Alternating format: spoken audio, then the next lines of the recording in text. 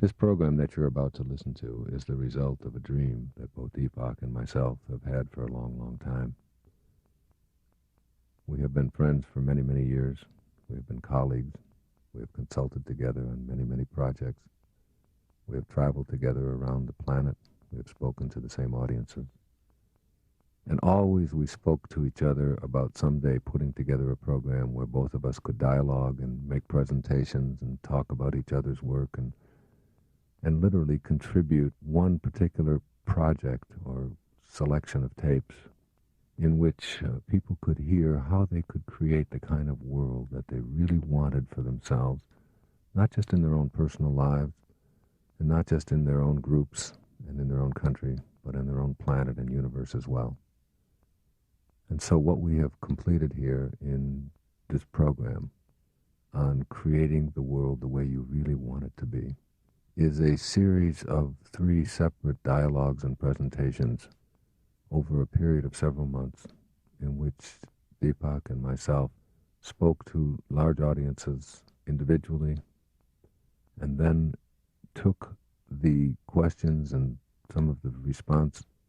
So what you are listening to now is the result of 3 specific talks that we have given, both individually and dialoguing together, on the subjects of such vast importance to us and to our audiences. Deepak Chopra obviously comes from a medical perspective, having been a medical student and a medical practitioner and a medical doctor, and having a very large practice in Massachusetts for many years. And then leaving that medical practice to open up the Chopra Center for Wellbeing in La Jolla, California, and lecturing all around the world on these subjects. Myself, I have been lecturing and writing in 16 or 17 books over the past 25 years on these subjects from a more of a Western perspective. What we have done here is combine East and West and medical and non-medical in a single project, which I believe speaks to the heart of how we can create the kind of world that we would really like to see for ourselves. In the first 2 tapes, we talk about how to get what you really, really, really, really want for yourself in your life. And here in my presentation and Deepak's presentation, we speak from our hearts to a live audience at the Chopra Center for Wellbeing in La Jolla, California, where so much healing takes place. We spoke to a very excited, wonderful audience who were receptive to these ideas about how to not only ask for what we want, and not only how to go about intending to create it and learning how to manifest it into our lives, but how to have the passion that goes with creating that for ourselves. And the central message here is that each and every one of us have within us the capacity or the power to be able to create for ourselves whatever it is that we have perceived to be missing. I have presented it from the work that I have done in my book, Manifest Your Destiny, the 9 spiritual principles for getting everything you want, and for the Meditations for Manifesting CD, which I have been talking about over the past 3 or 4 years on how to use japa, a meditation technique for attracting into your life what you want. Deepak speaks about it from a perspective of unity consciousness and visionary consciousness and individual consciousness.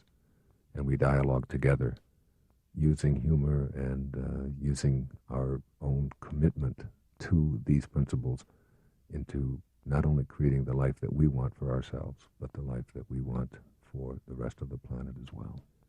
In the second selection, in the second 2 tapes, we also spoke to a group who were at the Chopra Center for Wellbeing, who had come from all over the world to spend 1 week with Deepak and his staff at the Chopra Center. And we had an evening presentation in which we took some of the great poets, their wonderful contributions, going back 5 and 6 centuries before the birth of Christ, talking about people like Patanjali and Buddha, and going up through the Middle Ages and talking about the contributions of people like Omar Khayyam and St. Francis, and some of the poets of the English poets and the Indian poets, such as Tagore and Keats and Shelley and Yeats, and more contemporary figures such as Mother Teresa, Martin Luther King and Dorothy Parker and so on. And what we have done is taken the wisdom of the ages, a book that I have just published, which is a collection of essays based upon the wisdom of the ages, and some of the work that Deepak has done with his own poetry in his poetry of Rumi and A Gift of Love, and so many of the fine books that he has put out in this area as well. And we combined this wisdom of the ages by using poetic examples and the examples of some of our greatest teachers, and not only in their lives what they had to say to us, but in how they lived their lives themselves. And we presented this material in a way in which we can learn from these great masters on what it is that they not only had to say to us, but how they lived their lives. In the third selection, we were speaking in Minneapolis to a large audience of people in which we were dialoguing on how to create the world that we really want for ourselves, not just in our own personal lives, but how can we eliminate some of the things such as violence? How can we create more peace within ourselves? And the answers aren't just in being more spiritual and in thinking positive thoughts, and understanding from a quantum perspective, from a scientific perspective, as well as a spiritual perspective, that each and every one of us are pieces of this whole. And as pieces of this whole, as pieces of God, we have within us the capacity to be able to create a peaceful world, to be able to create the kind of world where violence is no longer something that we just accept as a form of entertainment, nor do we accept it as something that we must just live with. That unity and having higher vision is something that each and every one of us can do. As Deepak and I dialogued about this before we made the presentation and during the presentation, it was our specific desire to have everybody listening say, there is something I can do. It isn't just something I can read about or I can just think about. I can literally make this planet a better place. I can end war. I can end violence. I can end crime. I can create a peaceful, loving world by my own life example and by the energy that I radiate out, and not allowing my energy fields to be contaminated by those who don't believe in our oneness. And so what you have here is a complete program by two people who care very much about each other, by two professionals who often find ourselves at differing parts of the planet on the same time, and we speak to each other on a regular basis. Sometimes I'll talk to Deepak from London and he'll be in South America. Sometimes we will send messages to each other, both in the field in ways that are almost amusing to each other. I'll want to talk to him about something and the phone will ring and it'll be Deepak, or vice versa. We feel deeply committed to these ideals, and we're both very, very proud to have this new program put on the market in which it combines East and West. We have a man who grew up in India and became a medical doctor, and we have myself who grew up in Detroit, Michigan, and became a teacher and a person who writes about these ideas of how to improve the quality of life for people. And we were thrown together on this great stage of humanity at this time in our lives. And when we met, in the instant that we met, we had a great reverence for each other. And our work together is culminated in this project.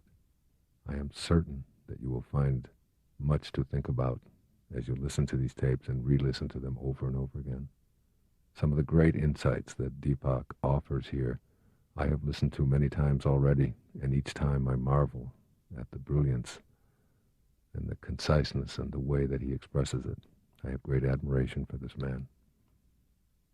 I'm proud to be presenting creating the world the way you really want it to be. And I'm certain, after you listen to this and re-listen, that you'll know in your heart that you, as an individual, as someone who was always connected to God, will know that you, too, can create the kind of world that we all want. God bless you. Namaste. Thank you. Okay, I just want to introduce you to my Uncle Wayne.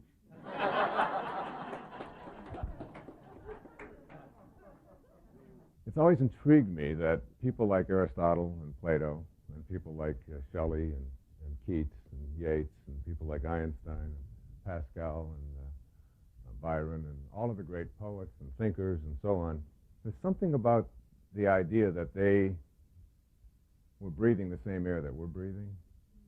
I don't know if you ever consider that.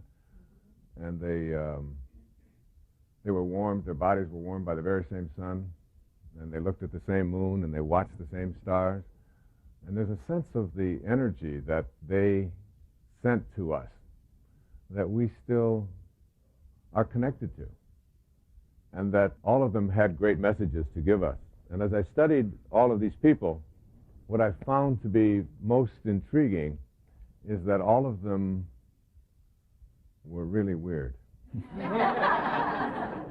Truly. So I feel very much at home. When I say that, I mean they were people who were not, many of them were executed for their ideas. It seems that our society is one in which we look at our troublemakers, and the ones that are alive we give a whole lot of trouble to, and the ones that are dead we honor. And these honored troublemakers, I've probably read 10,000 poems just looking for the ones that I wanted to write an essay about, what these people were saying to us in their poetry or in their philosophy. And people like John Keats, whom we've all read when we were in high school and so on, and wrote volumes of poetry. I don't realize that he died at the age of 25. And Shelley only lived to be 29. Some of these people's experiences, I wrote about Cicero in Rome, and when they didn't like what he had to say, they not only did they decapitate him, but they put his head on the forum of the speakers in the city of Rome, along with his hands. And they let them stay there for 6 months so that people could see this is how we deal with dissenters. And today we consider Cicero to be one of the greatest thinkers and philosophers who laid down the foundation for our very democracy. So that these people who had something very profound to offer us weren't very well received in their day. Two of the people that were most influential in my life were Emerson and Thoreau, who were neighbors in Concord, Massachusetts. Thoreau spent time in prison because he refused to pay taxes to a government that was performing a Holocaust back in the 1840s through the Indian Removal Act, where President Jackson signed legislation allowing our soldiers to go in and remove these people who had been here for thousands of years and just assassinate them and kill the children and so on, because it was our destiny to do so. And he went to jail protesting this. And Emerson wrote about the necessity of being a nonconformist in his essay on self-reliance. And Thoreau wrote about the necessity of civil disobedience. So that there's something about this spirit. I've often called these people scurvy elephants. For those of you who know my work, I mean, when I was a young boy, I lived in a series of foster homes myself until I was almost 10, and orphanages. And I came home from school in the 3rd grade, and I asked the lady that I was living with, her name was Mrs. Scarf, out in Mount Clemens, Michigan, "What's a scurvy elephant?" She said, "I've never heard of such a term." She said, "Where did you hear it?" I said, "Well, I heard Mrs. Poole, who was my 3rd grade teacher, telling the principal that Wayne Dyer was in her classroom and that he was a scurvy elephant." So she called the principal, and the principal said, "Oh, that's Wayne. He gets everything mixed up." She didn't say that he was a scurvy elephant in her classroom. She said that he was a disturbing element in her classroom. So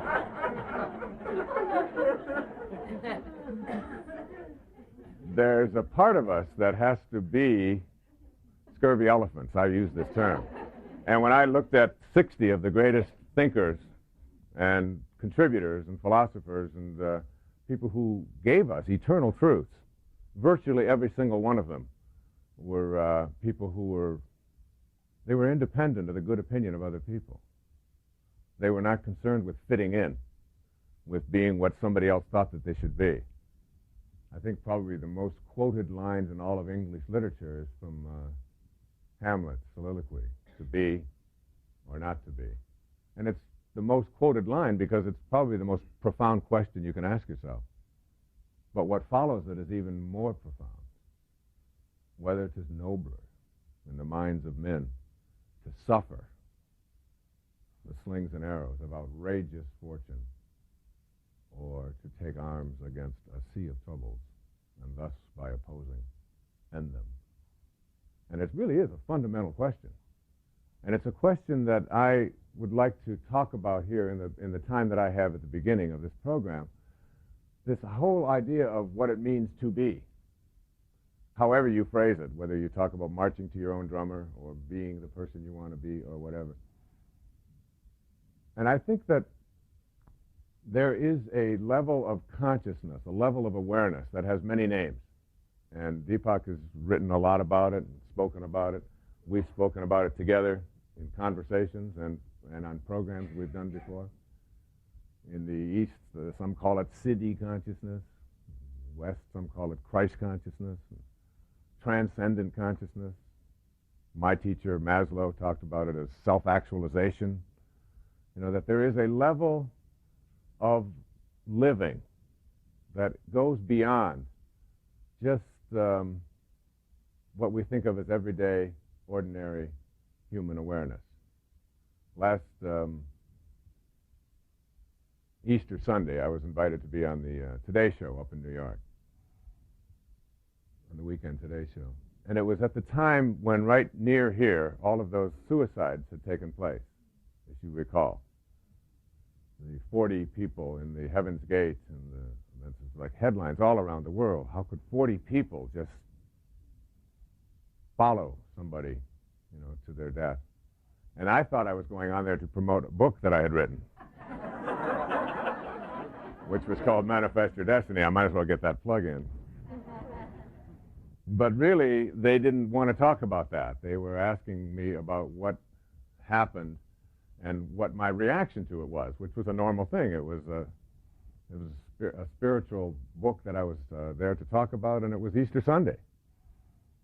And so they asked me my opinion. And I said I would really like to have talked to those people for maybe 30 minutes or so in Heaven's Gate. And if I would have had that opportunity, I would have said, number one, that you don't have to get on a spaceship in order to find God. You just have to look deep within yourself.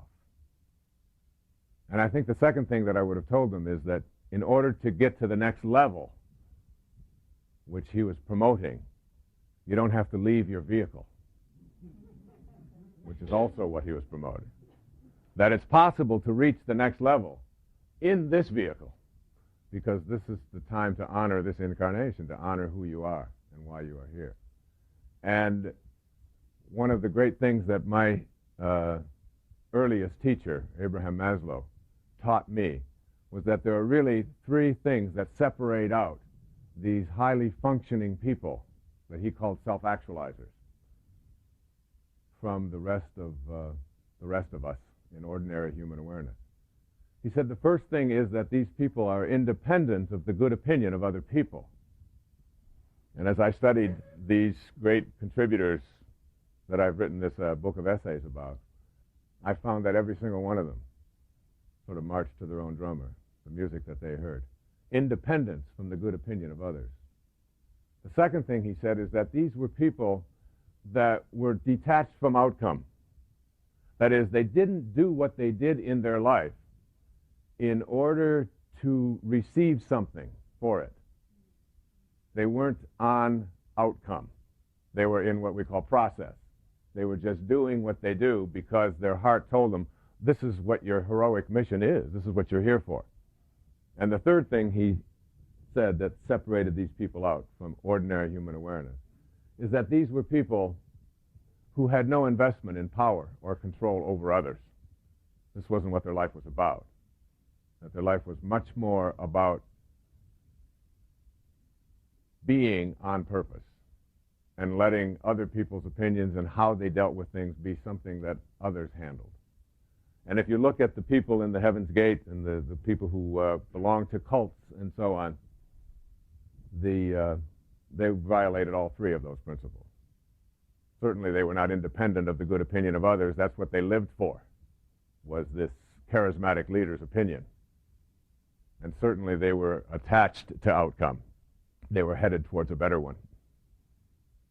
And this leader, as he called himself, was someone who had great power and control over others. That's what his life was about. So that whenever I meet anybody who has an investment in power or control over me, or is more concerned with their outcome, or is more concerned with their good opinions, I know that I'm not with what I think of as an authentic person at this highest level. And these are qualities to really look at in your life. I remember when I had this explained to me when Maslow said, when I asked him, what do you mean by self-actualization? He said, these are people who are independent of the good opinion of others. I said, well, that's what I'm going to do from now on. I was 27 years old. I'm going to be independent of the good opinion of others. And he gave me this strange look.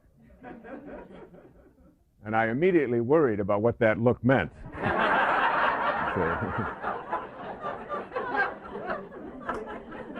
And whether it would affect my grade, you know. So getting to that place where you're independent of the good opinion of others.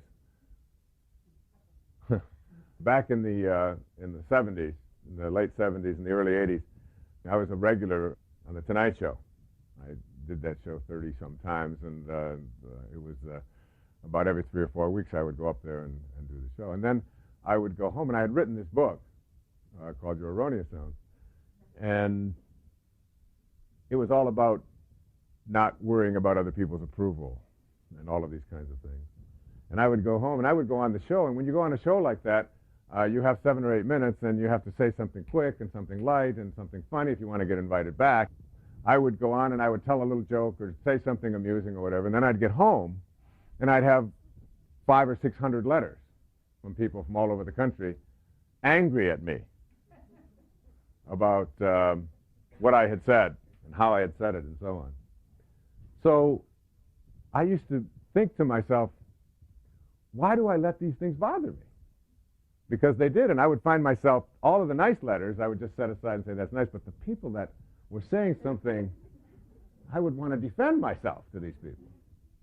Then I came across this wonderful letter that H.L. Mencken, who was a humorist at the early part of this century, had copied. And he would write, he was like a modern-day Voltaire. You know, I mean, he just took on everybody. Or Art Buchwald would be another example of this kind of reporter in the 20s. But he satirized everything. And he had written out in one of his columns, to anybody who might send something critical to me, this is my response. And he had done it in advance. And I thought it was so good that I had 5,000 copies of it. Mimeographed. This was before Xerox. I had 5,000 copies of this thing, mimeographed. And every time I would get back from doing The Tonight Show and I got a whole host of these letters, I would just seal 40 or 50 of those into an envelope and then just send them off all over the country. And I wanted to be a fly on the wall when they would open them up and read them, you see. Now, I'm far too spiritual today to do such a thing.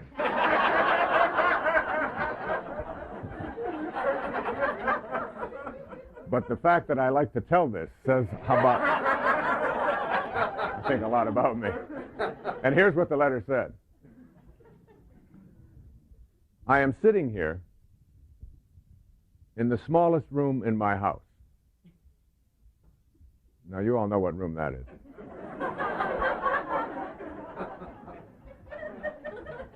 With your letter of criticism before me.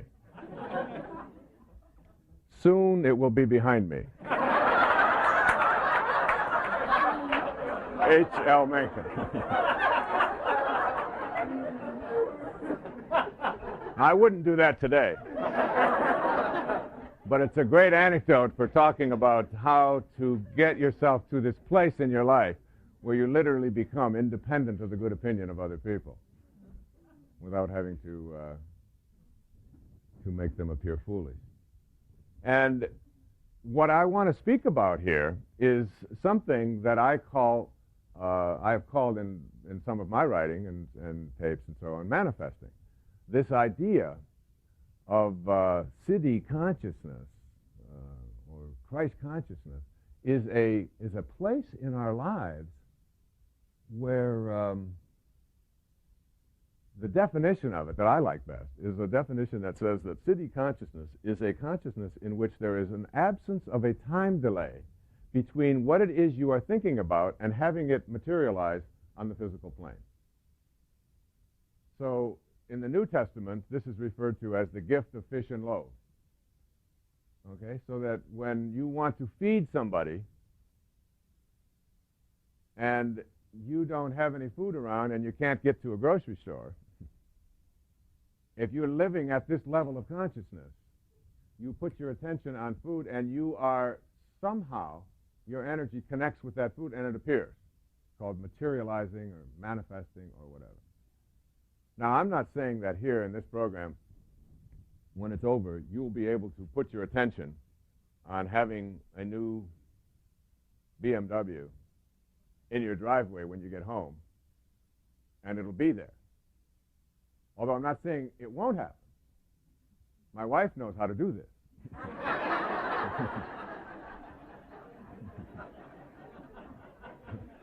So does yours. I just follow her around saying, how do you do that? Okay. So I'm not saying it's not possible. But what I'm suggesting here, in sort of a humorous way, is that there is the possibility of reducing the amount of time between what it is you put your attention on and having that materialize or show up in your physical world. And what I'm also suggesting is that there is within each and every one of us a capacity to be able to put our attention, our energy, our thoughts, whatever you want to call this invisible world, on what it is that we would like to create or manifest and have it show up in our lives. And in order to get to this place, we have to first of all banish the doubt that it's possible and shift from a belief system to a knowing. Now, a belief system is one in which everything that you walked into here this evening with is that you believe in. It is just a belief. Generally is something that has been handed to you by someone outside of yourself. So the tribe, whatever tribes that you showed up in, have taught you and testified and given their experience and told you this is what is possible, this is what is real, this is what reality is, this is your agreement with reality. And we buy into these belief systems, and we literally live by these things. But anything that anybody hands us from outside of ourselves comes tainted with doubt, even if it's just a smidgen of doubt, because it comes from the testimony or experience of others. So if somebody tells you something and says, look, this is swimming, and this is what it looks like, and that's water, and you can get into that water, and let me tell you all about it and give you the laws of buoyancy and balance and all of these kinds of things, and you say, yeah, that's great, and I believe that I can swim. But you don't know how to swim until you make conscious contact with swimming. And so shifting from a belief system to a knowing system is what I'm speaking about here. And most of the things that we believe we can do have been handed to us. The things that we know we can do, like ride a bicycle, dance, make love, dance the Macarena, make a lemon meringue pie, whatever, are because we've had conscious contact with it. But in the metaphysical realm, beyond the physical, where it's swimming and dancing and so on, we mostly just know about it. We haven't made conscious contact with it. And I'm suggesting that most of us have forfeited our ability to sort of oscillate or go back and forth between the world that we notice, the world that we see, this physical world of the material, and the source of it. The source of it. And the source of the physical world is not in the physical world. I think the summary, the best summary of quantum mechanics is from St. Paul. He said, that which is seen hath not come from that which doth appear. Another way of saying that is that particles themselves are not responsible for their own creation. That it takes something more than particles and the physical world to be able to create. And we don't know how to make conscious contact very often with that, because we have come through a series of beliefs to believe that God or creator or creation is something that is outside of us. We are not connected to it. We are separate from it. This is what the difference between ego, which is this physicalness that we're in, and the highest part of us, which is the part of us that is the observer, the witness, the noticer. So there's over here the world that we notice, and over here the noticer. In the Course in Miracles, one of the things that I do before I speak to an audience is I always go over that affirmation from the Course. It says, if you knew who walked beside you at all times on this path that you have chosen, you could never experience fear again. And when you know that, now knowing is conscious contact. Knowing is an absence of doubt. Knowing is what I am suggesting you have to go to. Independence from the good opinion of others and knowing. And you might ask yourself, what in the world does being independent of the good opinion of others have to do with manifesting? And that will become abundantly clear in a few moments. And also, this whole idea of being able to know. Because if you try to manifest and attract into your life what you want by staying over here in the world of the ego, particles themselves, which is what this world is about, cannot make themselves into more particles. They need spirit. And we have to figure out a way to make conscious contact with spirit. So, what I suggest is that there is a method, there is a way to get past the belief system and into a knowing. The knowing that I'm speaking about, you know, it is said when Jesus would approach a leper, he didn't approach the leper and say, you know, we haven't been really having a lot of success with leprosy lately. In fact, given your conditions, you've got a 5-year life expectancy with a 30% chance of survival. There was none of this. You can see all of the doubt that is involved in this kind of an approach to healing. What Jesus would say is, you are healed, and healing would take place. Same with St. Francis. And I talked to a great kahuna in Hawaii 2 summers ago, who was at a talk that I was giving, and I asked him, how do you get to be a kahuna? Would you take Kahuna 101? I mean, and he said, kahunas are raised on knowing, not on doubt. And he said, when in the healing world, he said, when a knowing confronts a belief in a disease process, the knowing will always triumph. And we bring knowing to a disease process. Now, it takes an abandonment of tribal consciousness and all of the belief systems that you've had to let you get to a place where you are willing to say, I know that I can heal myself. I know that I can attract into my life what I would like. So what I'd like to do in the remaining time that I have is I'd like to present to you a means for putting manifesting into your life based upon knowing and based upon being independent of the good opinion of other people, and bring it all together. And it goes like this. This has been my observation.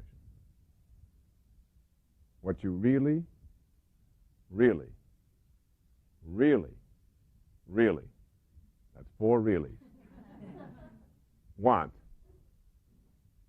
you will get. Now the 4 reallys stand for this. The first really stands for wish. I wish I could get a promotion. I wish I could get rid of this cold. I wish I could make more money. I wish I could have a better relationship. I wish. We start with a wish. So that's the first really. But you need all four to manifest. So just wishing is not good enough. You have to go to the second really, and the second really is called desire for me. And desire is different from a wish in that with a desire you are willing to ask. Ask and you shall receive. And those aren't just empty words from a spiritual text. They literally work for me. If I am in a place where I'm writing and I don't seem to know what direction to go, or I don't have the right information or whatever, I ask. And invariably after I ask, the telephone rings. It happened, last week or 2 weeks ago or so. I was sitting in Marco Island. The only person that on the planet who had my phone number was my wife and my other wife, Deepak.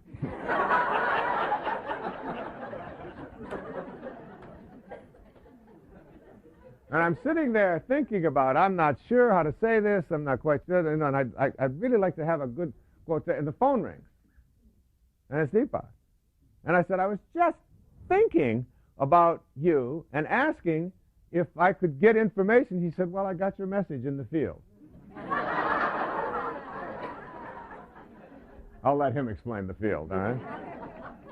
And he gave me this wonderful quote from the Ojibwe, if you recall, and I wrote in this essay that I was writing exactly what had happened and how it transpired.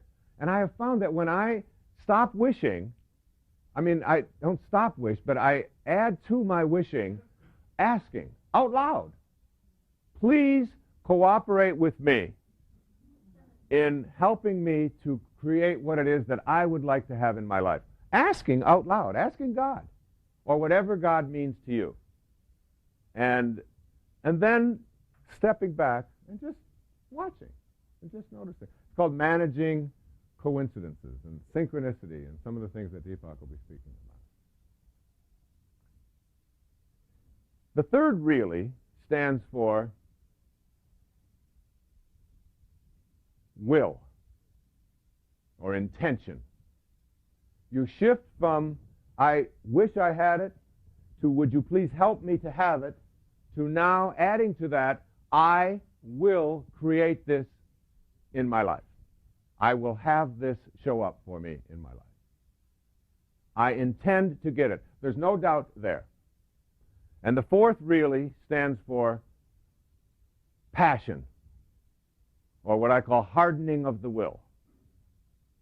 And when you harden the will, what you do is you eliminate anybody else outside of you sullying your picture or telling you that you can't get it. When I tell people about learning to manifest, I always tell them, whatever you do, don't tell anybody what it is you want to manifest. Don't tell your best friend, don't tell your relatives, don't tell your soulmate. Keep it to yourself. I say, why would you keep it to yourself? Because when you tell somebody else what it is you want to manifest, you immediately move over here into the world of the ego. And you have to defend it, and you have to explain it. And manifesting does not take place from the world of particles. It takes place from the world of the observer, of spirit. So you want to keep the ego out of it as much as you possibly can. And the way to do that is to have it to be a relationship between you and God, whatever God means to you. So you've got wish, desire, intention, and passion. And if you look carefully at people in your life and in your life experience who have been good at manifesting what they want into their life, you will find that they follow these specifics almost to a T.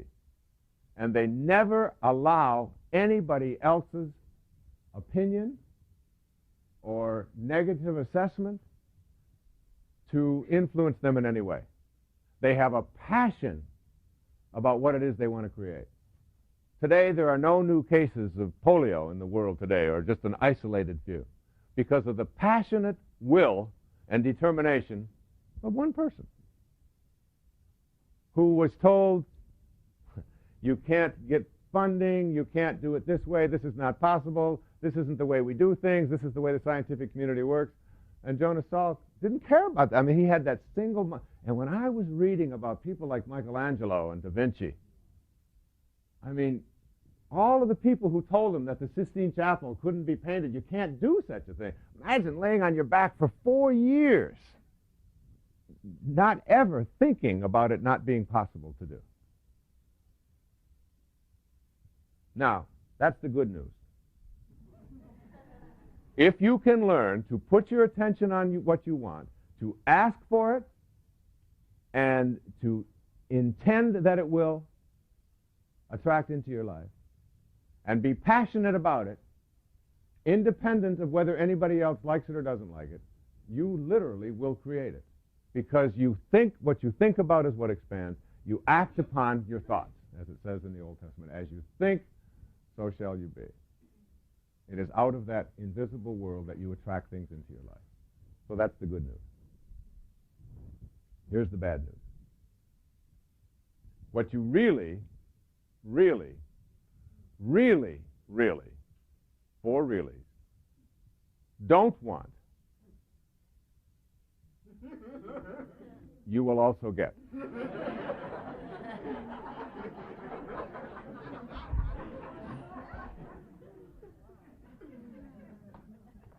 And this is truly the problem for people who are not good at manifesting into their life. Now, I'm speaking about this not as a materializer, but as someone who in 57 years has been able to literally attract whatever I've put my attention on in my life. And it's not because I'm more intelligent, I'm more blessed, I'm luckier, I'm richer, I'm anything like that.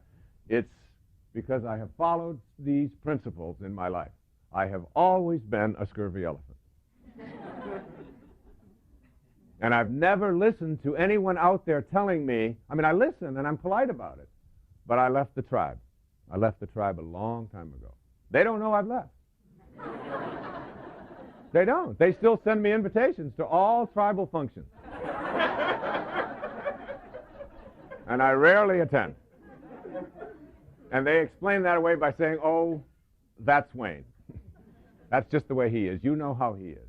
You can't tell him anything. That's fine. My mother, who is 81, asked me last week when I was going to get a job.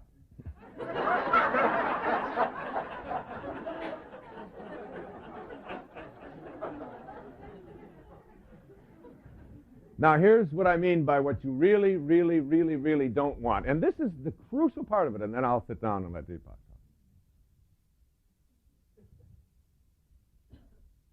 If you understand that what you think about is what expands, as you think, so shall you be. This is like every field of spiritual teaching and discipline talks about the power of thoughts to create into the material world. And if your thoughts are on what you don't want, and that's where you've put your inner energy on what you don't want, then what you don't want has to materialize into the physical world.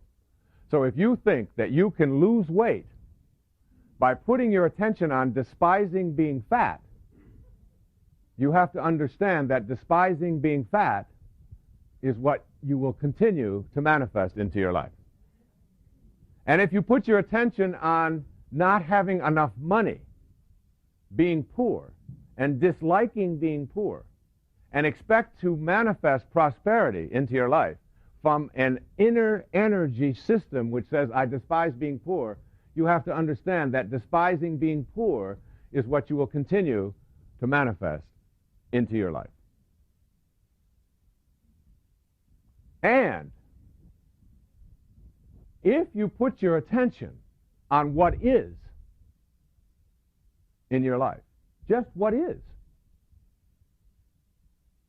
what will continue to manifest into your life. And if you put your attention on what always has been, which is what the tribe will tell you to do, we've always done it this way.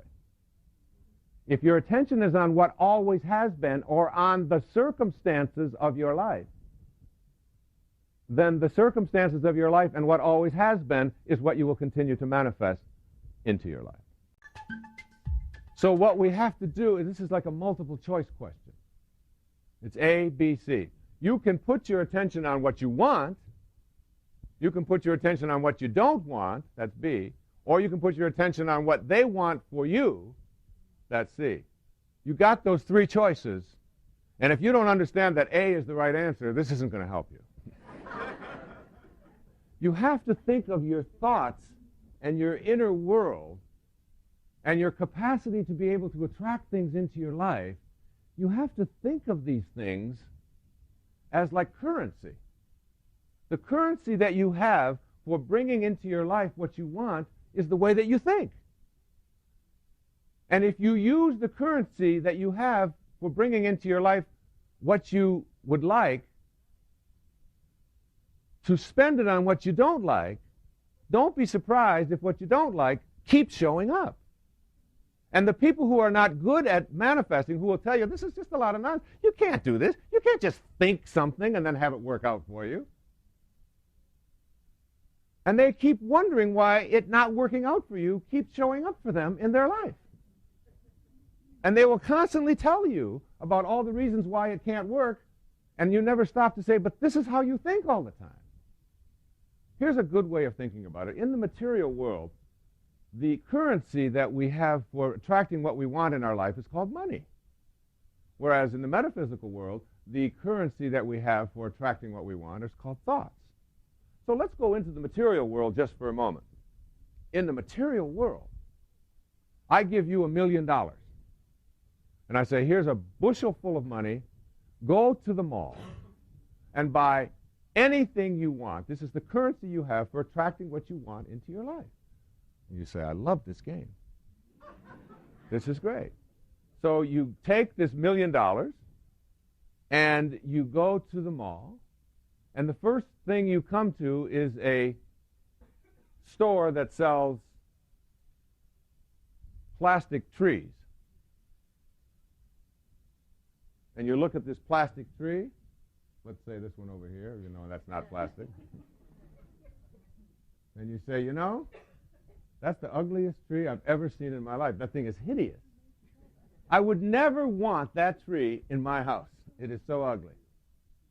And then you look, and there's a price tag on it, and it says $20,000 for that plastic tree. And you say, that is ridiculous. Here's $20,000, send it home.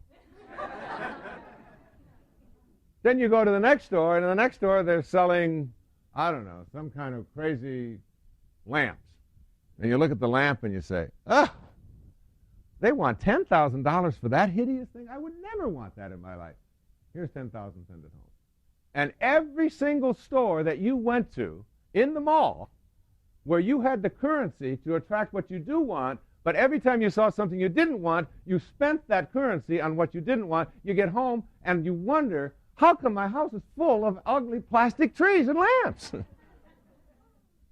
That's exactly what we do when we use our mind to put our attention on what we don't want. I was in Chicago not too long ago. I was doing a book tour in March. And I got picked up by this woman who was sniffling and slithering and stuff coming out of her nose, and it was disgusting, all right? And she's to drive me around for 2 days, all right? So I looked at my watch, and it was the 25th of March, and that happens to be my oldest son's birthday. And I said, oh, it's an anniversary. She said, what anniversary? I said, oh, nothing. She said, well, what is it? What is it? I said, oh, it's 20 years since I've had a cold. 20 years ago, I had my last cold. And here was her reaction. Oh, just what I need. 2 days with Mr. Positive.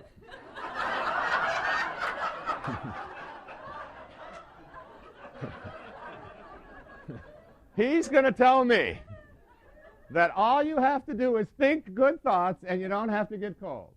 And sure enough, I have to spend my 2 days with you. And I said what I'm trained to say in moments like that. What do you think? She said, I think colds are viruses. And they're in the air. And they land on us And every once in a while, we're going to get a cold. And we don't need people like you to write books and come around and tell us to feel guilty every time we get a cold. I said, and what has been your experience over the last 20 years? She said, well, I get a cold every once in a while. I said, well, we are in total harmony in this car. She said, what do you mean? I said, well, you believe that you should get a cold every once in a while, and you do. I believe you should never get a cold, and I don't. Where is the problem?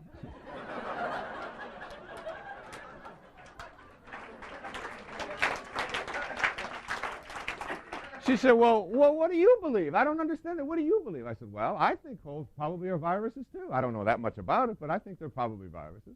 And they land on us, and we have an immune system. And when that virus like that lands on my immune system, I talk to it. And I say, look, you've landed on the wrong immune system. You are not going to make it here. You're not going to thrive here, I'm telling you. But there's a lady in Chicago.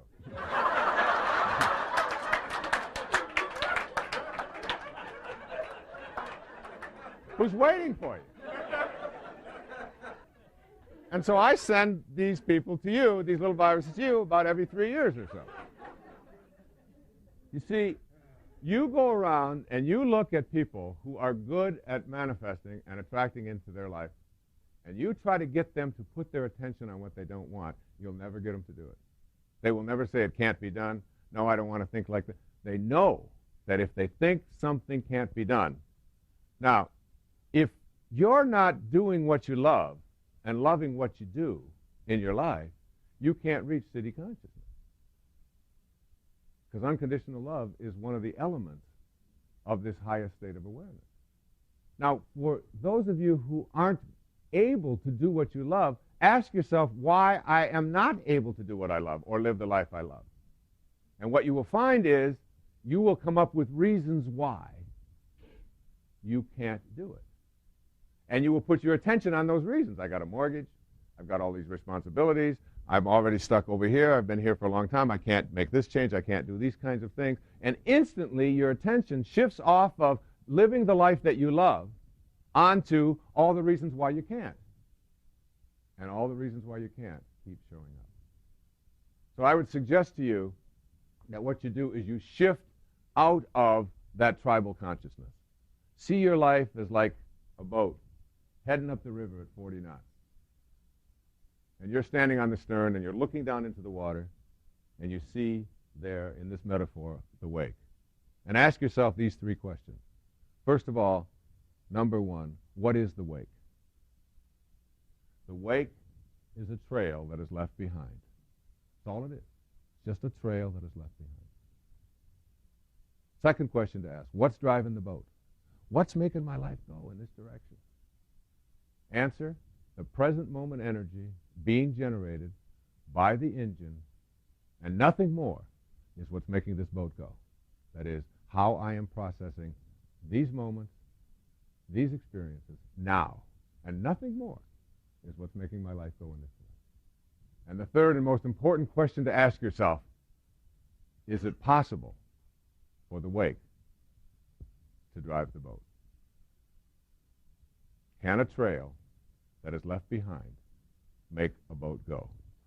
Answer, it's an illusion. Everything that's back there is just a trail. And it's all the tribal stuff and all the beliefs and all the things that you've been told that are back there. And if you use it to keep you from being able to manifest and attract into your life what you want, you're just living the illusion. Get out of the wake. And as you get out of the wake, understand that within you, you have the power to always put your attention on what you want. It's a new way of thinking. Catch yourself in every moment that you have your attention on what you don't want. You're going through a struggle, a tough divorce. I am only going to put my attention on being happy. And every time I have an inclination to put my thoughts somewhere else, I'm going to bring my thoughts to what it is that I want with passion, and I will attract it into my life. And you can do that with healing. You can do that with making the job promotion that you want, creating the kind of relationship that you want, and manifesting anything into your life.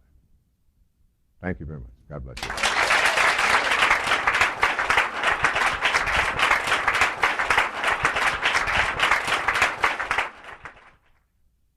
Now that you've heard all about the belief system, let's get into the knowing. Huh?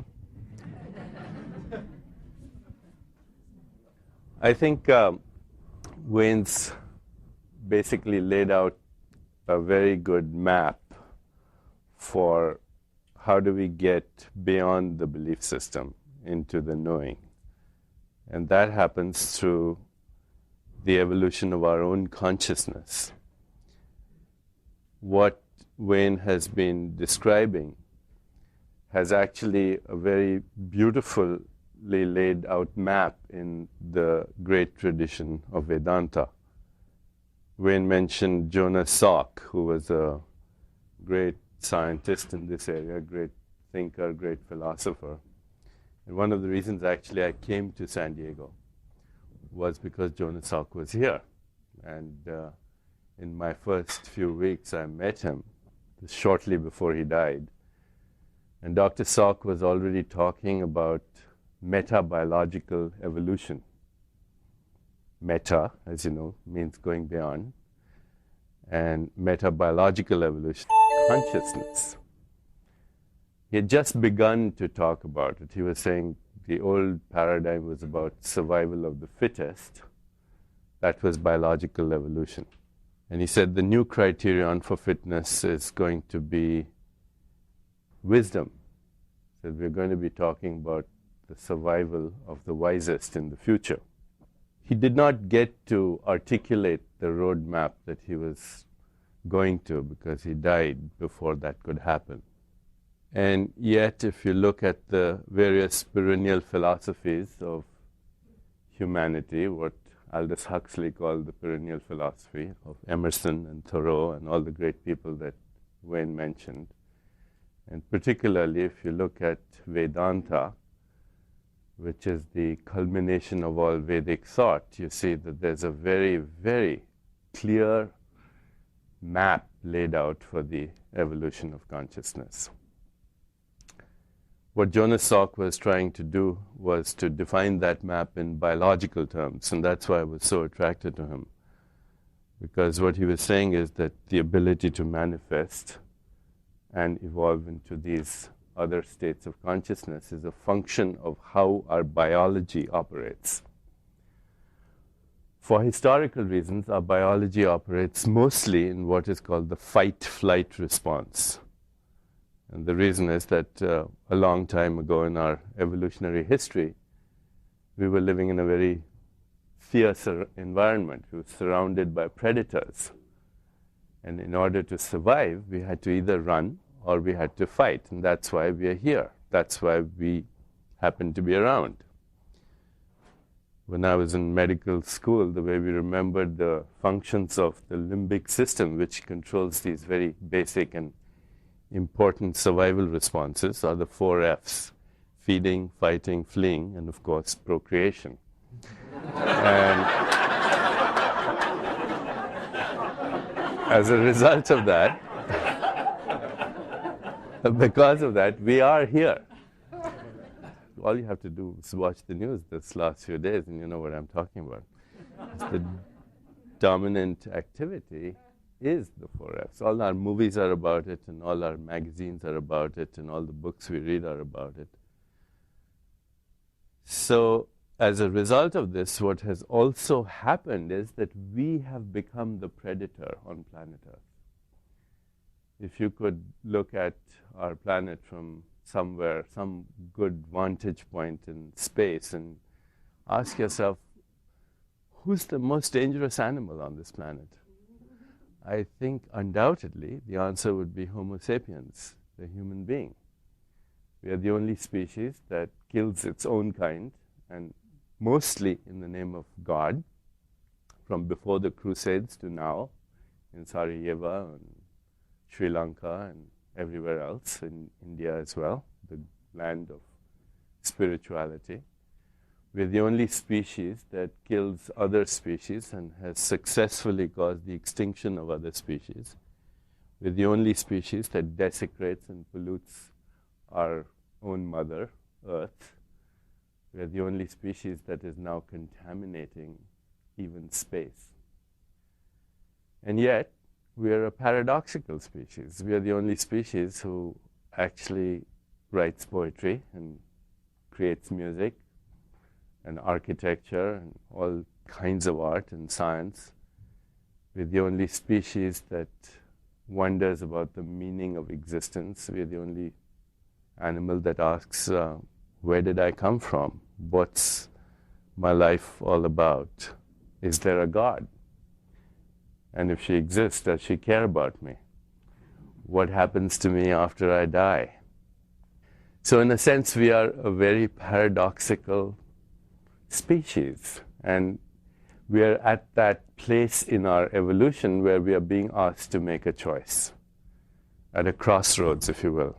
Are we going to go the way of the predator, or are we going to join hands with the Creator and ensure the magnificence and the splendor and the beauty and the sanctity and the sacredness of that which we are a part? And I think the answer seems to be obvious. The choice is very clear. Either risk our own extinction or become creators. So as I've been listening to Wayne, who's been a great inspiration to me, he was already writing bestsellers before I was in high school.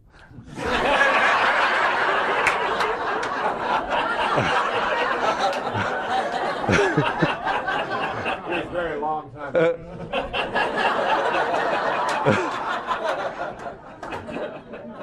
Listening to great pioneers like Dr. Jonas Salk, reading Vedanta, it became clear to me that indeed there is not only a map but a nervous system that allows us to experience that map, not just study it, but actually know it, as Wayne was saying. So I've developed a kind of vocabulary to think about it for my own self. The most primitive response that we have is the fight-flight response. The second most primitive response, which also dominates our society, is what you and I might call the reactive response, where we have a stimulus and without any interval, without any pause, there's an immediate response to that stimulus. And the reactive response is in response in a different form. It's the control drama that we engage in, that the ego engages in. Either we exercise that control drama with intimidation or confrontation or argument, or through indifference and stubbornness, or sometimes through manipulation that involves being extremely nice. Carlos Castaneda, in one of his books, says there are only three kinds of behaviors in this control drama, only three kinds of people: the nice, the nasty, and the indifferent. And in order to go beyond the reactive response, you have to actually, as Wayne was saying a few minutes ago, go beyond the stimulus and the response into the little space that's there between the stimulus and the response, where the witness resides. And in Vedic terms, that witness is referred to as Sakshi. It's the non-judgmental, independent of the good opinion of others and of all opinions, witness that knows not how to judge or label or define or describe or evaluate or analyze, but just witness. And in the mere witnessing of it, to go beyond the reactive response. And that's much of what we practice through all the spiritual disciplines, including meditation, is to how to get in touch with that witness, to become the independent, non-evaluative, non-analytical, non-judgmental witness of whatever is happening. This response, which in a sense began to be elicited by the human nervous system about 6,000 years ago. And it's very interesting that as soon as the human nervous system developed this ability about 6,000 years ago, with the dawn of the age of agriculture, because man or woman or human beings were no longer having to always guard themselves against predators, and there was a little bit of time to go into this restful awareness. Around this time, we had the emergence around the globe of what are called the axial sages, Moses and Buddha and Lao Tzu and Confucius and Socrates and Parmenides and all the great seers arose around the same time throughout the world. They're known as the axial sages, and much later than Christ and all the great prophets that we look back to came around the same time, as soon as St. Paul, around the same time as we started to elicit the restful awareness response. Beyond the restful awareness response, the human nervous system developed yet another ability, which is best called the intuitive response. The intuitive response is to go into a mode of awareness where not only can you have that ability to witness, but you have the ability to do what Wayne was saying, ask. You ask in that restful awareness, in that gap, in that transcendent reality, you ask the question, whatever that question is, or you ask for the gift that you want. And in the mere asking of it, there's a connection with the cosmic mind, because you've transcended space-time into a timeless reality in the restful awareness response. You've sent a message to the unified field, and I'll explain what that unified field is in a moment. And that message is now being computed by cosmic intelligence, and the answer is coming from there. So intuition is a mode of intelligence that goes beyond the rational mind. Intuition is a mode of intelligence that is contextual and relational and holistic. It doesn't have a win-lose orientation. It is never based on direct cause and effect. It assumes that for any one thing to happen in our lives, there is a conspiracy of the whole universe. So if this woman gets a cold, it's because she's inviting a pathogen that every one of us is exposed to, but she's already laid the grounds for a different kind of conspiracy.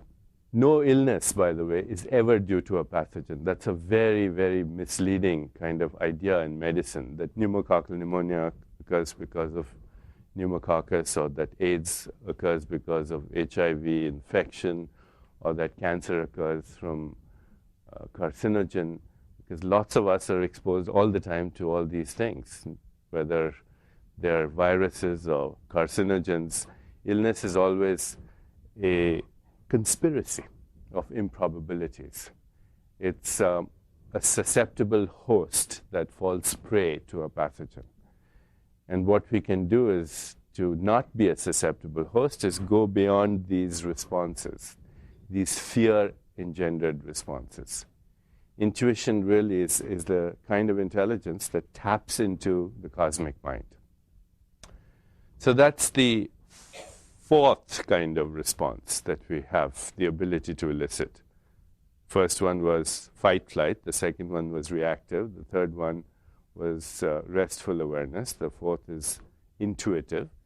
The fifth response, which even goes beyond the intuitive response, is the creative response. As a result of that insight, in the result of the knowingness that you have, as a result of asking the question and placing the intention, is now the ability to create something that never existed before. The creative response, which is a purely human attribute, because we are made in the image of the Creator, It's a purely human attribute to create something that actually never existed until the moment you create it, whatever that is, whether it's a poem or a piece of music or a scientific discovery, whatever. Beyond the creative response is yet another response, which is the visionary response, which is to have a vision of possibilities that never existed before as a result of your creation. The visionary response is, I have a dream, and I know how to manifest that dream. And it begins with a very little, small incident. Mahatma Gandhi is in a train in South Africa, and he's thrown out of it because he has too much melanin in his skin as compared to the English over there. And he suddenly has the vision and the dream that ultimately leads to the demise of the British Empire. Or Rosa Parks is sitting in the back of a bus, and she's asked to move in Mississippi, Alabama, and she suddenly has the vision, and the civil rights movement is born. The visionary response, which goes even beyond the creative response. And then way beyond that is something called the sacred response, which is really what manifestation is all about, is to ask yourself, where's all this creation coming from? What's the source of it? Wayne was mentioning poets, and this is something that Wayne and I have in common, that we really, really admire the great poets of our civilization, because poetry in many ways is a raid on the inarticulate. It goes to the source of creation itself. And the great Indian poet Rabindranath Tagore, one day he was looking at a field of flowers, and he wrote this poem where he says, where is the fountain? Where is the fountain that throws out these flowers in such a ceaseless outbreak of ecstasy? Where's this coming from? What's the source of creation? And we all have our own kind of interpretations of it, but the source of creation is beyond interpretation. The source of creation is that ultimate ground of creation where we all come from. And in traditional religions, that ground of creation has been referred to, of course, as the cosmic being or God, or the source of everything that we consider sacred. And depending on what time we are living in, the interpretation of how we define that cosmic being, in a sense, begins to change. It's not really how we interpret that, as long as we realize that there is a cosmic intelligence, that there is a cosmic being, and we who think are expressions of, contained in, and a product of that cosmic being. So it's not like we are outside, we are inside the whole scheme of things. The human mind, which tries to understand the mind of the Creator, is itself a product of. So the more you can understand your own mind, you start to eavesdrop on the nature of that mind. There's a prayer that Saint Augustine had. He said, all my life I've been knocking at the door. So what's this field? If you go to a good scientist these days, they'll say, well, there's a lot of work being written about the unified field. Perhaps you've heard that expression, unified field. If you go to a scientist, a quantum field physicist today, and you ask them, what's the unified field? They'll tell you, it's made up of 4 forces in nature. There are only 4 forces in nature. The first one is electromagnetism, which is what gives rise to heat, electricity, light, etc. The second one is gravity, which makes the world go around and holds the planets and stars in their place. And the third one is called the strong force, which is the force that holds the nucleus of an atom together. That when you disrupt that, you get a nuclear explosion. So it's the strong force.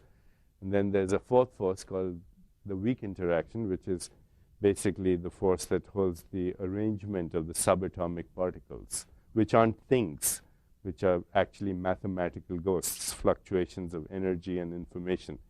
Subatomic particles are more like ideas than actual things. And that's all there is. Gravity, electromagnetism, strong and weak forces, period, according to everything that we know in the world of science. And what the unified field theorists are now saying to us is that all these forces come from one fundamental force. They're all the same force. So electromagnetism, which is what? What's electromagnetism? It's light, ordinary light, which has a visible part and an invisible part. The invisible part is X-rays and cosmic rays and microwaves and radio waves and television waves and all the stuff that we don't see, but we know how it works because we use it to send fax messages to each other and speak to each other on cellular phones and surf the information highway on the internet. So that's the invisible part of light. And then there's the visible part of light. And ultimately, that's all there is. There's only light. Electromagnetic forces give rise to space-time events, give rise to gravity, give rise to subatomic forces. So when God said, "Let there be light," he wasn't speaking metaphorically. He was speaking literally. That's what came out of the cosmic mind, light. And you and I are beings of light.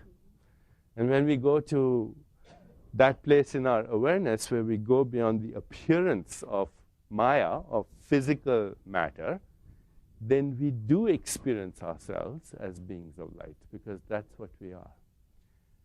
And this is not just light with elementary particles and forces. This is the light of intelligence, because there's a difference between information and intelligence. Information is, everybody knows what information is right now. It's data. But when information starts to feed back on its own self and evolve to higher levels of its own expression so that it becomes intelligent and creative, then it's no longer information.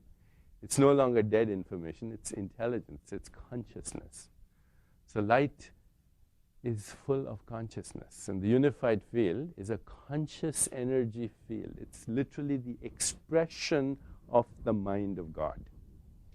And in that unified field, in that conscious energy field, one of the things that's built into it is intent.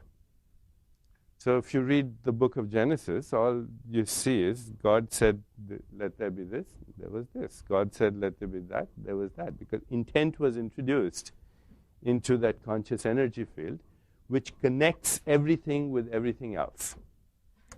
And more scientists are now recognizing that intent is a force in nature. It's not something that happens to us here, right, in our own minds. Intent is a force in nature.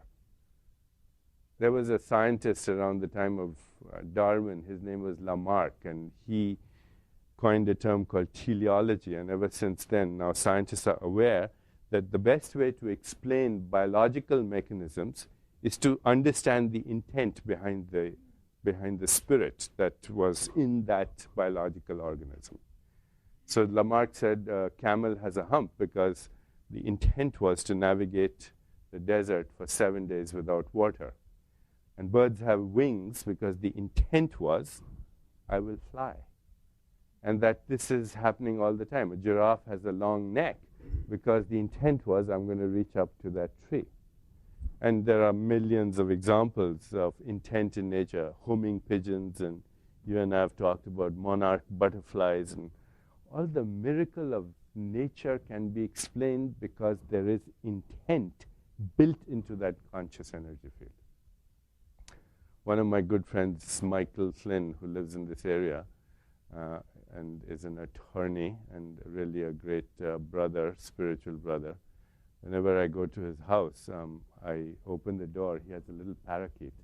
And as soon as I open the door, this parrot starts singing Beach Boy songs. And I was just beginning to wonder, how does a parakeet sing Beach Boy songs? You know, he has a complete California accent and everything. And the size of a brain of a parrot is about 1/3 of the size of my fingernail. It has rudimentary vocal cords. You couldn't call them vocal cords. It has a beak for a mouth. And it sings Beach Boy songs. Homing pigeons do the same thing. They trace the territory. They can come from anywhere in the world to where they were bred. Or you look at the migration of monarch butterflies. In the last 2 years, Rupert Sheldrake, who's a great English biologist, has written about various kinds of experiments that clearly, undoubtedly demonstrate unequivocally that intent is part of the conscious energy field. So if you introduce intent, you immediately change the field. But there's a trick, and the trick is the intent can't come from the level of the ego. The intent has to come from beyond the ego. You know, I remember many years ago in India, I was, this long time ago, as a medical student, we had one day a young yogi come to our physiology lab to show the power of intent. And yogis have these extraordinary abilities, the siddhis that you're talking about, some of the yogis. And by the way, yogi, yoga, yog all come from the same root, which means the unification of body, mind, soul, and spirit, and environment. So this young fellow, he was about 28 to 29, a very accomplished yogi from the Himalayas. He came, stood in front of our physiology class, and he took a knife and he plunged the knife right through his biceps like that. And, you know, if you did that to my biceps, it would probably bleed. It just went right through his biceps, and he stood there, because to a yogi, a real yogi, this is not a body of flesh and bones. It's a body of consciousness. It's a body of light, and light doesn't bleed. And he put this knife right through his biceps, and everybody was aghast and completely shocked at what he had done. And then there was somebody in the front row, a physician, of course, a professor of medicine, who introduced the doubt that you talk about. When it says banish the doubt, and he thought this was some kind of a trick. And he mocked the yogi. He said, so what other tricks do you have up your sleeve? And immediately the yogi's attention shifted from his self to his self-image. Because when you mock somebody, who do you mock? Their ego. The spirit is beyond that. So as soon as his attention shifted from his ego, from his spirit to his ego, this thing opened up like a fountain of blood. And it sprayed everybody in the front row. And then he was such an expert that as soon as he recognized what had happened, he immediately let the ego go. And he shifted back into samadhi. And as soon as he did that, this thing stopped as quickly as it had opened, like a faucet. So that's the power of intent, but that intention has to not come from the ego. It has to come from the level of the spirit. It has to come from a place where you have totally and completely, unequivocally relinquished your need for approval. Because the spirit does not need approval. The ego only needs approval. So that was a very important point that Wayne was articulating about being independent of the opinion of others.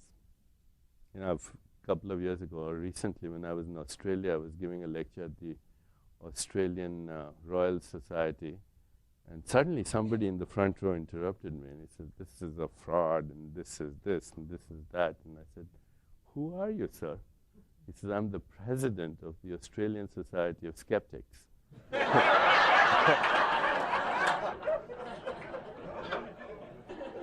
I said, I don't believe you.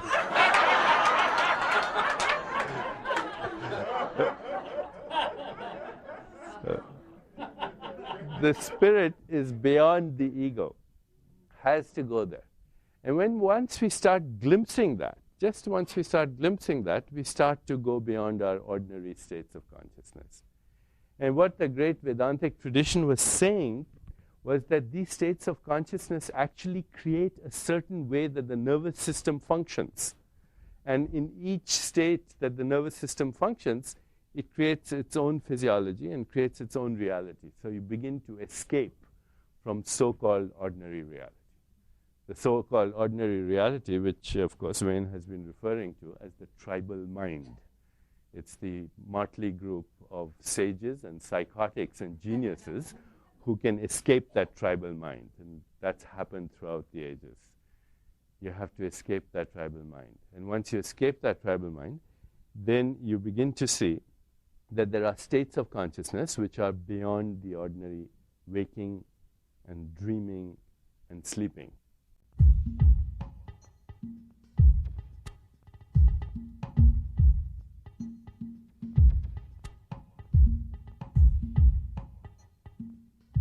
The first stage of consciousness is deep sleep, where our nervous system is in a certain stage and we respond to stimuli, but in a very primitive way. But it's still a state of awareness.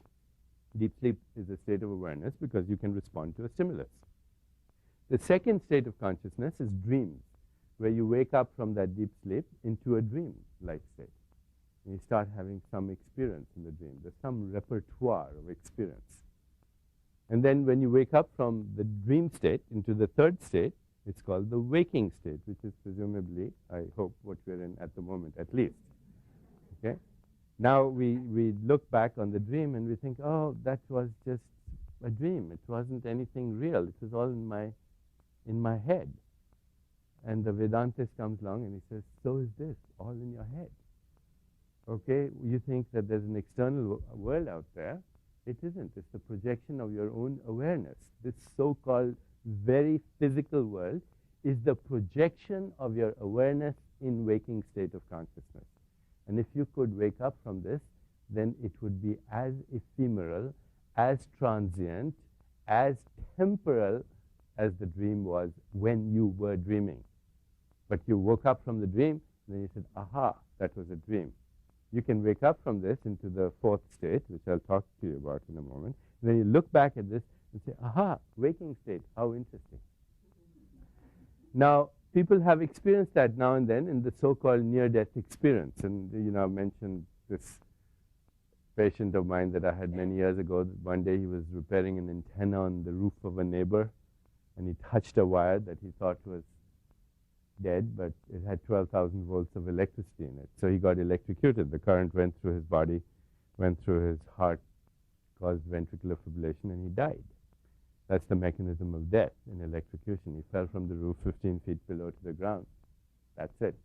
But as his luck would have it, he fell at the precise angle, the precise location, the precise amount of impact to defibrillate him. So when I met him, I asked him, what happened, Bob? He said, God called me. Then he quickly changed his mind. And I asked him, what was it like? And he said, it was like waking up from a dream. My whole life flashed across the screen of my consciousness in a few microseconds.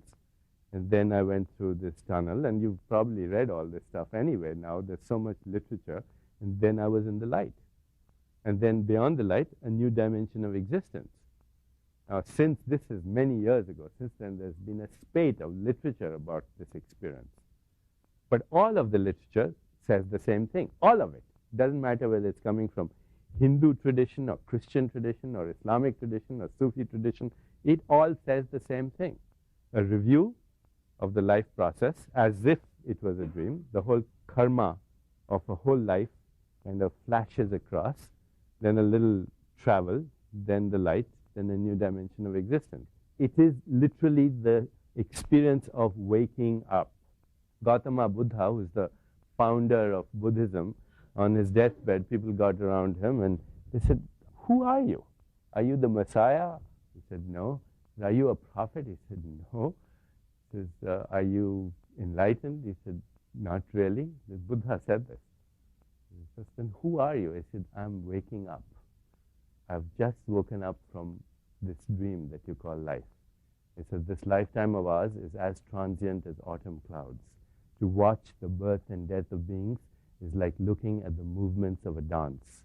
A lifetime is like a flash of lightning across the sky, rushing by like a torrent down a steep mountain. But I'm now awake. Walt Whitman, in one of his poems, having the experience of soul or spirit, he says, I must not be awake, for everything looks to me as it never did before. Or else I'm awake for the first time, and all that was before was just a dream. So many people have had that without electrocution. It's the whole point. It's the whole point of transcendence, to go beyond, samadhi. That's what samadhi is. This is the fourth state of consciousness. This is the state where we are now going beyond the ego into that silent gap, and we're connecting with the cosmic mind. So what happens is synchronicity starts to happen. Why does synchronicity start to happen? Because we've introduced the intent in the field, in the conscious energy field. And it's part of the field. It reorients the field. Ask and you shall receive. The fourth state of consciousness. The fifth state of consciousness, which is beyond samadhi, is called cosmic consciousness. Cosmic consciousness, where the brain functions in a completely different way, where you have the simultaneity of being in this world and not of it. In the Gospel of John, he says, I'm in this world and not of it. And the favorite quote of Wayne's that I have loved to quote from the Gospel of John, he says, Christ says, the works that I do, they shall do also, and greater works than these shall they do. Is that the right quote? Even the least among you, greater works than these shall you do.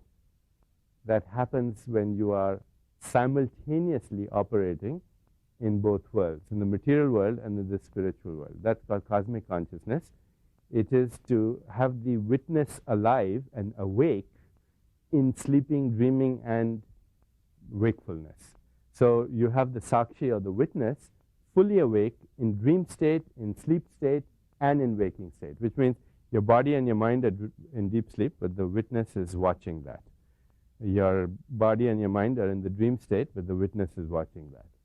Your body and the mind are giving a lecture or playing tennis, and the witness is watching that. So you never lose sight of the witness, no matter what. The witness is always there. This is called cosmic consciousness, this simultaneity of local and non-local awareness. Fifth state. And beyond that is the sixth state, which is called God consciousness or divine consciousness, where the witness begins to wake up even in the object of your perception. So you look at this plant or this flower, and as you look at this flower, even on a perceptual level, you see there are rainbows here, and there's sunshine, and there's earth and water and wind and space, and the whole history of creation right here in this flower. And then you go beyond that, and you see there's a spirit there. There's a witness there, and the witness is the same as the witness here. So Vedanta says if you can't find God in this flower, you're not going to find God in some book of religion. God is this life-centered, present moment awareness that allows you, even perceptually, to go beyond the appearance into the reality. This is divine consciousness. You cannot escape God, no matter where you go. In fact, because this witness is everywhere, all at the same time, omnipresent, omniscient, omnipotent, and it's right in this moment as the present moment witnessing awareness that we're in at this moment. How can you avoid it? Vedanta says spirit is not difficult to find, it's impossible to avoid. All you have to do is have your attention in the right place. Don't let your attention get distracted by the ego. Just give that up. And the Course in Miracles, of course, says, give up all attack thoughts. As soon as you give up, because, if you realize that the self here and the self everywhere is the same, every attack thought, no matter who it's directed against, is at yourself. As soon as you give that up, you're right in that field of present moment awareness. And here the synchronicity accelerates to the point where you experience the miraculous. The difference between the invisible and the visible is shortened. This is what manifestation is about. The difference between the time interval between the unmanifest and the manifest gets very shortened. So instead of calling it synchronicity or coincidence, you say it's a miracle. Beyond divine consciousness is the final stage of consciousness, which is called unity consciousness, where the spirit within merges with the spirit outside. St. Augustine again, he says, "Behold, you were within me, and I outside myself, and there I searched for you. But then I found you within me, and then I found you outside me as well. You were everywhere." And when that individual spirit merges with the cosmic spirit, that state of unity consciousness is beyond our individual personality. It's beyond our skin-encapsulated ego. And in this state of consciousness, Vedanta tells us that we experience our individual body and our cosmic body as being one.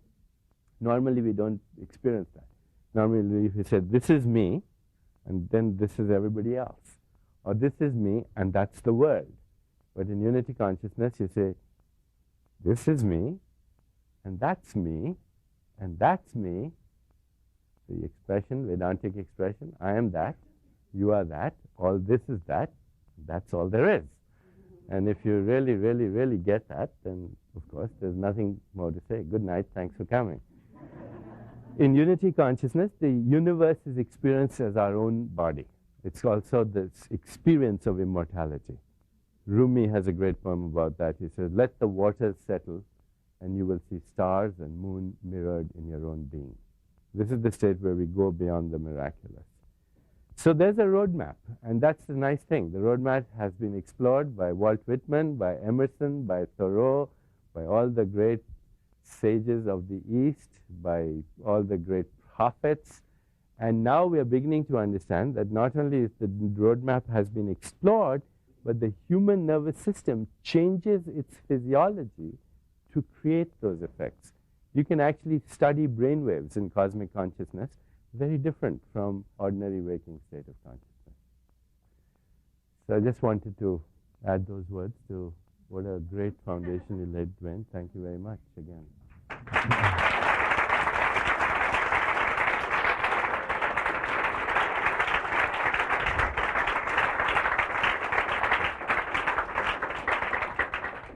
What we're going to do now is take a few minutes, maybe sort of dialogue, and if you have some questions or anything that you would like to ask us, speak up loud. We would like to dialogue about some of these. I just jotted down a few of the things where we really sort of overlapped. One of the people that we both admire greatly was a 12th century Sufi poet named Rumi, who wrote 12 poems a day, every day, for 12 years. And had a teacher whose name was Shams, who most of his poetry did not survive. Deepak is putting out a beautiful CD that I heard in Greece of poetry of Rumi that he and several well-known people are reciting the poetry. It's just absolutely stunning and magnificent. His teacher, Shams, was said to have said, "I, me, you, he, she, they, these are distinctions which do not exist in the garden of the mystics." And I like to think of my life and being in a situation such as this, or a seminar here at the Chopra Center for Wellbeing, or wherever, as a garden of mystics. The Native Americans put it a little differently. They said, "No tree has branches so foolish as to fight among themselves." And when you think of a consciousness that you were speaking about, Deepak, this unity consciousness, there's a sense in which you almost have to be able to see yourself in everyone else. Isn't that kind of what you're saying? I mean, it's like if you can't see you there, then your ego immediately becomes involved. And it's almost like you have to step back and watch yourself. One of the things that my wife and I did to really dramatically improve quality of our relationship, because sometimes we would say to each other, this doesn't sound like love. When we would find ourselves talking to each other in ways that neither one of us wanted to do. And we said, well, rather than rather than trying to be right with each other, let's just stop and say, how can we be kind? In other words, how can we make the kind response? And I think the kind response is the unity consciousness response. And I think it's true not just in how we relate to each other as husbands and wives or with our children, but with waiters and waitresses and flight attendants and baggage handlers and people on the freeways and so on. It's something that we haven't really grasped for ourselves. And it's a way to let this higher part of ourselves, which is where manifesting, I mean, if there was one thing that I said and that Deepak reiterated back and forth, is that manifestation does not take place from the ego. Particles are not responsible for their own creation. You've got to get over here. And getting over here is taking that stance where you see yourself in that person which you are about to attack by making them wrong, and instead saying, I don't have to have an ego here. Thank you for telling me what a jerk I am. I needed to hear that, or whatever. And letting go of that sort of attachment, if you will, that's like one of the ways to get to spirit. And when you get to spirit, manifesting becomes something that you create the intent with. Once you are out of that physical world and into the witness world. And it's something that, as a people, we're not really good at. It's almost like, it seems to me, as a people, we have to have an enemy. Doesn't it? I mean, it's like if we have an enemy, we've got someone that we can all be opposed to. But now that we don't have any enemies, we sort of go after each other, because we're still into that. We have to create that kind of a relationship in which somebody has to be right and somebody has to be wrong. If you can let go of that in your own life, manifesting becomes a real possibility. I think it's true in healing as well. Yeah. The American Indian poem that Wayne was talking about, it's a great thing to remember whenever you get caught up in the ego. Because the ego is full of self-importance, and Castaneda also has said that self-importance is a mask for self-pity. That one way you can know whether a person is feeling sorry for themselves is that they act very important, because that's what they're trying to cover up. And so self-importance, self-pity, ego are all the same thing. And this is a Ojibwe poem. It says, now and then I go about pitying myself, and all the while my soul is being blown by great winds across the sky. And every time I sort of get caught up in that, I just recite the poem to myself. And, here I am going about pitying myself, and all the while my soul is being blown by great winds across the sky. You were mentioning baggage handlers. A few weeks ago I was getting my baggage checked in Chicago, and there was this young... Did she have a cold? Was it somebody with a Actually, it was a young man. He was probably 18 or 19. He was Afro-American, and he had unbelievable sparkle in his eyes. And, I was loading my bags, and suddenly his eyes locked into mine, and he said, deep stuff, man.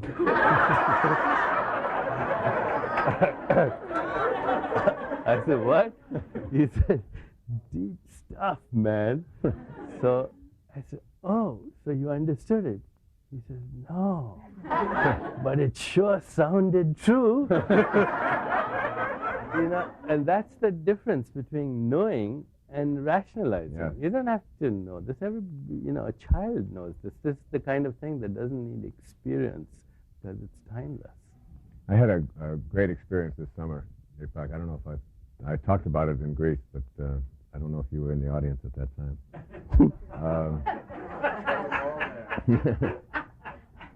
This past summer, we were on Maui with our entire family, and we have a little girl who was 7 at the time. She's now 8. Her name is Sage, our youngest daughter. And she has had a thing called flatwarts on her face since she was about 3.5 or 4 years old.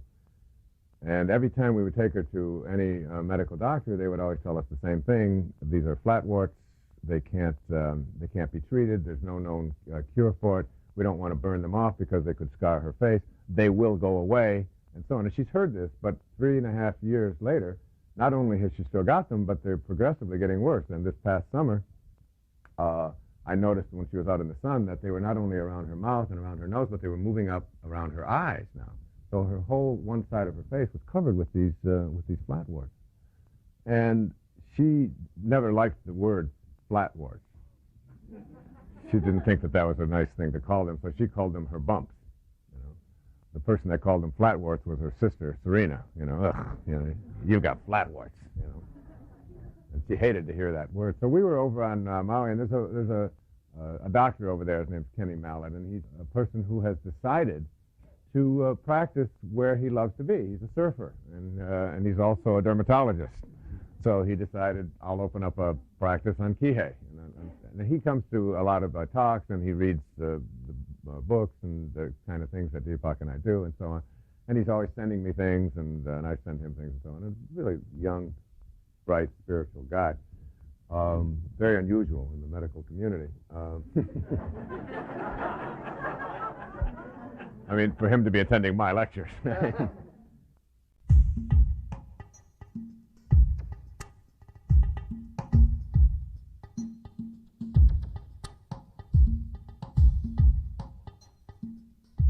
We were over there, we were getting some sunscreen and doing all these things, and I said to him, would you mind taking a look at Sage's face here? And he said, he looked at it, and he put this big white light on her face, and he said, oh, Sage, he said, you've got flatwarts. And right away she went, oh, great, you know, that's what I need. And he said, but the good news is that when you get married, you won't have them. And she's 7, so, I mean, she was really concerned about her wedding day, you see. He said, they will go away, and there's really no known cure, and all the things that we have been told about these flatwarts, you know, there's a virus that's in the skin, it'll go away. And so finally he said to her, he said, you know, but he said, the thing that he said, I can't give you any medicine for them. But he said, I have found that inside of you, there is the ability to get rid of these things, that the virus is in you, and also the cure is in you. So that if you start talking to these things, and talk to them in a way in which you say, I really accept that you've been with me for 3.5 years, but now I would like you to please leave. And you put your energy and your inner healing capacity that you have, you can get rid of these things. And Sage was like, oh, her eyes got real wide, and she was listening because she's had these for a long time, and it's troublesome to her, even though she never really acknowledged it outside.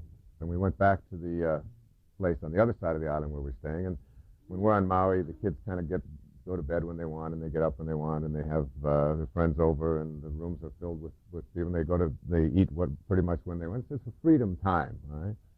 And I went into the room about 2:30 in the morning, and all of the children, there's maybe 8 or 9 kids with their friends, and they're laying on all the different air mattresses and so on, and they're all jabbering and talking away, and over in the corner, there is Sage, and she's under a blanket on her air mattress. And I reach under the air mattress, and she's got this blanket on. I said, Sage, what are you doing under there, honey? It's almost 3 o'clock. She said, shh. I said, what? She said, I'm talking to my bumps.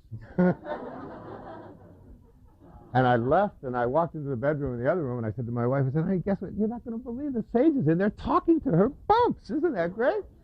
So that we didn't think any more of it, and the next morning I looked at her, and they were still there, and the next night, and the same thing happened again the next night. I went in there, and she was talking to her bumps. This was now Wednesday. Well, what I want to tell you, she'd had these for almost 4 years. On Friday of that week, 4 days after she had heard that and been talking to her bumps, not one single bump or flatwart was left on her face, and not one has appeared since then. Now, see, but Sage doesn't have an ego. Exactly. That's the whole point. And I said to her, I said, honey, what did you do with those bumps? She said, they're not bumps, they're flatwarts. And she said, I gave them to Serena.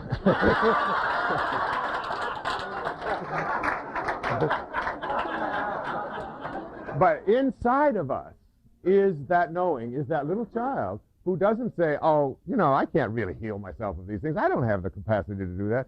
She has something inside of her. I don't know what you call it in the medical community. What it is an intention. You were talking about intent. And a knowing and an absence of any thought that I can't do this. She was so determined and convinced that she was going to do this, that the energy to heal herself of something she's had for almost 4 years was there. And to this day, her face is as clear and smooth as a child's could be. It's a very, very important point here, and I want to address this just from a medical point of view. You know, I trained as internist and neuroendocrinologist at Harvard and BU and Tufts University in Boston, and I remember 20 years ago, a patient walking into my office who'd just been to an oncologist with breast cancer, and she was devastated by the news because it was stage 4, and they talk about statistics and so on. And as soon as she walked in, I said, "Mrs. Smith, I have good news for you, and I have bad news for you. The bad news is you have stage 4 cancer, which has no cure, and the good news is I'm a quack. So maybe I can help you." I think everyone here has heard, and you should tell them about Marcy. Oh yes, I will. Yeah. One, the thing to remember here is everyone's heard about the placebo response, right? You've heard about the placebo response, where if you sort of have the intention that this drug is going to help me, it creates a physiological response. In fact, in the last 10, 15 years, we know how that happens. If you think that this is a pain-relieving drug that you're taking, then as soon as you take it with that belief, your body generates endorphins and enkephalins that are more powerful than any heroin you can buy on the street to actually create that analgesic in your body. So the intent gets transformed into a molecule. Placebos work in ulcers and other things, etc. So every time that intent is introduced beyond the ego, it creates a biochemical response. That's what a placebo is. It comes from the Latin word "I shall please." That's the origin of the word. What doctors don't know about is the nocebo response. The nocebo is the opposite of the placebo. You say, "Mrs. Smith, you've got stage 4 cancer, and the statistics show that in about 6 months, 90% of people will die from it." Now, as soon as she hears that, then she, of course, thinks she's in the 90% who are going to die. She doesn't think about the 10% who are not. And first of all, which something that we don't recognize, even as smart physicians don't recognize this, that statistics actually have nothing to do with prognosis in a patient. It's like saying the average temperature in San Diego for the year is 75 degrees. Doesn't tell me what today's temperature is. Okay, if I say the average income in La Jolla is $100,000, it doesn't tell me what your income is. Statistics never apply to the individual patient. So you cannot prognosticate on statistics, but we do it all the time. We create the nocebo effect, and then we create that whole thing, Statistics. And this, at the risk of being a sexist joke in medical school, at least one fellow told me this joke. He said, "Statistics is like a girl in a bikini. What she reveals is obvious. What she conceals is much more interesting." And you heard the other one? 9 out of 10 statistics are wrong. Right. Including this one. including this. So remember, nocebo. In Australia, they have a custom in the Aborigines. If you don't like somebody, you go to your Australian Aborigine sorcerer, is shaman, and witch doctor actually, and you say to this witch doctor, "I want to get rid of this person." So he takes this little stick, he does a ritual around it, mantras and Aborigine sounds and so on, and he tells you, "Okay, now you point that stick to your enemy." Within 24 hours of pointing the stick, the person starts to get nausea and vomiting. 3 days they are dehydrated. In 1 week they're dead. The Australian government actually outlawed the custom of pointing the stick amongst Aborigines as murder with a lethal weapon. So that's how powerful an idea is. It gets transformed into what is being prognosticated. So statistics should be totally ignored. That's message number 1. And the message number 2 is, don't put your attention on what you don't want. Exactly. If you're trying to get rid of this cancer, don't think of, "I don't want to die." think of how I want to live my life.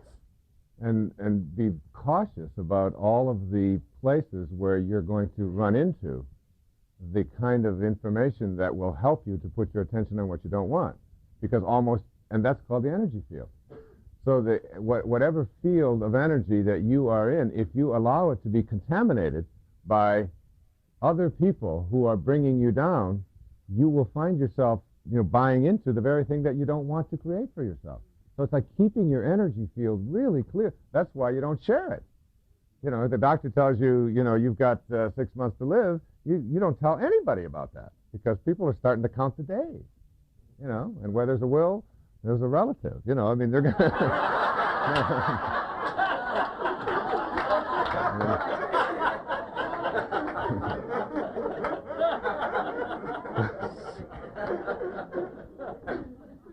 How Deepak and I became friends and colleagues was, it must be 10 years or more back now, that my wife I was in Seattle, and I got a call from her. I was doing a book tour in Seattle, and I got a call from her saying that she had a nodule on her thyroid, and that, it was the worst kind of prognostication, and I thought, that one of the doctors that she had been to said that she would have to have surgery immediately. She very likely had cancer. She was going to lose her throat. It was just, and I was devastated. I was going on Good Morning Seattle or something, and trying to catch my breath, and thinking my wife, who was in her 30s, is, And Deepak's work was just coming out at that time through Nightingale Conant and so on, and I think we were scheduled to appear together on a program in San Francisco, as a matter of fact. I called his office, and Marcy went to the center. At that time, it was in Lancaster, Massachusetts. And Deepak became her physician.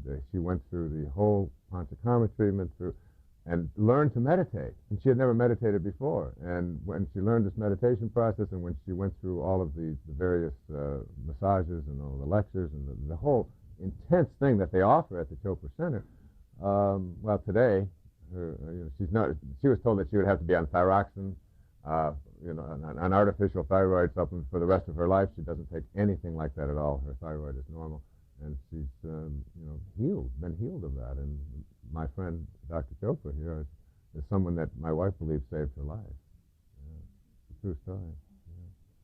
Yeah. You talked before, and I did also, about this idea of the source.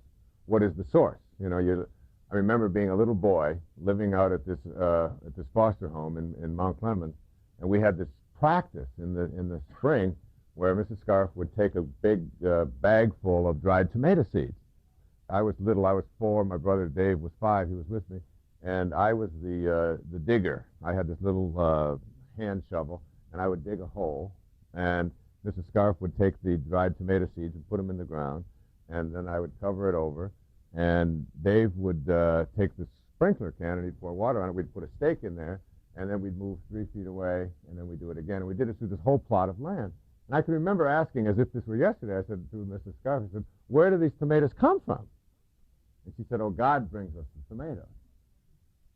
So I said, "Well, if God brings us the tomatoes, what are we doing all of this for? What's that?" It seems like a heck of a way to have to do it if God's going to bring us the tomatoes. She said, "Oh, no, the tomatoes are in the seeds." And I had this idea, like, there's tomatoes in the seeds. And as a little boy, I was thinking about that, and my brother was in 1st grade, or kindergarten, and he had one of those plastic rulers with a magnifying glass on the end of it, that just double. And I told him, "Go get your magnifying glass." And we took some of those tomato seeds, and we went out in the back in the chicken coop and cut open the seeds, literally.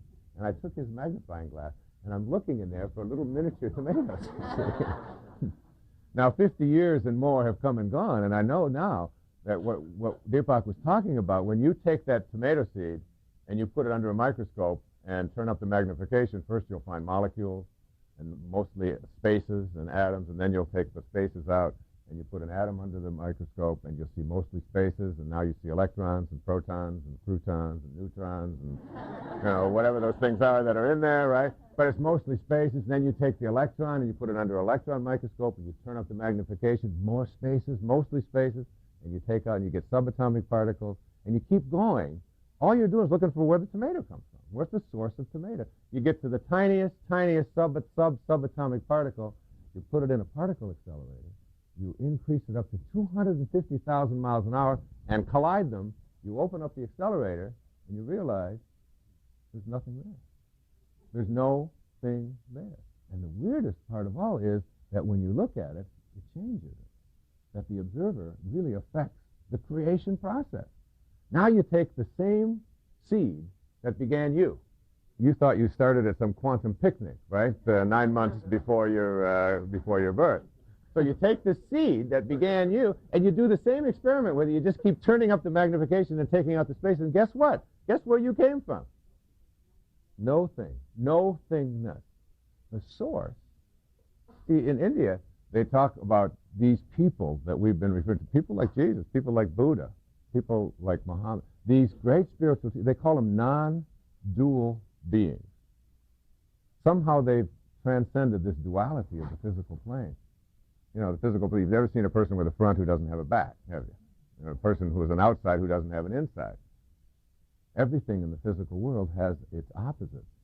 To get past the physical world, you have to go to the world of no duality. And that is the equivalent of zero, mathematically. Zero is the number that you cannot cut in half. There's only one zero. And the equivalent of zero is called silence. And silence is the place where you go to. Melville said God's one and only voice is silence. When you go to silence, you literally go to the place within you that can no longer be divided. And that's where you make conscious contact. That's why meditation, or getting quiet and discovering that place within you that can no longer be divided, is really, literally the source of all manifestation. And no matter where you go, I mean, I've talked to my friend here many times about it, and I'll call him up about something that's bothering me, and you know what he always says to me? Meditate. Meditate on it, Wayne. I'll call Rita. I'll say, Rita, she'll say, meditate. I said, Rita, I'm having a problem with one of my kids. What does she say? Tell him to meditate. Right, Rita? I mean, but the truth of it is, what they're saying is, shatter the illusion of your separateness, which is what meditation does. And make conscious contact. When you go there, then you discover the light that you were talking about, the being of light. And that's why meditation isn't just something that you do to have a peaceful existence. It's something that you do to make conscious contact with the creation process and begin to manifest. There's a Vedic expression, in every seed is the promise of 1,000 forests and more. In every seed is the promise of 1,000 forests and more. Meditation is that ability to go beyond thought. The ability to think is an extraordinary human ability, but even more extraordinary is the ability to not think. This concludes Side B. Please go to the next cassette to continue the program. Thank you. We're going to proceed in order of most enlightened down, so I'll be... The senior citizen first. He didn't need to say that, you know. We are going to speak about tonight is something actually that we have never done before. It is not a repeat of anything that you will have heard me talk about, nor Deepak, because we just decided yesterday on how we would present this.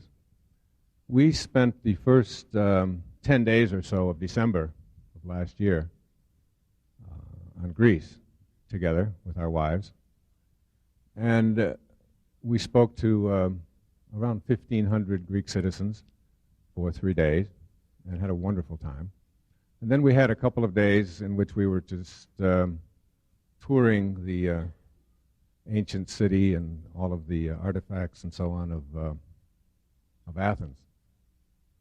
We were up on the Parthenon one afternoon, and we had hired a Greek historian, a man in his late 70s, who was as expert on Greece because we kept quizzing him on all kinds of every little detail about who lived where and who did what, and he never even made close to an error.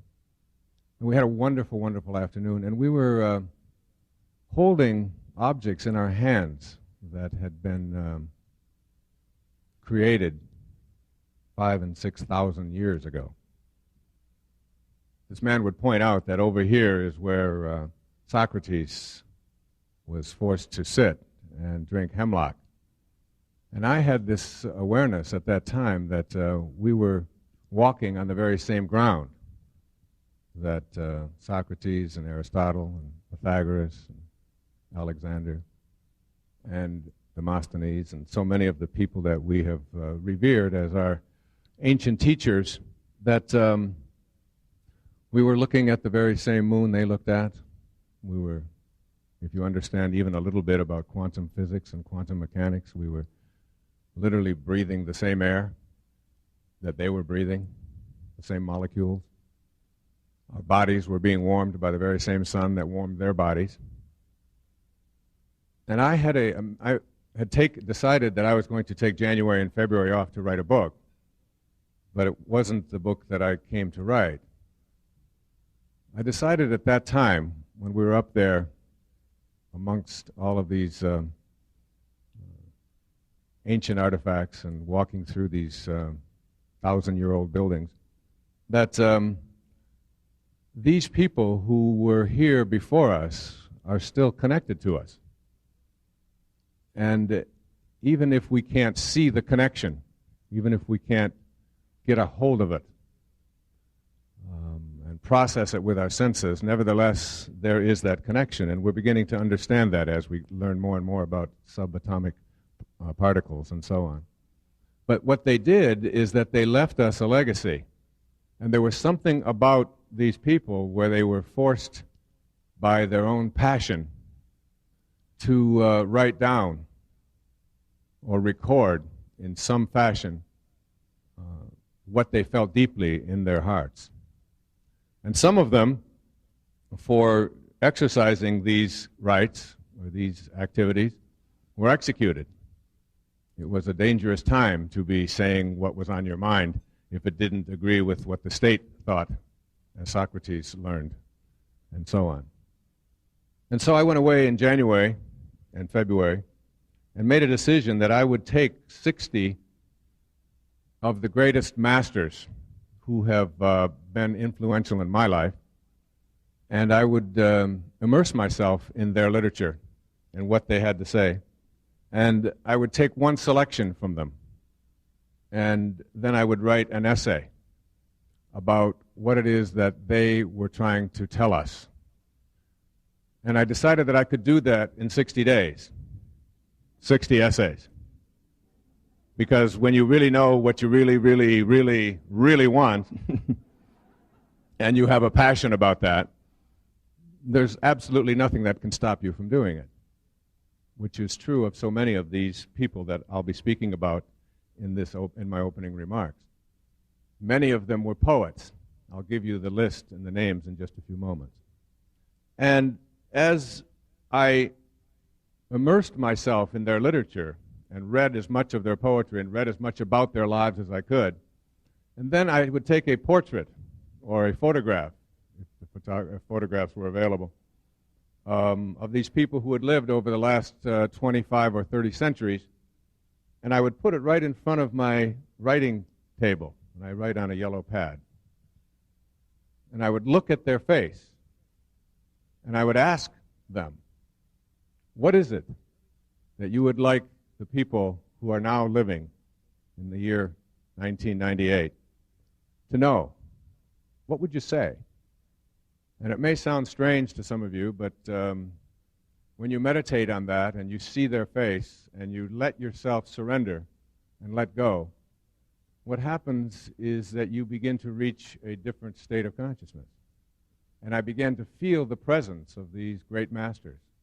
And I had the experience of what I call automatic writing, that I get most of the time up until now, up until the last few years. I only got it in my dreams.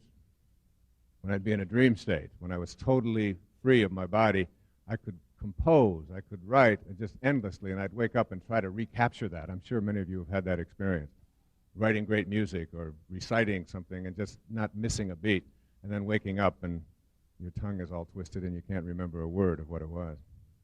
But you knew that there was an elevated state there. But when you get into this process of learning to meditate and surrender and allow this divine energy to work through you, you can begin to create at a level that you never thought you could before. And I was literally able to, with very little sleep, in 60 days, read as much as I could about their lives, read as much of their contributions, and write an essay, all in a 24-hour period, 60 consecutive days. These people, many of them are people that Deepak and I have talked about, are considered to be great masters. Some of them, because of the conditions under which they lived, were forced into exile or were vilified for their comments. So what I'd like to do is share with you who they are, share a few of their contributions, and what these people were like. Then Deepak will talk for approximately the same amount of time about poetry and how it can affect your life, and play some of the beautiful poetry that he has just put together on a stunning, stunning contribution that I think you're going to find enduring and beautiful. And then we will dialogue together.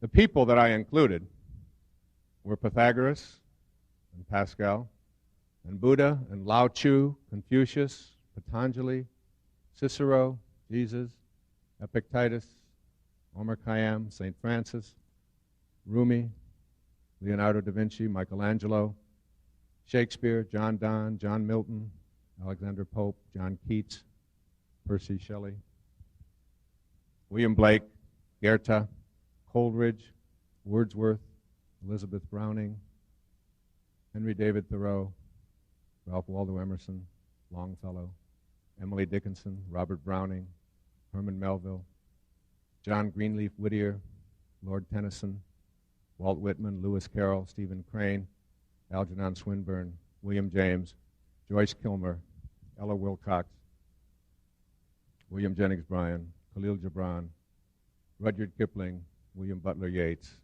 Rabindranath Tagore, Mahatma Gandhi, George Bernard Shaw, Yogananda, Pierre Teilhard de Chardin, E. Cummings, Robert Frost, Dorothy Parker, Langston Hughes, Martin Luther King, Ogden Nash, and Mother Teresa, in the order of their living. And while many others, of course, were excluded, these just happened to be the 60 people that I picked. Now, as we talk about the wisdom of the ages and what these contributions that they make say to each and every one of us, there are two things that I want to talk about in this allotted time that I have. The first is what these people were like, and the second is what they had to say. There's a story told of a village where a group of conquerors had come through and had captured a group of the local citizens and imprisoned them as prisoners of war. In that village where these men were held prisoner were 4 philanthropists who knew of the conditions of the prison. The first philanthropist went to the prison and said, I have a great deal of wealth, and I understand that the men that are in the prison are not given clean water to drink. So I would like to donate my money to have the water purified and cooled so that the men will be comfortable and won't die of dysentery. And that was granted by those who were holding the men prisoner of war. The second philanthropist went to the prison authorities and said, I understand the men do not have blankets to sleep on. I would like to donate blankets for everyone so that they will be comfortable and warm in their cells.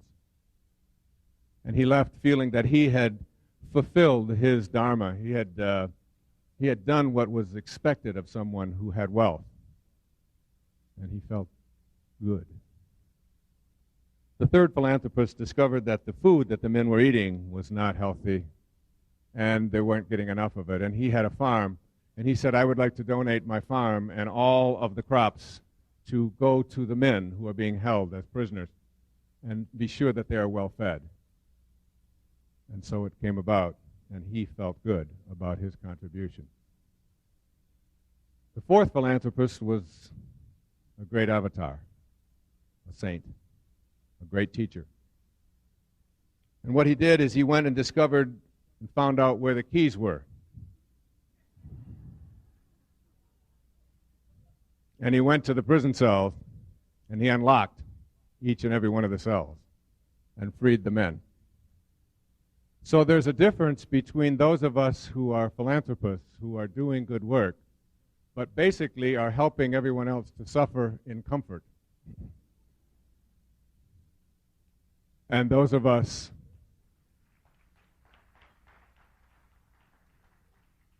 who can free others or ourselves from the self-imposed prisons that we live in. These people, these great poets, these great philosophers, these great thinkers, these movers and shakers, these spiritual avatars, whose names you've just heard, and many others, were people who probably most significantly were resistant to enculturation. They didn't feel that it was necessary to fit in. They always were going against the established culture, if you will, or the rules, or the guidelines that were being provided, the tribes, and how things had always been done. Somehow these were people who knew that if you place your attention on the way things are, then you can never get what you want, because the way things are will keep manifesting. These were people who thought things that others didn't think. Some were crucified. Cicero. The age of Cicero is known as the century before the crucifixion. Cicero was considered the greatest orator of his time. And for taking a stand and writing an essay called The 6 Mistakes of Man, and taking issue with the way Caesar was handling the citizens of Rome, he was executed. His head and his hands were put on display at the Speaker's Forum in Rome. People like that allow people like us today, 2,000 years later, to come and say the things that are in our hearts without fear of being executed. Emerson was vilified for his ideas on established religions and how we should change and what's in it for each and every one of us. Many were crucified. But these people it didn't make any difference to them. They lived their lives with what I can only call passion. They felt somehow they shared this common bond, and this common bond is one which says, I have to do what is inside of me, and it's so strong inside of me that I know I'll die if I don't anyway. So I have to do it. You see, most people that I know, my experience has been that most people die with most of their music still in them. And if you look at these people and their lives, you find that that wasn't the case with them. And they were passionate beyond what I can even describe. Probably one of the greatest poets who ever lived was John Keats. Ode to a Grecian Urn. Truth is beauty, beauty is truth. That is all there is to know and all ye need to know. The day that I decided to write about the Ode to the Grecian Urn and asked John Keats, what would you like me to say to these people 200 years after you've left? I read his life story. And I picked up at the library the collected works of John Keats. It's this thick with several thousand poems in it. And then I was shocked to discover that Keats died at the age of 25. 25 years old. And Shelley died at the age of 29. These people that we revere as great poets and great thinkers.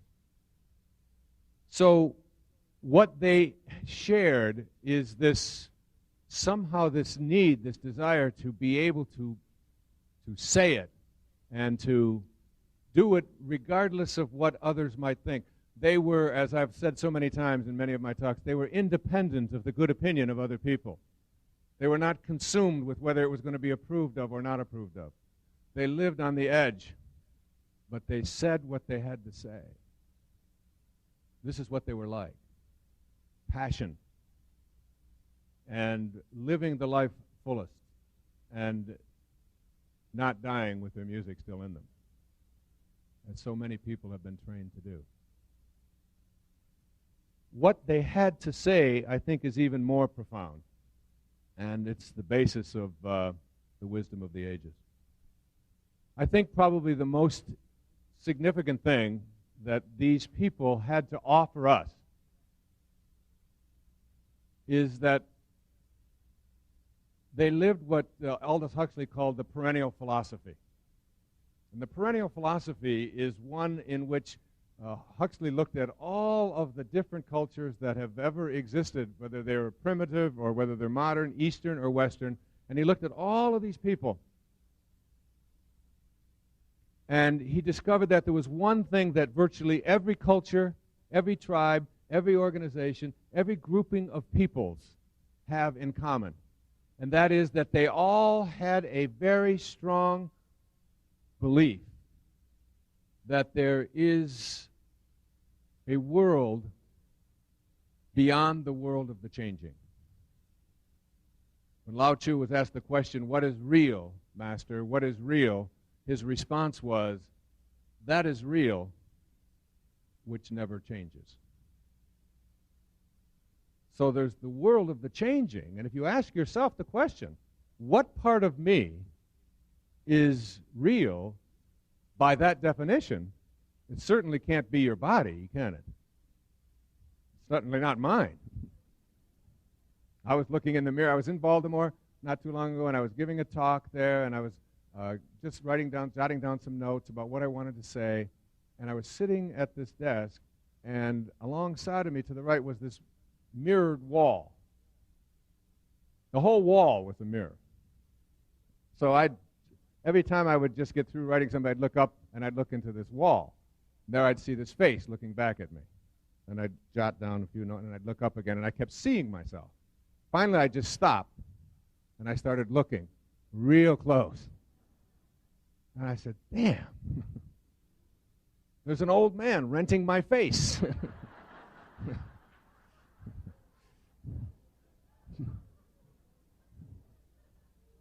I still can't get over that.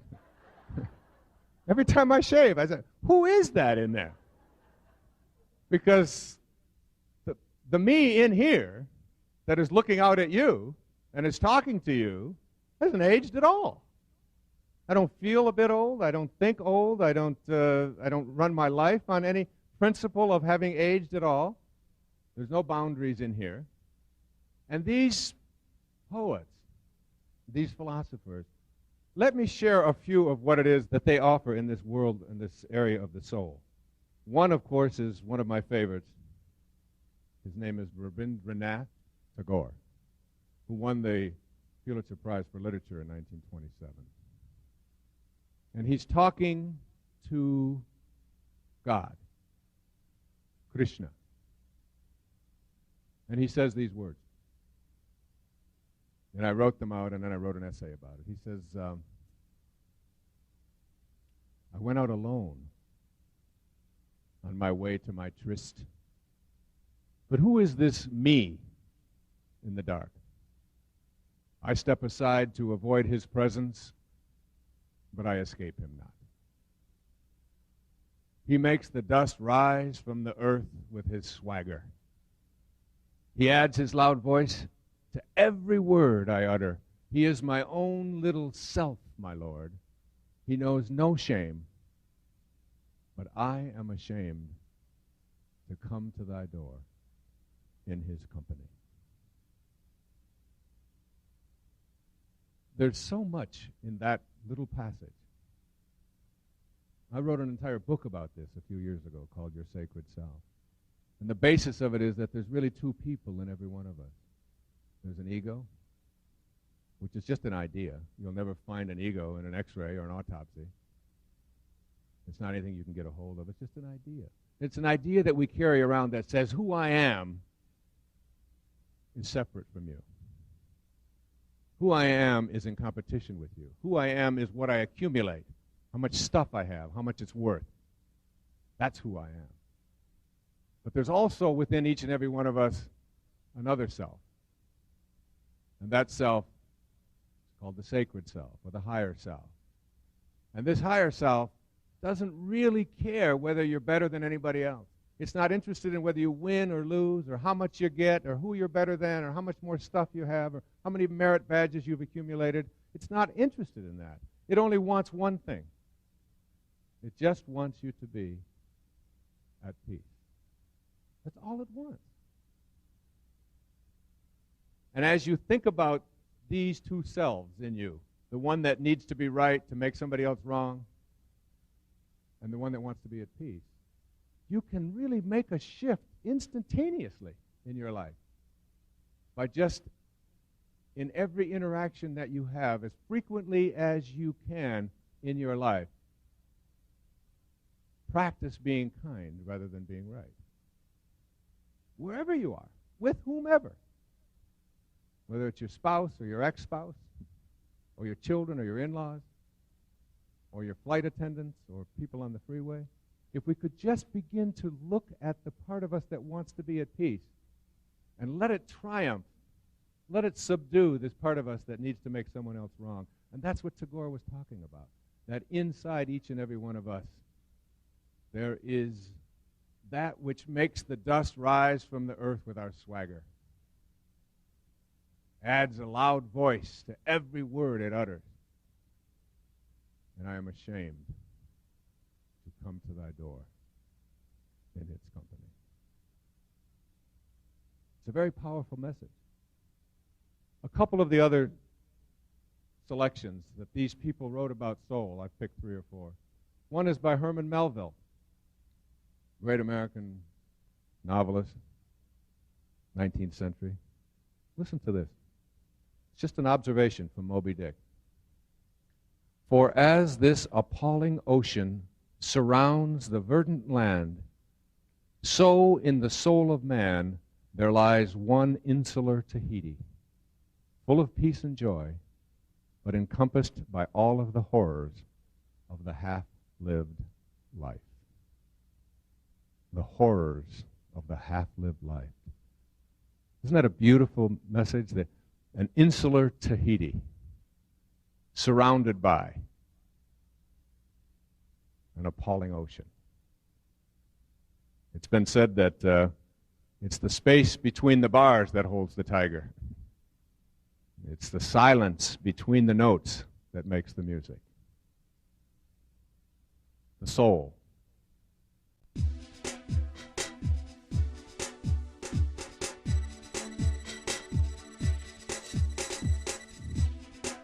Emily Dickinson was one of the people that I picked. She said, "This quiet dust," holding up a handful of dirt, "was gentlemen and ladies and lads and girls, was laughter and ability and sighing and frocks and curls.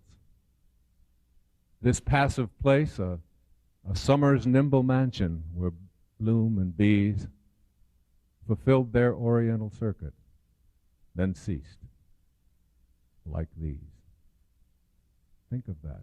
This quiet dust was gentlemen and ladies and lads and girls, was laughter and ability and sighing and frocks and curls. The perennial philosophy of the greatest teachers always points to the soul, the part of us that will endure. One of my very favorites was written by one of the great poets of all time. When I was researching and writing all of this poetry and reading all of this poetry for a couple of months, reading thousands of different poems, almost all of the poets from about the 17th century on referred to the greatest poet that they knew as John Milton. John Milton wrote Paradise Lost when he was totally blind in a stone room, dictating and listening to someone scratch it out. Imagine in the 1600s having to dictate one of the greatest pieces of writing ever. And he wrote a little poem on time, which refers to the soul. Listen to these words of a blind man in the 17th century, over 400 years ago. Fly, envious time, and he's like angry at time, till thou run out thy race. Call on the lazy, leaden stepping hours, whose speed is but the heavy plummet's pace, and glut thyself with what thy womb devours, which is no more than what is false and vain, and merely mortal dross. So little is our loss, so little is thy gain. For when, as each thing bad, thou hast entombed time, and last of all thy greedy self consumed, then long eternity shall greet our bliss with an individual kiss. And joy shall overtake us as a flood when everything that is sincerely good and perfectly divine, with truth and peace and love, shall ever shine about the supreme throne of him to whose happy making sight alone, when once our heavenly guided soul shall climb, then all this earthly grossness quit. Attired with stars we shall forever sit, triumphing over death and chance and thee, O time. Time. So many of the poets refer to this thing called time as an enemy.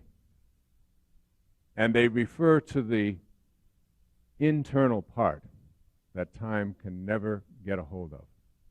The soul, the spirit, the higher part of each and every one of us. And when we learn to live there, we transcend our fears. We go beyond what we think of as ordinary human awareness. And we enter into a state called higher consciousness, or higher awareness, or siddhi consciousness, whatever you name it, mystical awareness. One of the people that Deepak will be speaking about, some of his poetry, his name was Rumi. I used a line of his as the display quote for this book. He said, "When you are dead, seek for your resting place, not in the earth, but in the hearts of men." In the hearts of men. I brought up here a copy of a couple of books that I think are very profoundly worth your effort. One is written by a friend of Deepak's and mine. Her name is Joan Borisenko. It's called The Ways of the Mystic, 7 Paths to God. And she talks about a thing called mystical consciousness. The teacher that Rumi had, his name was Shams, once uttered these words: I, you, me, he, she, they. These are distinctions which do not exist in the garden of the mystics. Many of these poets and philosophers and spiritual teachers talk to us about something called connectedness, something called oneness, something that is beyond our ego. It's coming to an awareness that we literally are connected to every person that ever is, or ever has been, or ever will be. And even though it's invisible, once we can begin to see that oneness, and that's what mystical consciousness is, it's knowing. As the Native Americans say, no tree has branches so foolish as to fight among themselves. And no cell in any body is so foolish as to fight among themselves and attempt to survive. And so when we see ourselves as individual branches on a tree called life, or individual cells in a body called humanity, and we see our connectedness, again, we begin to subdue that ego and our self-importance. I'd like to share just one more with you. It's an excerpt from E. Cummings. I love a little humor in the poetry. And he talks about individual strength, individual personality, having the strength within ourselves to really act on what we know to be true in our hearts. And E. Cummings was one of those people who took on everybody. He wrote everything in lower cases just to confound, I think, his critics. And here's one of his all-time best that I think speaks to each and every one of us about this higher level of awareness in a very humorous way. He says, here is little Effie's head. Her brains are made of gingerbread. When the judgment day comes, God will find 6 crumbs. Stooping by the coffin lid, waiting for something to rise, as the somethings always did, you imagine his surprise, bellowing through the general noise, where is Effie, who was dead? To God in a tiny voice, I am May, the first crumb said. Whereupon its fellow 5 crumbs chuckled as if they were alive, and number 2 took up the song, Might I'm called, I've done no wrong. Cried the 3rd crumb, I am should. And this is my little sister could, with our big brother who is wood. Don't punish us, for we were good. And the last crumb with some shame whispered unto God, my name is Must, and with the others I've been Effie, who isn't alive. Cross the threshold, have no dread, lift the sheet back in this way. Here is little Effie's head. Her brains are made of gingerbread. May, must, might, would, could, should. The words of the half-lived life. The poets, the philosophers, the great thinkers, those who we revere, all of them stood for something that transcends ordinary human awareness. Not just in what they said, but in how they lived. None of them, not one, died with any of their music in them. And I would encourage you to listen and do the same. Thank you. Thank you. Deepak?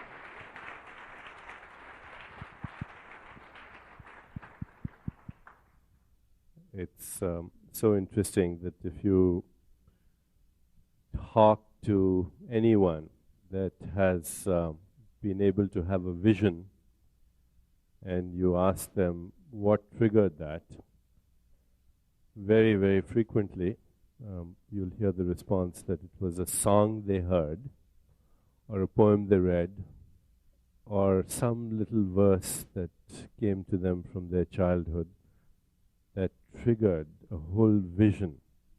In many ways, poetry is indeed the language of the soul. It has been said that there are many ways of exploring reality. The first being the eye of the flesh. These eyes, these ears, the sensory apparatus through which we explore the world of material reality.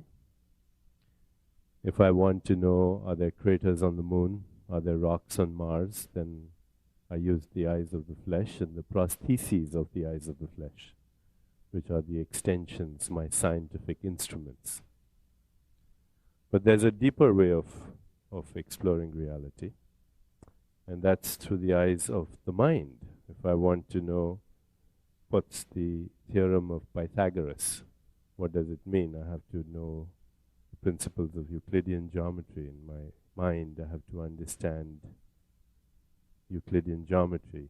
If I want to know Avogadro's principle, or I want to know anything in the realm of a deeper level of reality, want to understand quantum physics, I have to use the eyes of the mind. I have to participate, as it were, in the thought experiments of Einstein and his colleagues. And then there is a deeper level of exploring. It's through the eyes of the soul. It's through the eyes of the soul, a deeper level.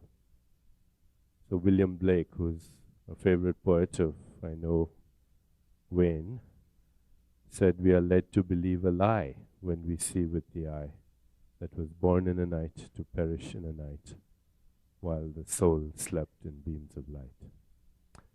So poetry in many ways is illumination. It is insight, inner vision.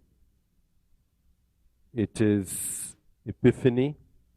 And at the same time, it is the inspired expression of that illumination.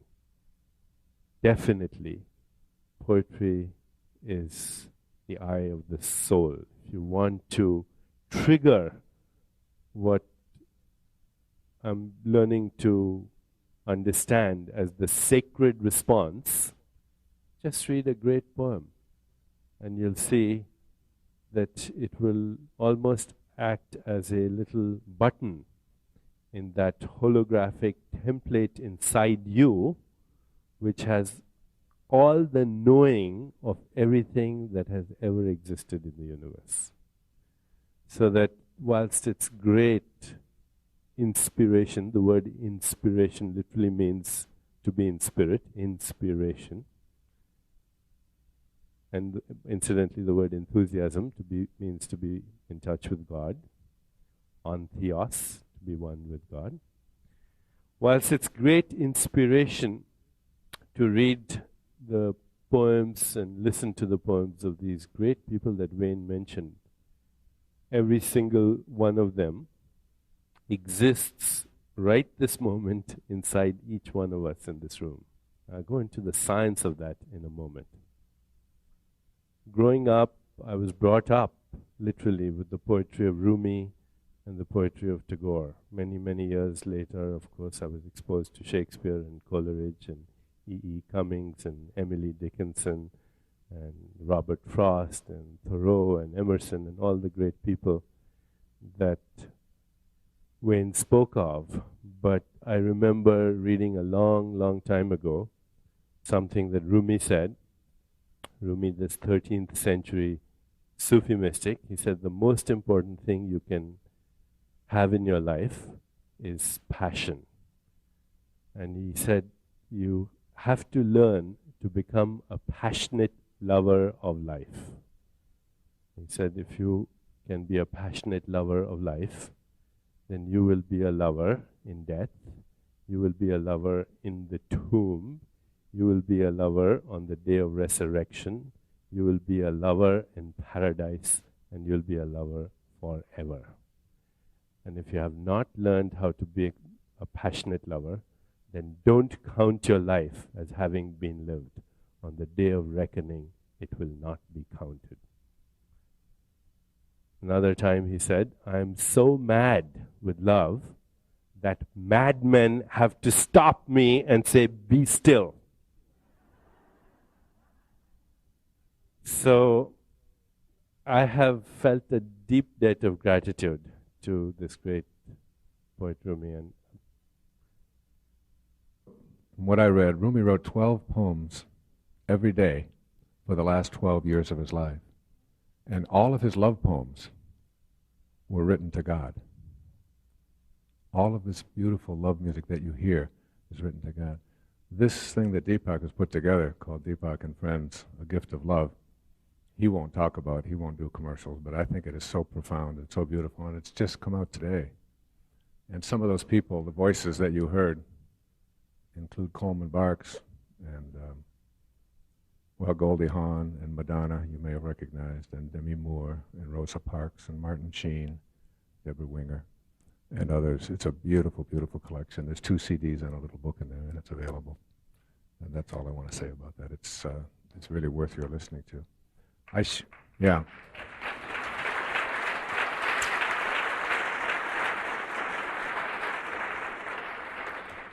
Let's go on just one more minute about Rumi, because Rumi has sort of come into both of our lives in the last few years. And I think not just our lives, but the whole world seems to have a recognition of Rumi. It's almost like there's an awakening of Rumi's work. Here's the selection that I chose for the wisdom of the ages. I love this. I saw grief drinking a cup of sorrow and called out, "It tastes sweet, does it not?" "You've caught me," grief answered, "and you've ruined my business. How can I sell sorrow when you know it's a blessing?" You know, you think about Deepak, a man sitting back there, what 13th century, 1270s, 1280s? 1206. Middle Ages. Yeah. Having an awareness that, today we have grief workshops. And we think that there are stages that you have to go through and that it's a horrible thing and that grieving is something that we have to all struggle for. And here's this mystical, whirling dervish of a spiritual teacher saying, "It tastes sweet, does it not? That everything that comes our way has something powerful and wonderful to teach us." And it seems like, I remember when I was doing this research, Shelley said that the poets are the unacknowledged legislators of the world. When you think of leaders, I'm always amused, especially during politics. I'm out here listening to every other minute there's somebody running for governor on your, out here in California, and spending hundreds of millions of dollars and all talking about wanting to be your leader. And I'm always amused when I hear these people talking about themselves as if they are our leaders. Like, who are the leaders of the Renaissance? Who do you think the leaders of the Renaissance were? Were they the governors and the politicians and the elected officials, or no? The leaders of the Renaissance were the artists and the musicians, the writers. And when you listen to these people who put it out there so profoundly and have been doing it for centuries, they're the ones who literally influence the most, don't you think? Absolutely. Now, I was recently in Ireland, and there's a mountain there which the Celtic traditions regard as sacred. And if you meet the warlocks and the wizards in that part of Ireland, they say, if you go up that mountain at night under a starry sky, be careful. And I asked them why. They said, because either you'll die, or you'll find God, or you'll become a poet. And I don't know if you know the story about Rumi. On one occasion, he was so ecstatic that he started whirling, and he whirled for 48 hours, some say more, and he uttered 6,000 poems as he whirled in one session. 6,000 poems, and all the scribes of the university, they had their notebooks and they were writing as fast as they could because they couldn't keep pace with him. And someone asked him, "What's your secret?" And he said, "I have tried caution, I have tried forethought. From now on, I will make myself mad." It was total surrender.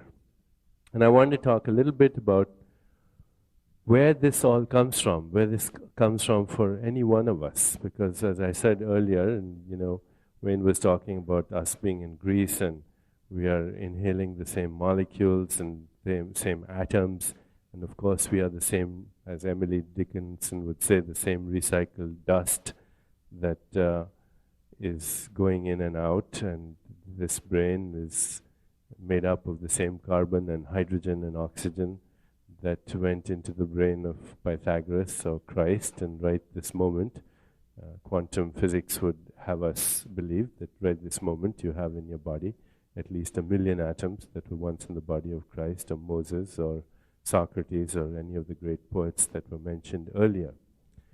But the fact is that as we go deep into this realm that is called soul, which is beyond both body and mind, we discover a realm of awareness that is actually very real and at the same time very mysterious. I was brought up with the Vedantic tradition, which says there are at least 3 components to any experience. The first is an experiencer. The second is the process of experiencing. And the third is that which is experienced. We might say knower, process of knowing, and the object of knowledge. Or you could say the seer, the process of seeing, and the scenery. So the body and everything that the body experiences out there is the scenery. It's the object of knowledge. The mind, the intellect, the ego, this is the process of seeing, the process of knowing, the process of observing. It all happens in the subtle body, the subtle realm that we call the mind, the intellect, and ego. But who is seeing? Who is knowing? Who is the observer in the midst of that observation? The observer in the midst of observation is the timeless factor in the midst of time-bound experience. And it's not difficult to find. Just now, as you're listening to me, just turn your attention to who's listening. So even as you're listening to me, turn your attention to who's listening. There's a presence there. And actually, if you become aware of this presence, you'll find something very interesting. It's a non-changing presence. The mind is changing, the emotions are changing, the body is changing, the scenery is changing, but this presence is non-changing. Even now, as you're listening to me, again, go back to who's listening. Was the same presence 10 years ago. Was the same presence when you were a baby. The same presence tomorrow and when you're an old person.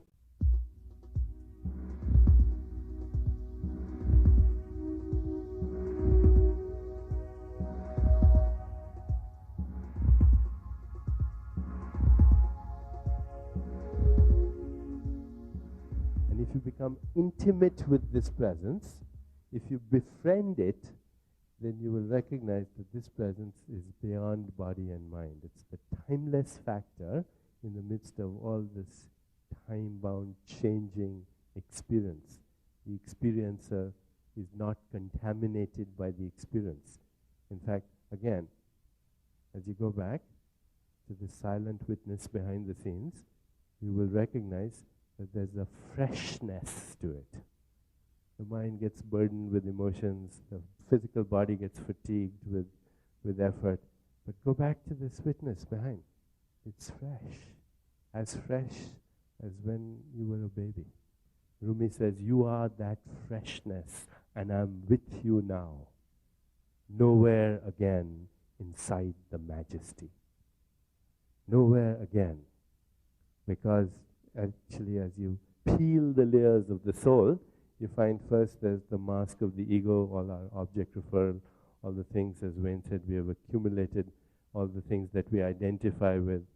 But then you go beyond that, and there are our personal memories, all the experiences we've had as our child, in our childhood, maybe in other lifetimes, the personal domain of awareness, the software, if you will, of memories and desires and karma, which we call the soul. But then you peel that. You go beyond that, and there are memories of the race, there are memories of the species.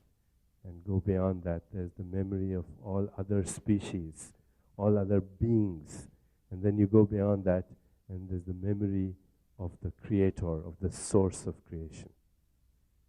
this body-mind and this soul, which is the software behind the body-mind, is the holographic representation of everything that has ever existed. And I'm not speaking right now metaphorically, I'm speaking literally. Yatha pinde tatha brahmande in Sanskrit. As is the atom, so is the universe. As is the microcosm, so is the macrocosm. As is the human body, so is the cosmic body. As is the human mind, so is the cosmic mind. And today scientists are talking about this non-local conscious energy field, which is self-organizing, that orchestrates literally everything that's happening in the universe. And so the steps to this are not that complicated. And before we start asking each other questions, or you can ask questions, just want to tell you what these steps are. The steps are first silence. Because as long as there's turbulence in the internal dialogue, we'll never get in touch with the soul. The soul is beyond that.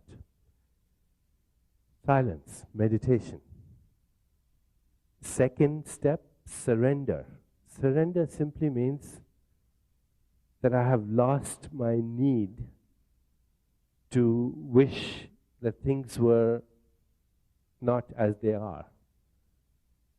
This moment is as is because the whole universe is as is. If I fight against this moment, I have to struggle against the whole universe.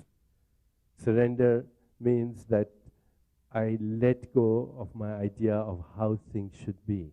If things don't seem to go my way, I let go of my idea of how they should be, trusting that I don't know the big picture. But if I knew it, it's fine. Surrender means no need to control, no need to manipulate, no need to cajole or convince or demand or beg or insist or seduce. It means to allow. And from surrender comes being. Being. I think Wayne's used this expression many times.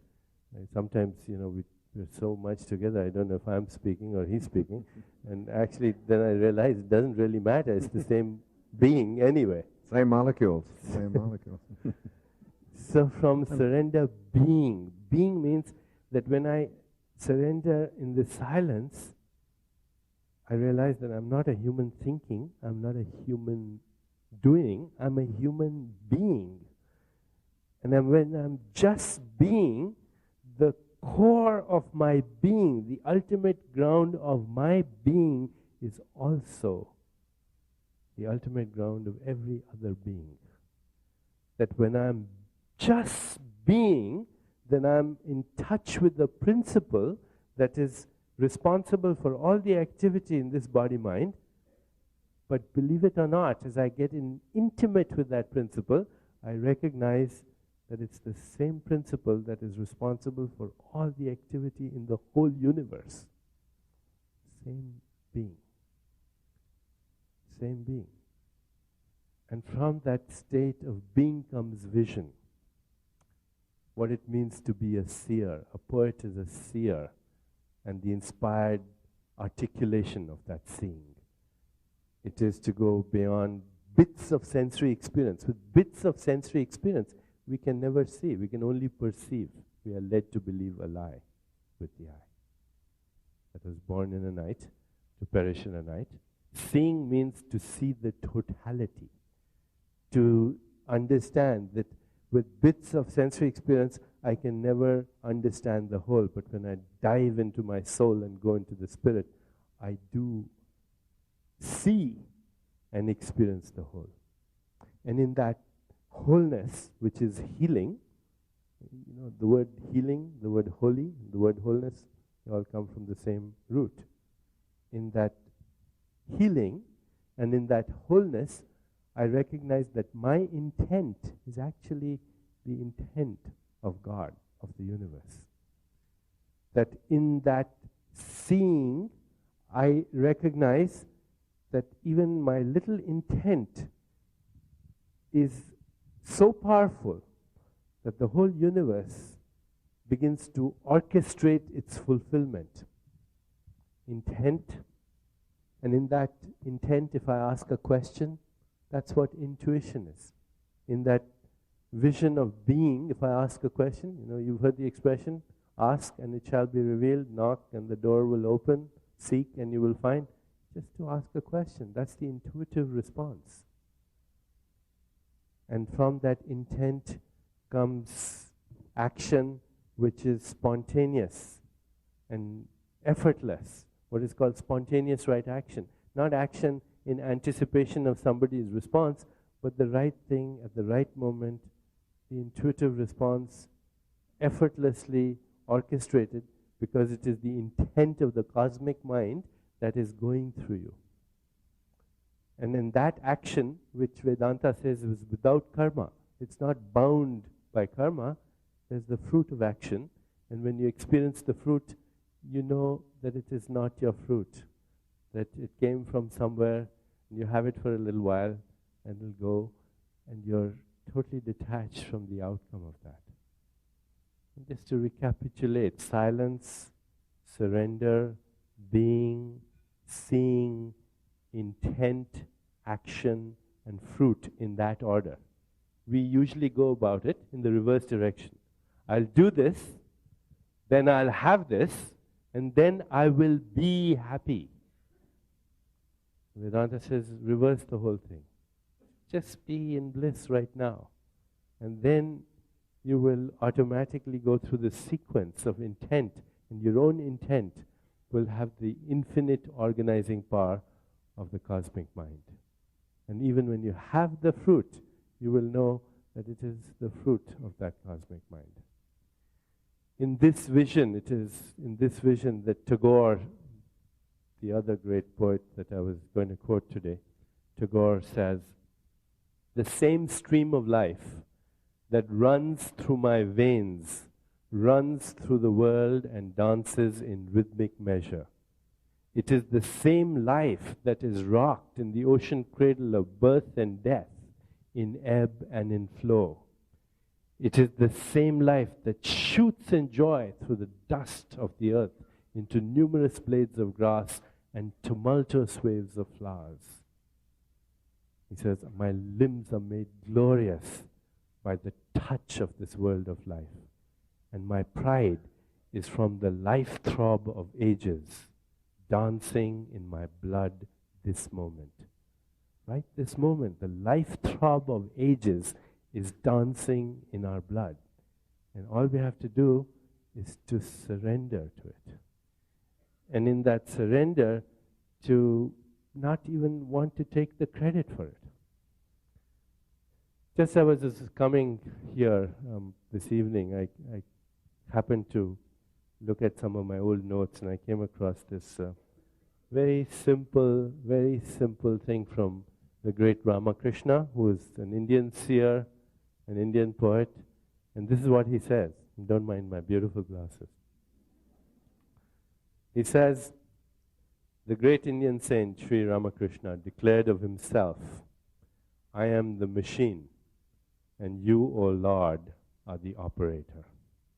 I am the house, and you, O Lord, are the indweller. I am the chariot, and you, O Lord, are the driver. I move as you move me. I speak as you make me speak." This is a description of spiritual union, which is definitely more than just an elevated feeling. This is a description of the ultimate truth at the heart of creation. And the ultimate truth of the heart of creation is that the seer and the scenery and the process of seeing, the knower, the object of knowledge, and the process of knowing, they're all the same being in different disguises. We're all the same being in different disguises. And this ultimate truth is what love is. Love is not just a mere sentiment. Love is not just a mere emotion. Love is the experience of unity consciousness. And in unity consciousness, there is no time. There is only the eternal. So I'd like to close my little participation this evening by again going back to Rumi. He said, "Come out of the circle of time into the circle of love." I remember thinking when I first was exposed to Vedanta and the witness and Nisargadatta Maharaj and this whole idea of you do not suffer, he said to a woman who had cancer. And she was just appalled that he would say this to her, this great teacher in India. And she said, how can you say that I don't suffer? I have cancer and I'm not expected to live. And he said something, only the person you imagine yourself to be is suffering. You do not suffer. And then she got very upset with him and said, you mean to tell me, she went right to the ego. You mean to tell me that that you don't suffer, that you don't get upset, that what's going on in your country and all of the poverty and all of the problems you're having with your neighbors and so on. This was back in the 70s. And he said, ma'am, he said, in my world, nothing ever goes wrong. And he was speaking, don't you think, Deepak, from a perspective of being not a human being having a spiritual experience, but from being a spiritual being having a human experience. And when I went past the addictions of my life, I began to recognize that the craver, the craving, and that which is craved are all in the world of ego. They're all over here in this physical material world. But when I was able to move to the witness, when I was able to somehow step out of and look at the craver, which was this body, the craving, which were the thoughts, and that which was craved, which was whatever it is that I said I had to have in order to fulfill this craving that I was having. These three things were all something that I could observe. And as I began to observe them, and when you get to the observer, I think the observer is as close to something called unconditional love. I mean, that's at least what I got from Nisargadatta. Well, there's one very poignant dialogue when a disciple looks at Nisargadatta Maharaj and he says, it's all very well. I see an old man sitting in front of me talking about all this stuff. You have a body, you have an ego, you're here. And Nisargadatta Maharaj says, yeah, there's a body, there's an ego, and there's a mind working here, but there are other bodies, and there are other egos and other minds, and they're all equally mine. They're all equally mine. This is speaking from the state of unity consciousness. And on one hand it sounds like clever language, but on the other hand it is the actual experience. The Buddhists say, what's the secret to enlightenment? And they say, nothing whatsoever should be clung to as me or mine. That's the secret. Nothing should be clung to as me or mine. And you'll get there right away. That's ego. That's ego. That's ego. Me and mine are ego. That's and so I went to Maharshi a few years ago, and I used to be a lot with him. I said, Maharshi, the Buddhists say that nothing should be clung to as me or mine. He said, or everything should be clung to as me and mine. Right. And you get to the same place. Right. Because if I say nothing is me or mine, then obviously everything is me or mine. It's when you are no thing, then you are spirit. I'm nowhere again inside the majesty, Rabindranath Tagore. I just want to make one more comment, if I may, about your point you made about addiction. Because, if I asked in this room, I said, how many people have had a problem with addiction sometime in their lives? I'm not just talking about drugs and alcohol and cigarettes, but work addiction, sex addiction, relationship addiction, codependency. So I'll raise my hand. I have. How many others have had problems? Okay? So here's almost everyone. And that's an extremely good sign, because addiction, if you really begin to understand what addiction is, it's a second-class substitute for the search of ecstasy. Addiction is a sign that you want the exaltation of spirit. And if we have many addicts in our society, it means we're definitely moving in a spiritual direction. No, seriously. Seriously, if you look at addict, you look at all the addiction programs, you'll find there are no psychological solutions to addiction. There are no motivational techniques for curing addictive behavior. If they work for a little while. There are only spiritual solutions for addiction. If you experience the exaltation of your spirit, then you don't want any second-class substitutes. And you don't put yourself down. Remember the quote of the saint and the sinner? What did he say? He says, Maharaj says, the sinner and the saint are merely exchanging notes. Right. The sinner has been a saint and sanctified. The sinner has, the saint has been a sinner, and the sinner shall be sanctified. And of course, Oscar Wilde said the only difference between a saint and a sinner is that the saint has a past and the sinner has a future. Right. So, and when you totally get that, so what's the big deal? Carl Jung, who was one of the most important psychologists, philosophers, rishis, I would say, of the century, he said ecstasy has three components: physical ecstasy, sensuous experience. This is a very sensuous universe. Dolphins are dancing on the ocean and cavorting on the ocean. Children are playing. Trees reach out to the sun. Stars glitter at night. There are meadows and flowers blooming. Tagore, in one of his poems, says, where is that fountain that throws out these flowers in such a ceaseless outbreak of ecstasy? So there's this ecstasy on a physical level, then there's ecstasy on a mythical level. Deep inside us, there are gods and goddesses, divine energies, archetypal energies that literally stoke the furnace of life in our souls. And many times when we do big things like big business merger or climbing Everest or flying a solo flight from America across the Atlantic or anything that is out of the ordinary, we're actually partaking of the heroic journey as much as the Argonauts seeking the golden fleece or Icarus flying toward the sun. So there's this mythical need inside us, the divine energies that say, get out of this ordinary world, get out of this mundane experience. There's a world of magic, there's a world of enchantment, there's a world of the devas, a celestial world which is vibrating on a different frequency. And then there's sacred ecstasy, which is the direct experience of God. And that ecstasy, exaltation, is our original primordial state. In the Upanishads, in bliss these creatures are born, in bliss they are sustained, and to bliss they return. Or T.S. Eliot, we shall not cease from exploration.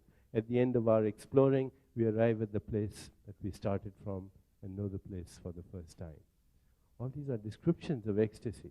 In the book from the Old Testament, actually not from the Old Testament, but in an Egyptian papyrus discovered recently, there's the experience of mythical and sensuous and divine or sacred ecstasy from Solomon, the prophet Solomon, on the Old Testament.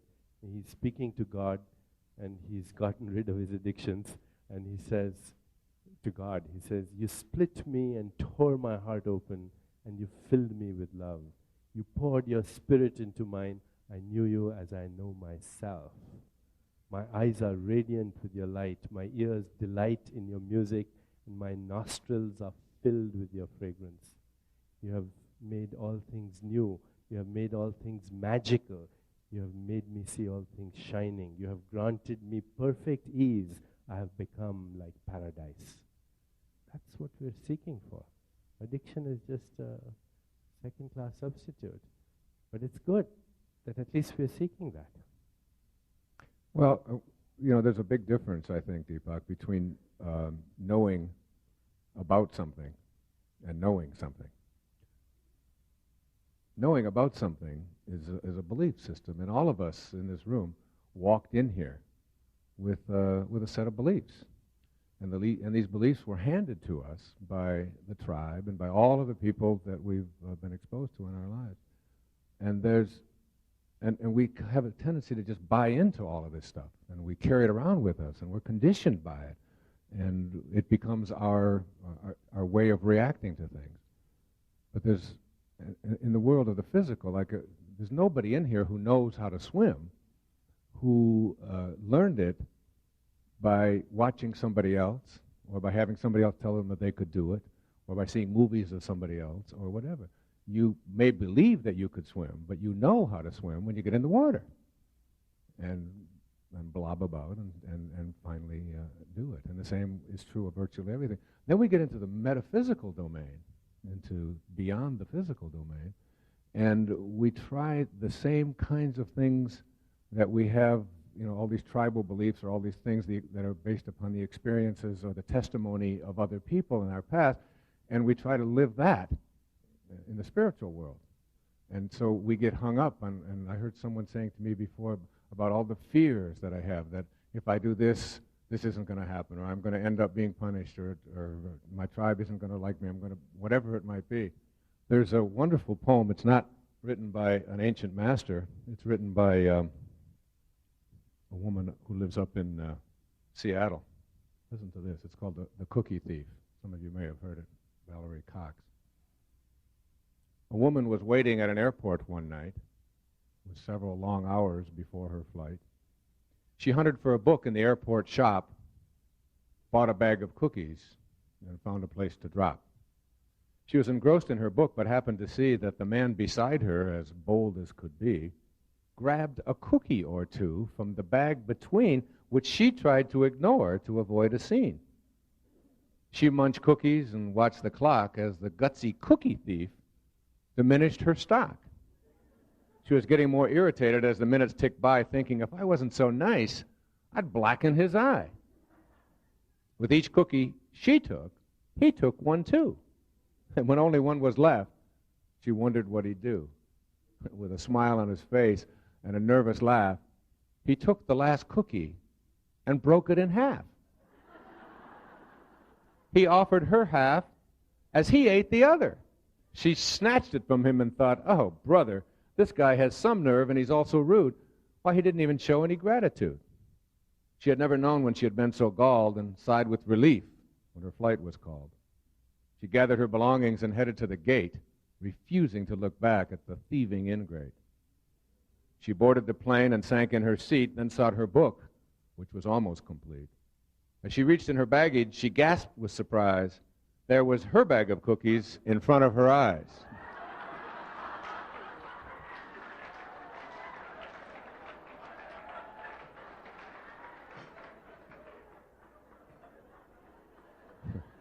If mine are here, she moaned with despair, then the others were his, and he tried to share. Too late to apologize, she realized with grief that she was the rude one, the ingrate, the thief. And Valerie Cox wrote that. We're all cookie thieves. In some ways, we think that we know something, but the knowing that we have is really based upon what somebody else has told us, and we're not really open to a new experience. I've often told the story of my little girl, Sage, who's 8 years old, who loves to take my keys in the morning and hide them. And then watch Daddy flip out, because I've got 3 kids to get to school, and we've got 20 minutes to do it, and I'll say, Sage, honey, I've told you so many times, don't hide Daddy's keys. Now, I've told you, don't do that. She said, Daddy, I didn't do it. You told me, and I didn't. Come on, I know you hid my keys. Where did you put them this time? And as I get louder, my 12-year-old daughter will be standing there saying, I wonder what all those people would think of Mr. Positive right now.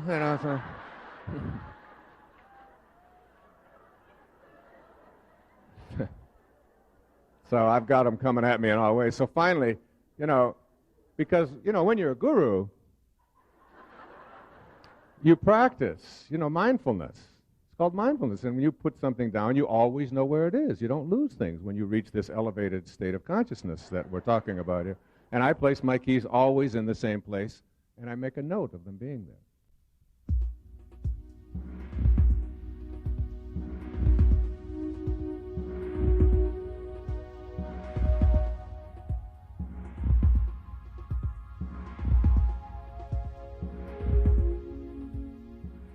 So I go back in the back and I say, now Sage, get my keys. And I go back and I get my pants on, and there are my keys in my back pocket. right where I had left them the night before. Cookie thief. And I've often said that there's a fine line between being a guru and being an asshole, all right?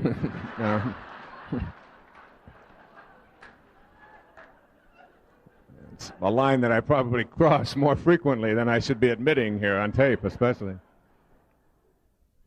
But, you know, all kidding aside, this whole idea of coming to a knowing, I mean, we were talking about this at dinner last night, this idea of knowing God. I mean, one of the books that you handed me maybe 10 years ago and said, read this if you really want to know God. It's called How to Know God. And it's written by an ancient seer. We don't even know the dates, back in the 3rd century BC. His name was Patanjali. And he wrote the original sutras, which teach us how to come to know God. But the essence of coming to know God, I mean, in India, they refer to these great spiritual teachers, whomever they are, whether it's Buddha or Christ or whomever, as non-dual beings. And I think of so much of the poetry that I read, they talk about silence. We talk about this all the time. Meditation, the power of meditation. In the opening of the book, the first 2 essays I wrote are about meditation. And one is a quote from Pythagoras, who was the oldest person in this collection. He lived in 580, he was born in 580 BC. And he said, and he was a mathematician and a scientist, probably the greatest scientist of his time, influenced the thinking of Aristotle and Socrates and Plato and all the people that followed him. He said, learn to be silent. Let your quiet mind listen and absorb. And the other one was from Blaise Pascal, who lived 2,000 years later in the 17th century. And he said, and here, this is the man who, remember when you had to study Pascal's law and the law of pressure and volume and all of this? He was the great scientific mind. He said, all of man's miseries stem from his inability to sit quietly in a room alone. So here we have 2 of the greatest scientists of antiquity and of the Renaissance period saying to us, if you want to understand your life, if you want to know God, you've got to go to the non-dual place, the place that cannot be further divided. And there is just absolutely no substitute for meditation. They teach it at the Chopra Center. I have put out a CD called Meditations for Manifesting, which is based upon an ancient principle called japa, which is very simply the repetition of the sound of the divine. Deepak and I have both visited a divine woman who lives in Germany. Her name is Mother Mira. And being in her presence, I don't know how you would describe her, Deepak, but she's like an avatar, would you say? Silence. Yes. They say that enlightenment, there are 2 ways to achieve it for those who've walked among us. Some come here without ever incarnating into the ego state at all. They just are direct gods, direct connections of God. And others go through the subduing of the ego, if you will. Well, Mother Mira, even as a young woman, she was born in 1960, was seen in more than one place at the same time, was this peaceful countenance, and moved to Germany and sits Darshan there. And my wife went there, and I've been there, and Deepak has been there. And to be in her presence is one of the most divine experiences you can have. And she says, on the back of this book of hers called Answers, she says, I suggest that you do your job and your duties wholeheartedly and joyfully, and bring peace and happiness in your family and in your surroundings. Do japa, which is the chanting or repetition of the name of God. I use the sound of ah on my CD. And ask for whatever you want, and you will receive it. So that when you talk about silence, Deepak, it isn't just meditating is something that we do to find peace in our lives. Meditating or is a way to transcend literally the physical duality of our lives, isn't it? Yeah, it's the place where the knower, the known, and the process of knowing become one. It's called samadhi. As you were thinking, quoting all those beautiful sayings about silence, remembered what Franz Kafka once said. He said, you need not do anything. Remain sitting at your table and become quiet, learn to become quiet, still and solitary, and the world will freely offer itself to you to be unmasked. It has no choice. It will roll in ecstasy at your feet. The other thing that I'd like to just discuss is how many of these great masters that I studied put an emphasis on now, on being able to live in the present, rather than having our minds so occupied with the past or with the future. One of the great teachers in my life said, it makes no sense to worry about the things you have no control over, because if you have no control over them, it makes no sense to worry about them.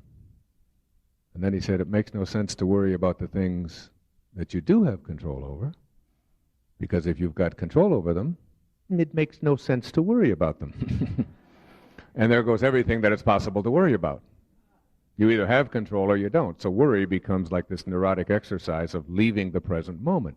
And it is said, in much of the literature that I've read, that when you are able to fully come into the now, that in meditation, that's when you'll come to know God. That is like you let go of all past and all future. And this idea of being in this moment, in the present, is like a theme that most of us haven't trained ourselves to do. To constantly see ourselves as connected to everyone, as here in this present, as not thinking about what's it going to be like tomorrow, as when we're having our cup of coffee, not thinking about what we're going to have for dessert, as when we're reading the opening lines in a paragraph, not being concerned with what the conclusion is going to be, and so on. How many times have you found yourself reading and realized that you're not even there? You know, it happens on a regular, and you go back, you read 3 or 4 pages, and you say, I didn't get one bit of that. My mind was someplace else. Well, meditation, I think, is one way to really train yourself to be immersed, if you will, isn't it, Deepak, in the now? Yeah, the fact is, the present moment is the only moment that never ends. It's the only real moment. The past is in our imagination, future is in our imagination. There is only the present. And there is only the ever-present witnessing awareness. When the past occurred, it occurred in that ever-present witnessing awareness. When the distant future happens, it will happen in that ever-present witnessing awareness. In fact, there is nothing other than the ever-present witnessing awareness. Even now, as we are sitting here, we are, of course, witnessing, but we are also being witnessed by the ever-present witnessing awareness.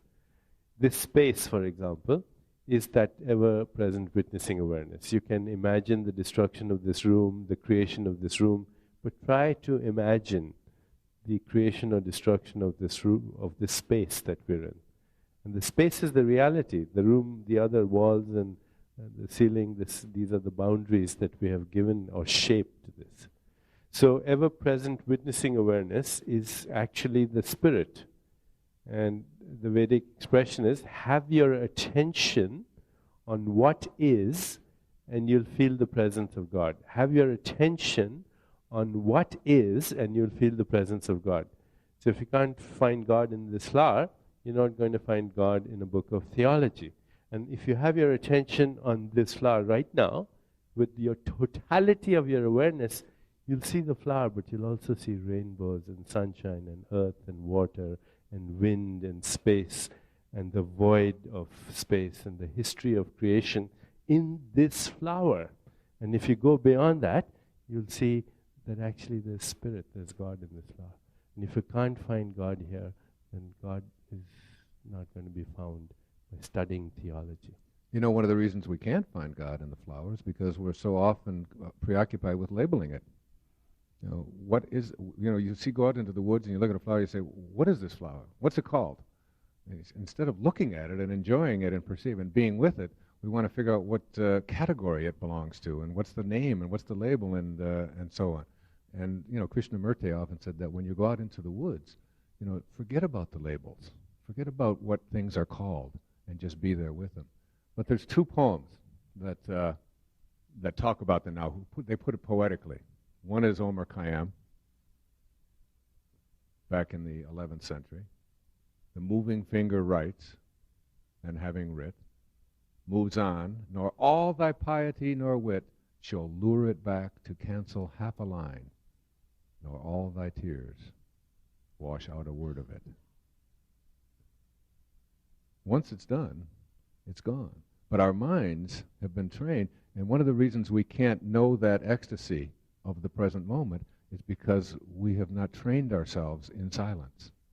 One of the clever poets that I included, one of the modern poets who died in 1967, her name was Dorothy Parker. She called it On Being a Woman. She was a very clever lady. When she was informed that President Harding died, she said, how could they tell? So,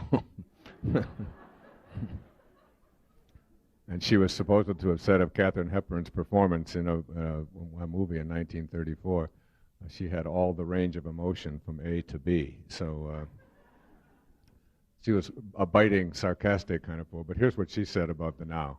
She said, why is it when I'm in Rome, I'd give an eye to be at home?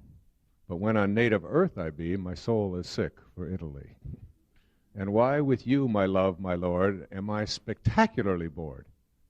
Yet do you up and leave me then, I scream to have you back again. And so many of us, I think, don't really know the way to the now. And I think meditation or being quiet or being peaceful is one of those ways. And if you don't practice meditation, whatever technique you use, whether it's a primordial sound, whether it's japa, or whether it's just sitting quietly alone in a room, I think probably the most important thing that I could say to you is that I couldn't imagine my life with meditation 15 years ago or so. And today I couldn't imagine my life without it. I couldn't imagine sitting down to write without meditating first, without asking for guidance and getting quiet and surrendering. And many people who have looked at my work over the past 25 years or so have said, you know, there's been such a shift. I've seen when you were writing Erroneous Owns and Pulling Your Own Strings and those books that you were talking about something that's very different today. What happened? Someone asked me that question here today. What happened? And you talked about Carl Jung, and Carl Jung wrote a book back in the 50s called Modern Man in Search of a Soul. And in there he said there are basically 4 archetypes that we go through in our adult life. And I have been going through them. And I've been writing from my heart and speaking from my heart all of these years. And those archetypes are, he said, the first as an adult. I mean, we think of development generally. We think of children going through developmental stages. They go from infancy to, all the way up to adolescence and toddler stages and so on. And then we think you get to adulthood and you sort of arrive. But Jung said as adults, we also go through stages. He said the lowest stage is the stage of the athlete, which is the archetype of the time in our adult life when our primary emphasis is on our body and what it can do and what it looks like and how strong it is and how beautiful it is and how much better it is than everybody else's. He said then the second is called the archetype of the warrior, which is the time in our adult life when we take our physical bodies out and we go out to do things. What do warriors do? They conquer, they defeat, they get into competition with, they set goals for themselves, they see how much they can acquire. And so as warriors, we find ourselves thinking about our own quotas. What's in it for me? How much can I get? And my earliest books were written from the perspective, I believe, of an athlete and a warrior to those teaching people how to be better warriors, how to be able to deal psychologically with your warrior status. But he said then we move to another stage, which is a stage that he called the stage of the statesman. And this is the time when we stop asking in our adult life, what's in it for me? What are my quotas? How much can I get? And we begin to say, what are your quotas? How may I serve? Becomes a much more important question to ask than what's in it for me. I remember being in Phoenix, and I've told this story before, of Mother Teresa had been in the room the day before, and she had been interviewed there in Phoenix at KTAR radio station. My friend Pat McMahon, the morning host there. And Pat said to her he was so in awe that she had come there, and she had just come to talk about a homeless shelter. And he said, Mother Teresa, is there anything that I can do for you? And she said, no, Pat, but thank you very much. I'm here to talk about the homeless shelter. And he said, but Mother Teresa, he said, we have a very powerful radio station here. He went right to the ego. He said, we have 50,000 watts, clear channel. We could generate an enormous amount of publicity for your cause in Calcutta. And she said, but I'm not here for publicity. I'm just here to talk about the homeless shelter. I was invited. And he said, but Mother Teresa, please, he said, we could raise a lot of money. Couldn't I please do that for you? And she said, no, I'm really not interested in raising money, but thank you very much. And finally, Pat almost got down on his knees and was begging, Mother Teresa, isn't there anything that I can do for you? And she said, you seem so serious. She said, there is one thing that you can do, Pat. She said, tomorrow morning, get up at 4 a.m. and go out onto the streets of Phoenix and find someone who's living there, who believes that he's alone, and convince him that he's not. That's what you can do. Because those of us who are lost, the homeless, those who are feeling abandoned, the ill, basically believe that they're alone. They've lost their connection to spirit. There's a spiritual solution to every problem. We have a spiritual deficit in our society. A society that allows the kinds of things to take place represents a deficit of spirit, not the right laws or the wrong laws. We have to shift our spiritual awareness and come out of our warrior stage and come out of our athlete stage and become statesmen. And finally, Jung said the highest stage you can get to is called the stage of the spirit, where you begin to realize that this is not your home. What it says in the New Testament, that you are in this world, but you are not of this world, becomes your reality. And my writing over the past quarter of a century has just reflected my traversing through these paths, and the people that I have met along the way, the people that have become my best friends, like the man I share the stage with today, have all come not because I have any special gift, but because I have shifted away from my primary emphasis being on my ego, what's in it for me, how much I can get. And I've begun to talk more about spirituality, higher consciousness. And as they say in Zen, when the student is ready, the teachers appear. And we're all teachers to each other. So it's moving to those higher and higher and higher states. And if you look at your own life, you can ask yourself that question. Have I evolved from an athlete who thinks that who I am is just this body and how beautiful and how strong it is? Have I evolved past what's in it for me and how much can I get? Have I evolved even past how may I serve into a spiritual awareness in which we recognize our connectedness to each and every one of ourselves? I had mentioned earlier, I'm trying to find this poem by John Donne, and of course it came at the right time. It wasn't to be an hour ago, it is for now. And his meditation, number 17, Devotions Upon Emergent Occasions. He says, no man is an island entire of itself. Every man is a piece of the continent, a part of the main.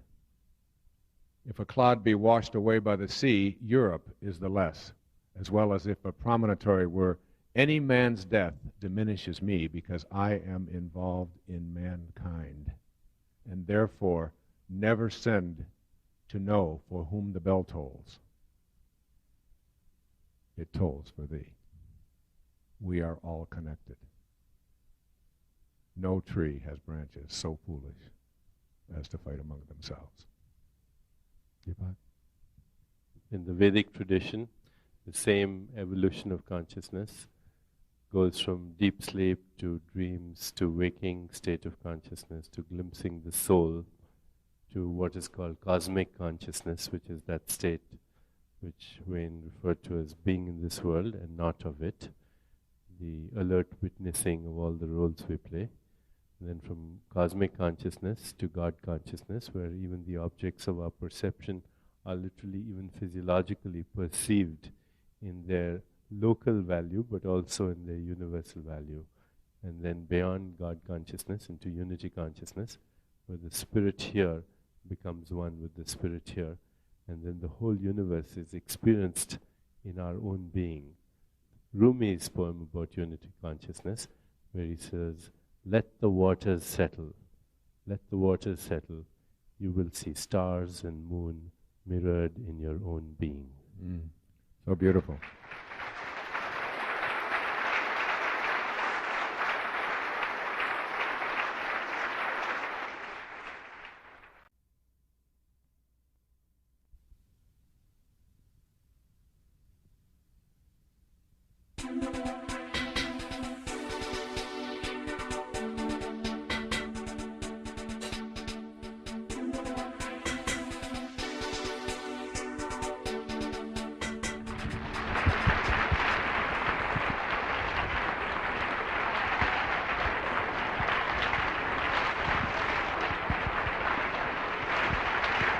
Thank you.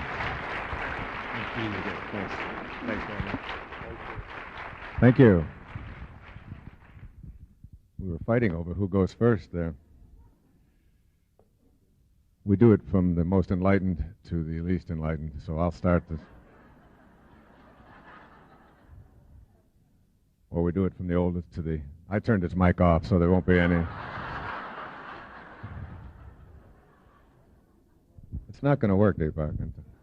I defer to age. Except I'm ageless, you know. I read this book about an ageless body, timeless. The theme of this presentation is how to change the world. We're going to address issues that confront us as a people. And you know that there are changes taking place on the planet. In the New Dimensions radio, which some of you may listen to, which Deepak and I have both been interviewed with Michael Toms, they have a theme, and their theme says, "It is only through a change in consciousness that the world will be transformed." And basically, we are not saying that you can go out there and just tomorrow morning make everything different. On the other hand, when we understand individual and collective awareness and how it impacts on the planet, you can see the changes taking place, and they're not as subtle. You can imagine if we'd have stood up here 15 years ago when both of us were doing public speaking and said that in a few years there will be no Soviet Union. The Berlin Wall will come tumbling down. A black man who has been imprisoned in South Africa will be released, and he will become the democratically elected president, and they'll do it with a minimum of violence and no warfare. A poet who is imprisoned in Prague for having ideas very similar to what we talk about here freely will be released with relatively little violence, and he will become the democratically elected president of that former dictatorship, Václav Havel. And he will address a joint session of Congress and the United Nations on what we can do as poets to make the world a better place. Imagine in that talk if we'd have said there's a labor leader in Poland who is just simply a man who works on the docks, and he will be released, and he will become the democratically elected president of perhaps the most totalitarian state in the world, like Malaysia in Poland. And a woman in Nicaragua, a housewife, Violeta Chamorro, will take on the Sandinistas and will do something to overcome the communist dictatorships in Central America. And in the Philippines, dictatorships will be eliminated by a woman who decides to run. These changes that are taking place on the planet represent a change in consciousness. And they've come about because of the consciousness that is in this room today. I think perhaps the most dramatic example of change that has taken place was when I was on a flight from Denver out to someplace in Montana a few months ago, and a man came through the cabin where I was sitting and asked me if I would like some coffee or tea. And a woman's voice came on over the PA as the pilot, saying what our altitude would be and where we would be flying to. Could you imagine that 10 or 15 years ago? A man serving tea and a woman flying the plane. Yeah.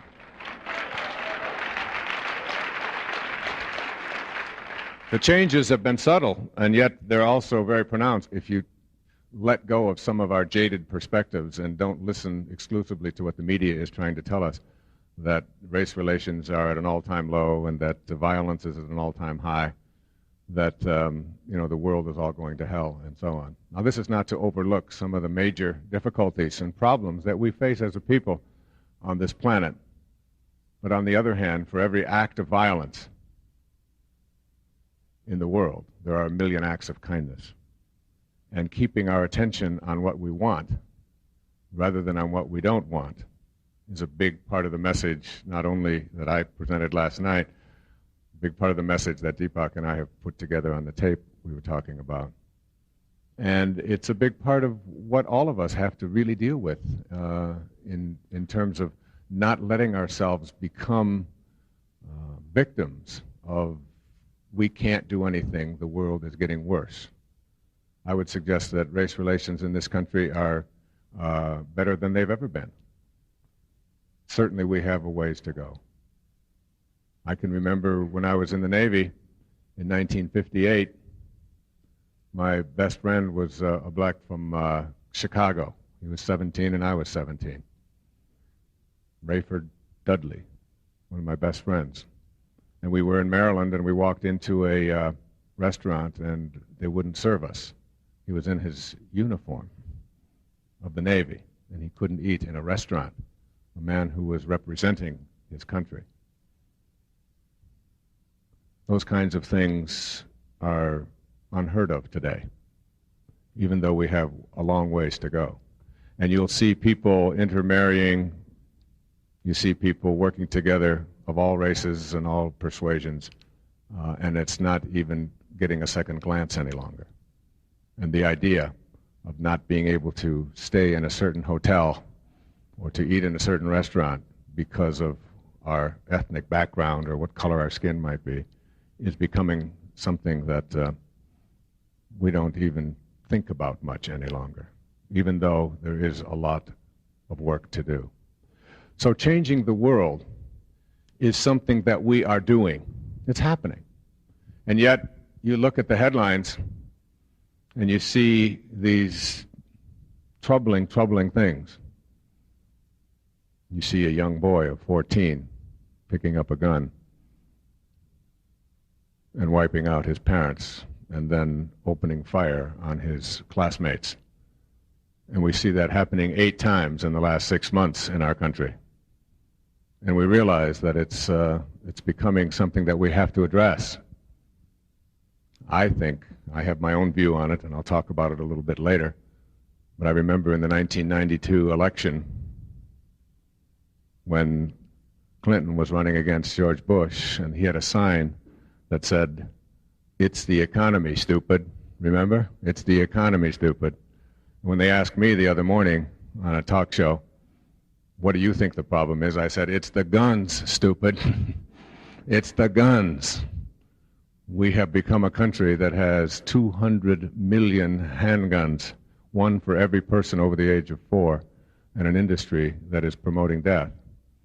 And we have to look at that, despite what some of our more basic instincts might tell us. We have to look hard at that. Are we going to be a nation where everyone has a gun or where no one has a gun? We seem to be having to go in one direction or the other. So rather than give a long talk about it, I'm going to read this poem by a man named Stephen Crane, who wrote The Red Badge of Courage. And I'm going to read a very short essay and look at some of the ideas in here and then ask Deepak to comment on it.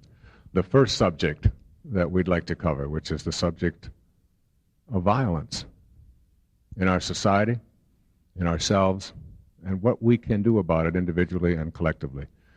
I think as a parent of 8 children, and Deepak as a parent of 2, that one of our major concerns is what kind of a world we are creating for our children and their children to take over. And here's an ironic poem. It's irony. It's called War is Kind.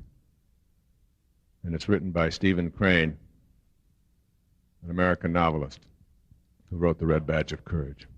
And here's what he says in his poem. Do not weep, maiden, for war is kind. Because your lover threw wild hands toward the sky, and the affrighted steed ran on alone, do not weep, war is kind. Hoarse, booming drums of the regiment, little souls who thirst for fight. These men were born to drill and die. The unexplained glory flies above them. Great is the battle god, great, and his kingdom a field where 1,000 corpses lie. Do not weep, babe, for war is kind, because your father tumbled in the yellow trenches, ragged at his breast, gulped, and died. Do not weep, war is kind. Swift, blazing flag of the regiment, eagle with crest of red and gold, these men were born to drill and die. Point for them the virtue of slaughter. Make plain to them the excellence of killing in a field where 1,000 corpses die. Mother, whose heart hung humble as a button on the bright, splendid shroud of your son, do not weep. War is kind. Obviously, it's great paradox in his poetry. And then let me read to you what that meant to me as I looked at the photo of Stephen Crane and read about him on that day when I was taking on this man and his poetry to write an essay. American novelist, short story writer, poet, and war correspondent, probably best known for The Red Badge of Courage, Stephen Crane, who died at age 29, managed to produce work that assured him a permanent place in American literature. Stephen Crane was the youngest of 14 children, lived a short but highly explosive life. He wrote about what simultaneously seemed to both attract and repel him. The violence of the streets and the victims it creates was the subject matter of his first novel, The Story of Maggie, a Girl of the Streets, a sympathetic story of an innocent girl from the slums and her descent into prostitution and eventual suicide. In 1893, this topic was so taboo in literature that it was privately printed, and Crane had to use a pseudonym. This was followed in 1895 by the classic story of the horror of war, The Red Badge of Courage. He wrote of his aversion to violence, his sympathy for victims and the downtrodden. Yet he was equally attracted to report and to experience firsthand these outrages, and once settled with a former brothel house proprietor. Stephen Crane's career as a writer and a journalist covering wars wherever they propped up on the planet was brief. He died at 29 of malarial fever and tuberculosis, contracted while in Cuba covering the Spanish-American War. For me, I'm speaking of myself, for me, this poem of deep irony is not only a disparaging attack on war and all of its horror, but it stands as a classic statement against violence of any kind. Also included is the violence that we observe daily, of man's inhumanity to man and the rage and fury within our own hearts. These are equally as destructive and are also the subject of the woman and child, of the poet's lament against war. His ironic poem, War is Kind, is a commentary on all of what he termed those little souls who thirst for fight, who find virtue in something so horrifying as slaughter, and excellence in a field of 1,000 corpses. For me, this is a lesson to look within myself, for any remnant of a little soul who might find glory in the trumpeting of man's inhumanity to man. It is a reminder to allow my big soul to triumph over its lesser compatriot and to suppress curiosity or fascination with violence of any kind. There are people who carry guns and leave maidens weeping all over the world, be it on battlefields or in our homes or schools and streets and playgrounds. All seem to be men who were born to drill and die. Yet we do not believe that anyone has such a destiny at birth. This carnage is the result of our own curiosity and fascination with warfare and killing. with violence and rage so that we attract into our collective lives the very thing we fear the most. We live in a more subtle fashion the same kind of life as the poet Stephen Crane, attracting to ourselves that which repels us. If we don't harness that little soul, we too will become victims of the search for the unexplained glory of the battle god and his kingdom where 1,000 corpses lie. Our fascination with violence and its ultimate implementation, killing, is reflected in our preoccupation with action films wherein human life is reduced in value so much so that the taking of these lives is considered to be entertainment. Killing for the sake of keeping the customers happy takes its toll on our collective consciousness, whether we recognize it or not.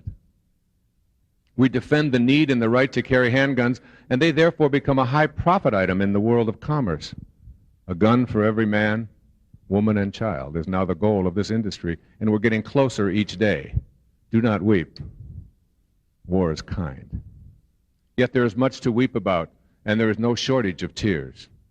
Maidens howl in anguish every hour of every day as loved ones fall victim to our almost insatiable attraction to war and unnecessary violence.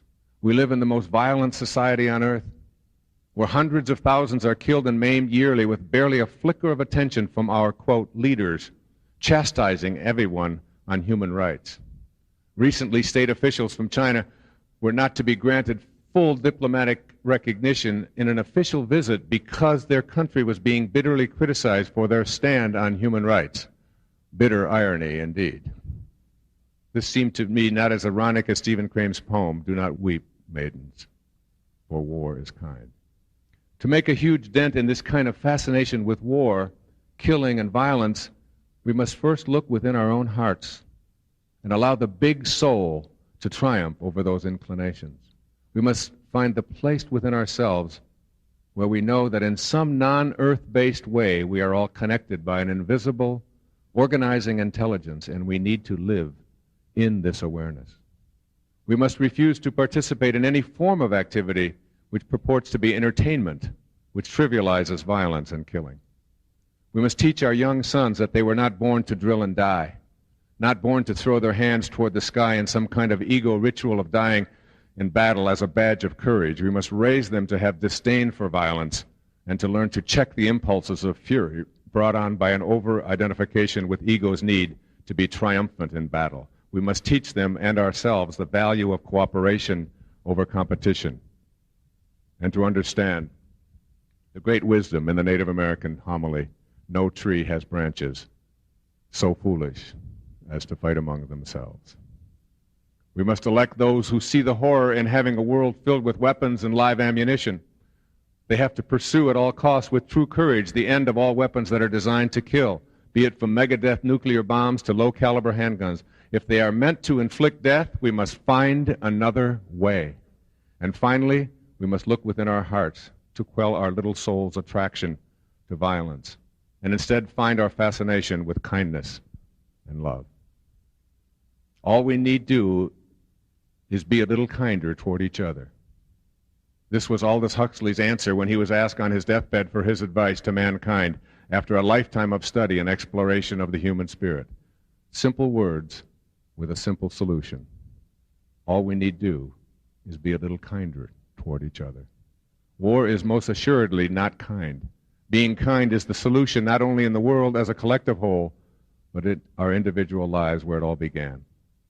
To put this awareness of Stephen Crane's poem to work in your own life, begin to, 1, eliminate your personal participation in movie-going, television watching, or reading which promotes violence or reduces the value of human life by making killing and maltreatment any form of entertainment. 2, teach young people to value kindness over killing. Talk to them about why you don't want them using play guns and weapons. Explain that they can change the world by choosing kindness over killing as a way to play. 3, catch yourself when you feel violent impulses and have a quiet talk which allows you to reprogram yourself along the lines of kindness rather than rage. By recognizing rage when it crops up, you will allow the big soul to begin to tame the more base tendencies of the little soul. And finally, support organizations which have as their mission the eradication of violence on our planet. There are many organizations from the UN to local groups who want to elect more kindness-oriented people to commissions and as government representatives. Choose at least one to give your support to. That's it.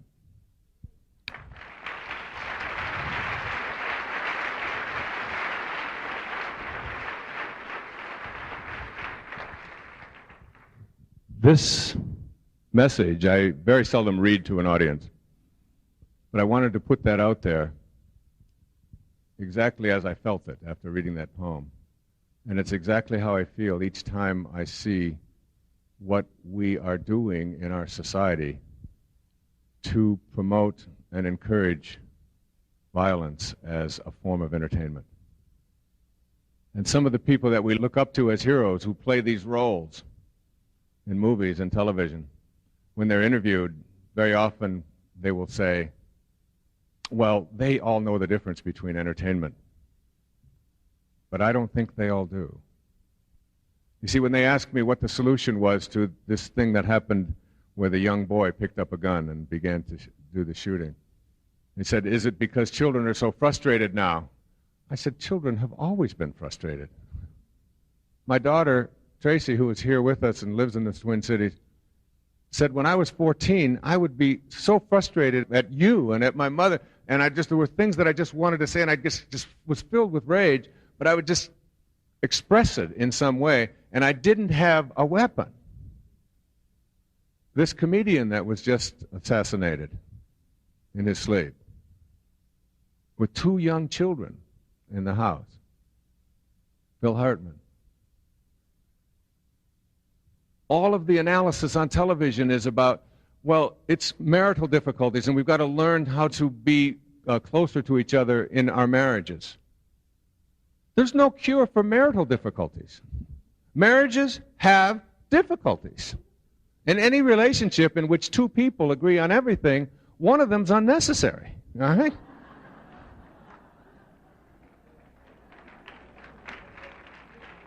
We are never going to get rid of discord and disagreement and so on. But when we have the option in our home to have a loaded weapon there in the face of someone who perhaps is using drugs and perhaps not, but is at least filled with anguish, and all they have to do is move their finger, we have to really look very hard at that. It isn't because there's marital discord. It isn't because children are upset. It isn't because of self-image.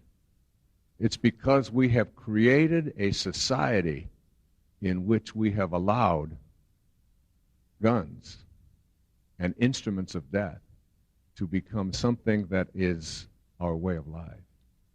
And we can change that. We literally can change that. And when they tell me that, well, all we have to do is teach people how to be careful and how to be cautious. And then I read in the paper where a police chief in California, the chief of police, forgot that he put a gun in his oven.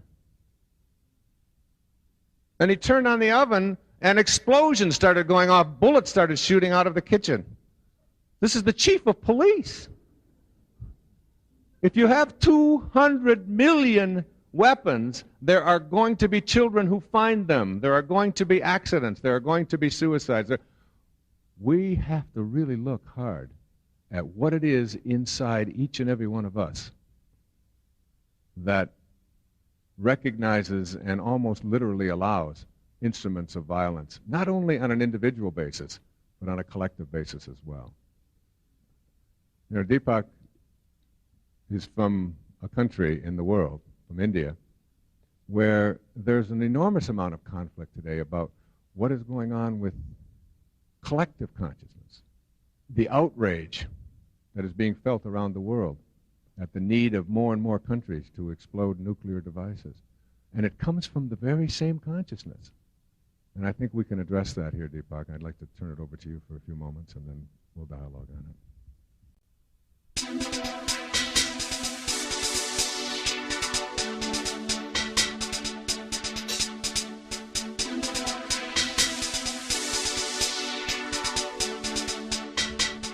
Thanks, Wayne. During the Second World War, there was a great saint in India by the name of Sri Aurobindo, Perhaps you've heard of him. And somebody asked him one day, he had been in silence for almost several months. He had not said a word. He had been in total silence and meditation for several months. And somebody asked him, "What are you doing?" And he said, "I'm bringing the war to the end. I'm bringing this war to an end." And for most of us, that would seem like a ridiculous statement.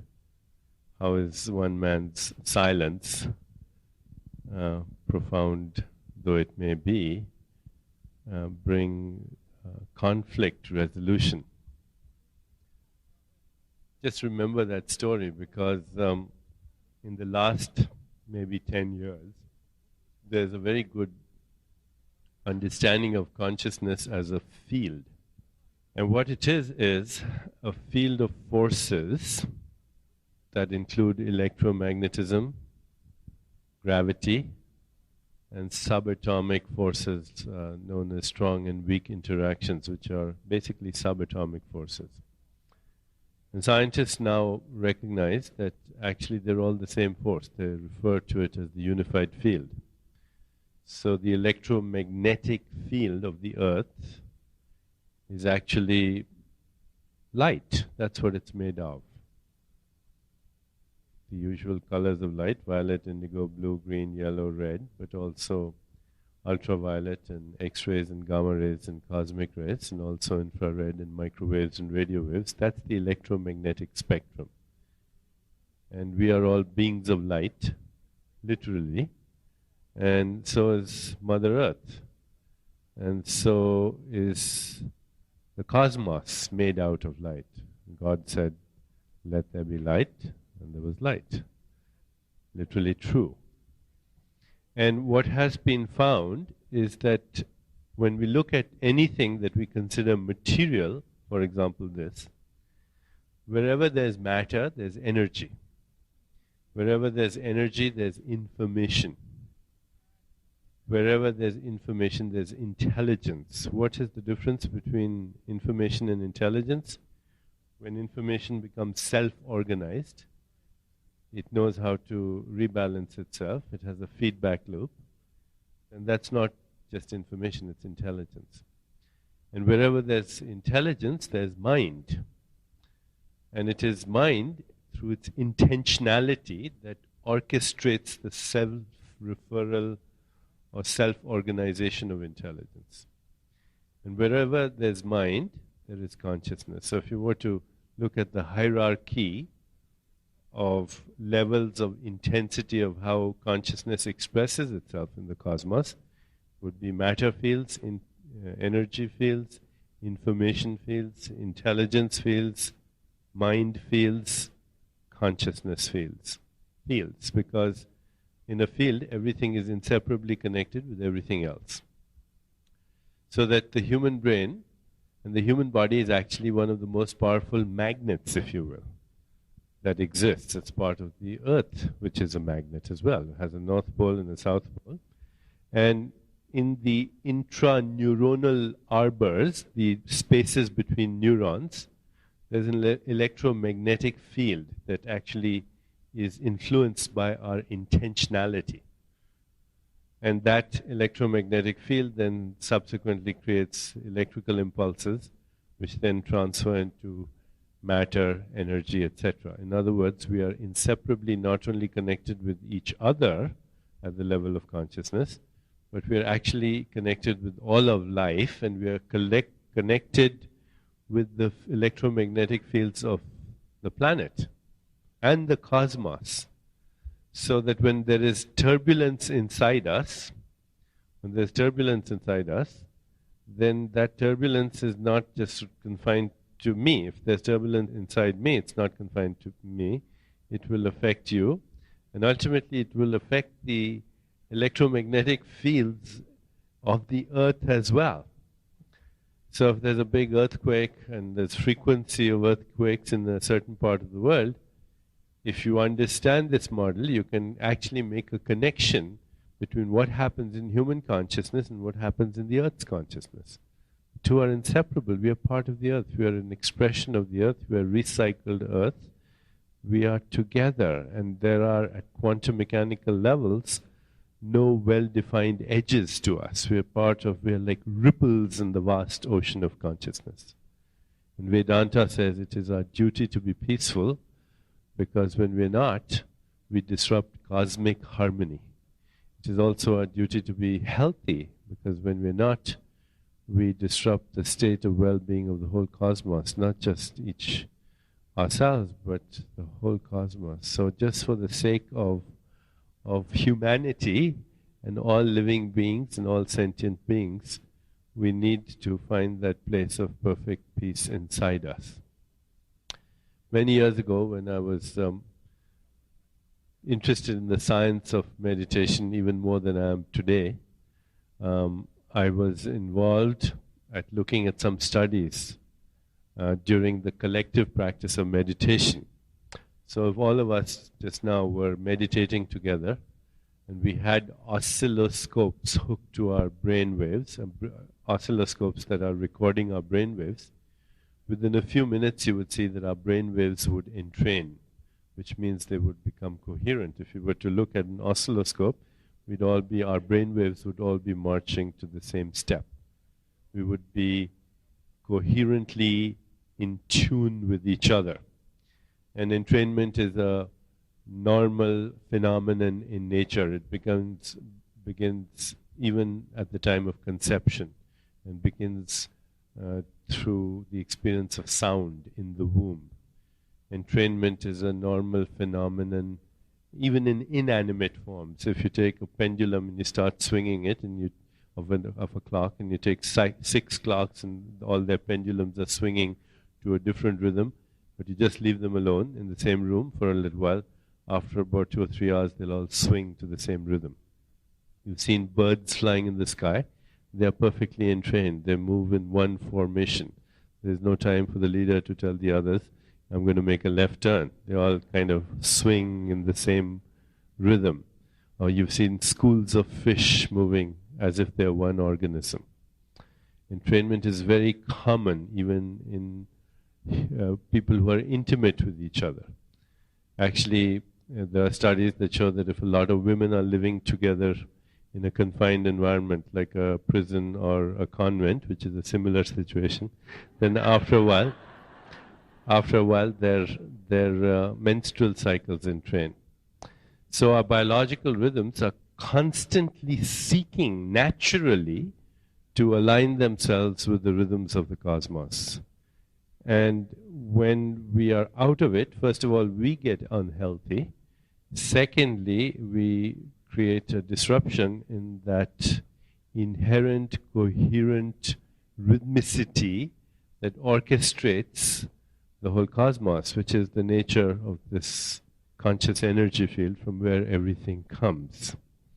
So when we were doing these studies at one point, it is known that when you are in a state of settled awareness, or when you feel self-empowered in the true sense, power in the true sense means that you have no fear, because hostility and rage and anger are all expressions of fear, really. If India has blown the bomb, it's out of fear. If Pakistan is doing the same thing, it's out of fear. Rage, anger, all of that is an expression of fear. When we have complete absence of fear in our well-being, is one of a settled state of awareness, then you feel powerful. You really feel powerful. Rage and anger is not a sign of power, it's a sign of weakness. And there is a biological correlate to this. Your serotonin level goes up in the brain, goes up in the body. Now, it's not easy to measure serotonin, but you can measure its metabolite in the urine. So you can look at serotonin levels by measuring its metabolite, which is called 5-hydroxyindole acetic acid, or 5-HIAA, and it measures serotonin turnover. These days, lots of people are depressed. They're taking Prozac, which is supposed to increase your serotonin.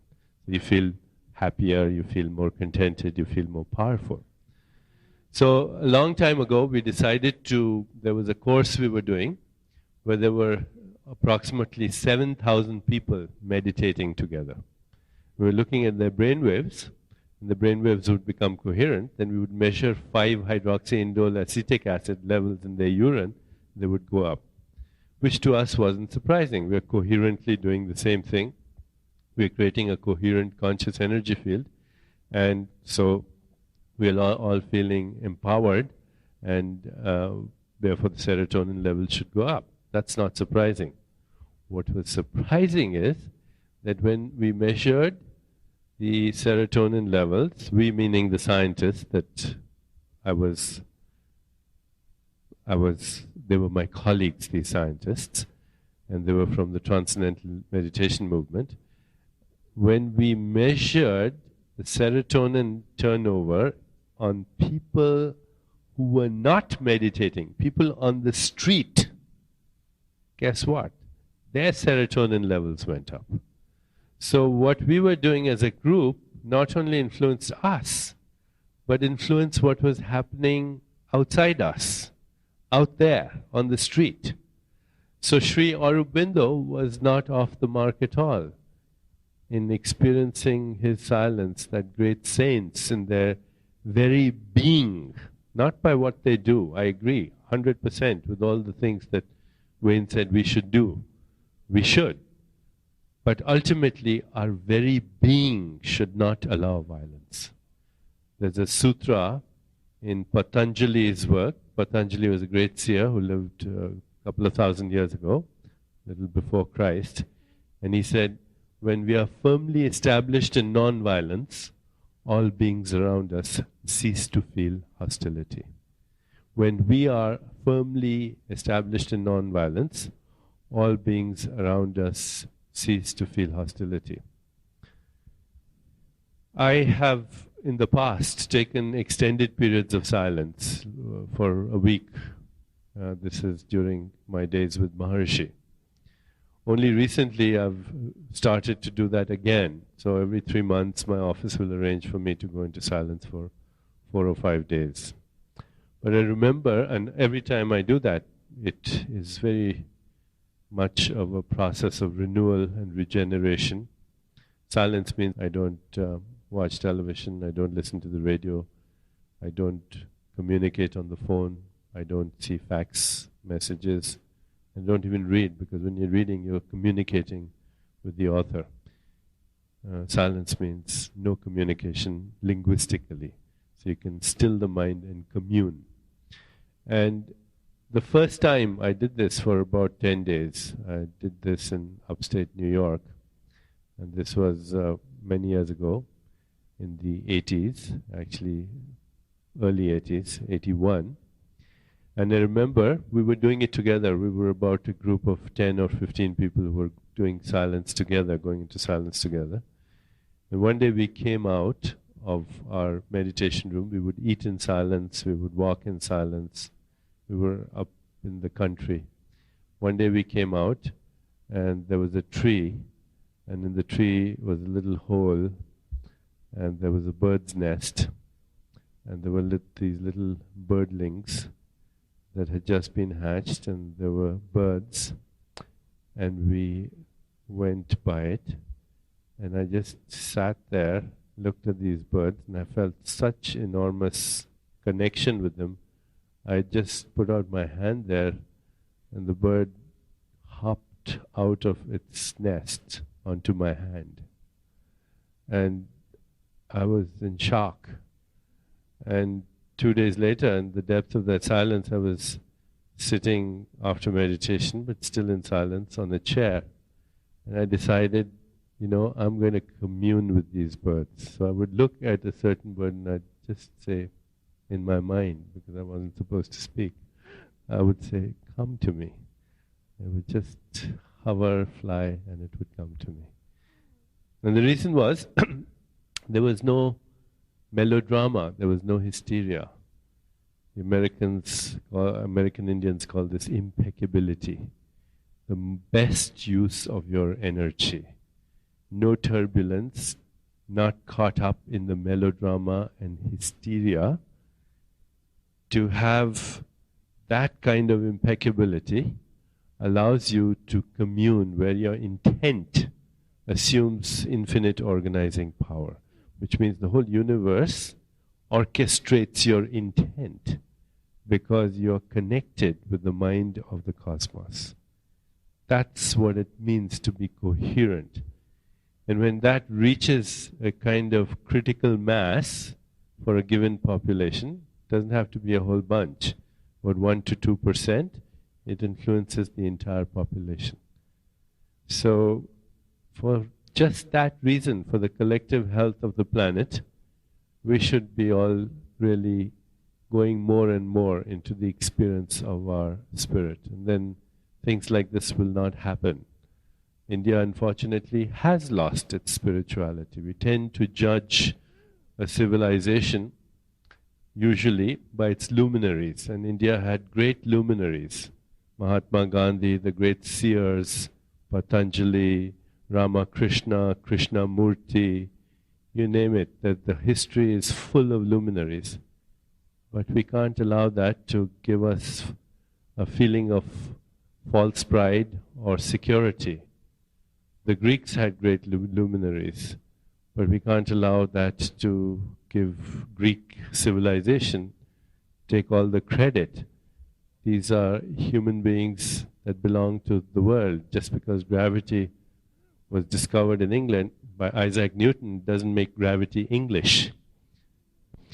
And Krishnamurti was one of the first person to articulate that nationalism is a form of tribalism. It's just a form of tribalism. In the name of nationalism, we go to war, we wear uniforms, and we wear medals, and we kill. And we are made heroes. If we don't have the medal, we don't have the uniform, we call it murder, and we put people in prison for that. It's the same thing. It's exactly the same thing. And yet, in one case, you're honored and made a hero, and in another case, you're sent to prison for the rest of your life. There is now evidence that the schooling for criminal behavior begins even before children are born. And it happens in response to sounds of violence. Let's say you have a single mother who's under a lot of stress, and she's living in inner city Los Angeles. She has very poor income. She is surrounded by sounds of violence. There's gunshots and sirens and screams outside. And the baby in her associates those sounds with the adrenaline rush that comes from stress, from the mother's stress. And afterwards, even when it's born, it will trigger violence. You bang a door, or a police alarm sounds, or a siren sounds, or somebody screams, or there's a gunshot, it will trigger violence. And you know, scientists even have a word for this. They call it free-floating hostility. They call it free-floating rage. For no reason. Because the child has been programmed for violence even before it's born. Now, the opposite of that is also true. In the Buddhist culture, they sing songs to a baby before it's born. In a certain African tribe, they name the baby even at the moment of conception. And then they sing its songs throughout its incubation in the uterus. And they make a special song for that baby. And then when the baby is born, the baby is welcomed into the world with that song. And afterwards, at every ceremony, every birthday, every ritual, every initiation, adolescence, puberty, marriage, and finally on the day of death, that song is sung for that person. Whenever that person feels stressed, if they feel stressed at all, don't go out and pull a gun. They don't take Prozac. They sing their song. They sing their song. So we need to bring that back. We need to bring that back. Many years ago, I was involved in a study indirectly with the founder of Sony Corporation in Japan. And we could show on ultrasound that if you played music and poetry to the unborn child, if the mother practiced meditation and yoga, if there was loving conversation between the husband and the wife, you could see on ultrasound the baby would respond with smiling. If you made an unpleasant noise, the baby would put its hands to its ears. Mr. Buka died, but I never forgot this. And recently at the Chopra Center, we have now started a program called Magical Beginnings, Enchanted Lives. And what we do is we take, this program is for pregnant mothers. We have actually made poems for the unborn child. We have created poems and music for the unborn child. And the mothers collectively speak to their children, even before they're born, sing to their children, celebrate with their children. They practice meditation, yoga, breathing techniques, proper nutrition. And when these babies were born in the Japanese study, they would respond to their name even at the moment of birth. They were so highly cognitive. Their perception was far more refined. They were intuitive. So that's what we can do. We have taken this Magical Beginnings program now to a couple of hospitals. We just recently are going to work on this program with Tufts University School of Medicine. And we're going to take it to the inner cities, and we're going to take it to the March of Dimes, because I think it's our responsibility to create a generation of enlightened beings, and that's the only solution. Enlightenment is the only solution for violence.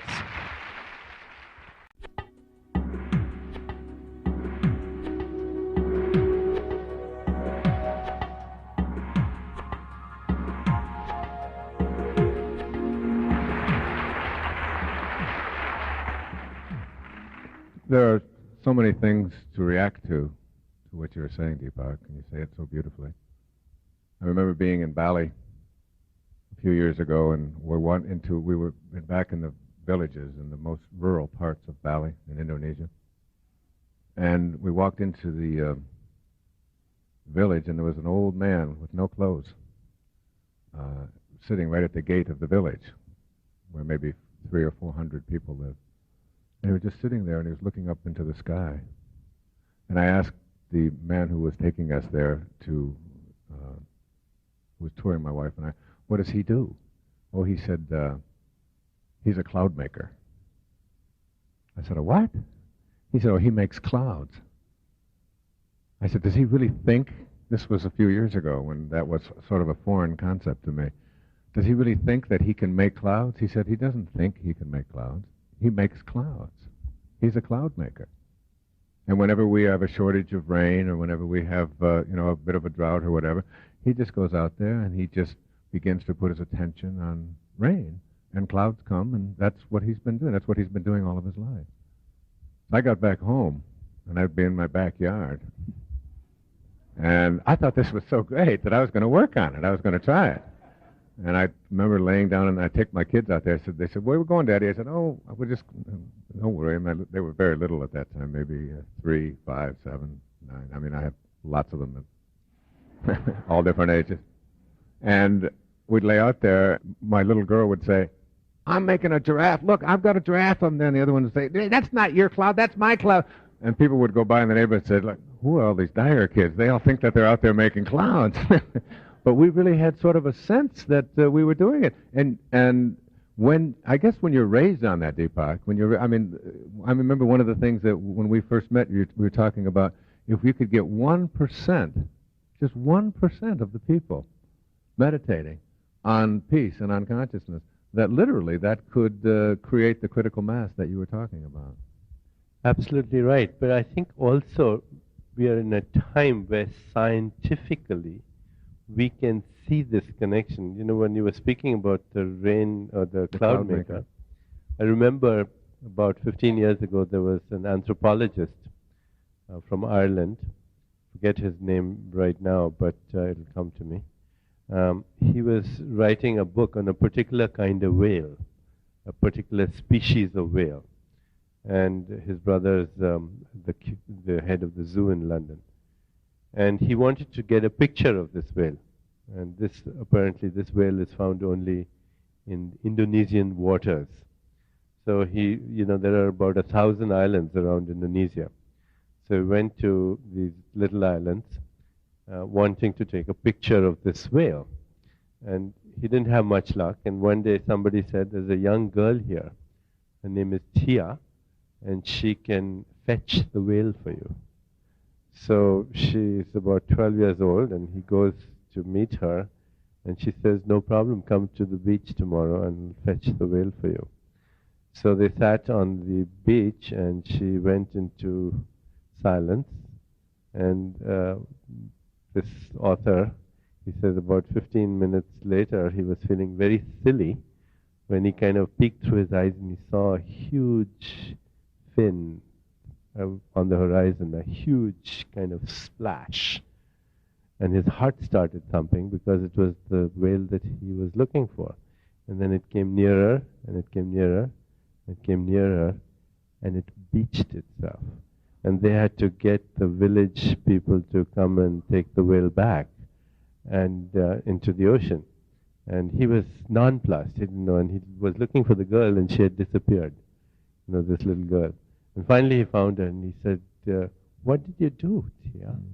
She said, I went to that place where we all speak the same language, and then I asked it to come, and it came.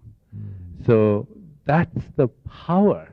Right. If you are at that level. Now, recently I was in Indonesia, so I said, I should test this out. Is this really happening? And I'm thinking about it, and I'm traveling on Garuda Airlines, and there's an advertisement for whale catchers and shark collars.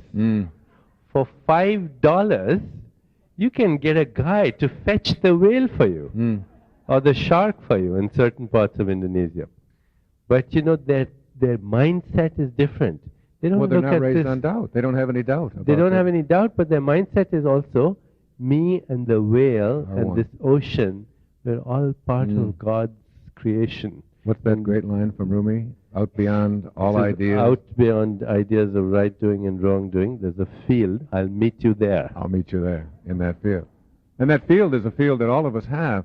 And yet one of the questions, I think, Deepak, that a lot of people say is, but what do I do if I'm surrounded by violence? How do I get the field cleaned up? That's a question I get often. And I remember there's a story, it was told to me that it was a Buddha, but I don't know if it was, but it was of a great saint a long time ago. And someone had heard about this man who was living at this divine place called inner peace. And all he had to give away was love. And he decided to confront the Buddha.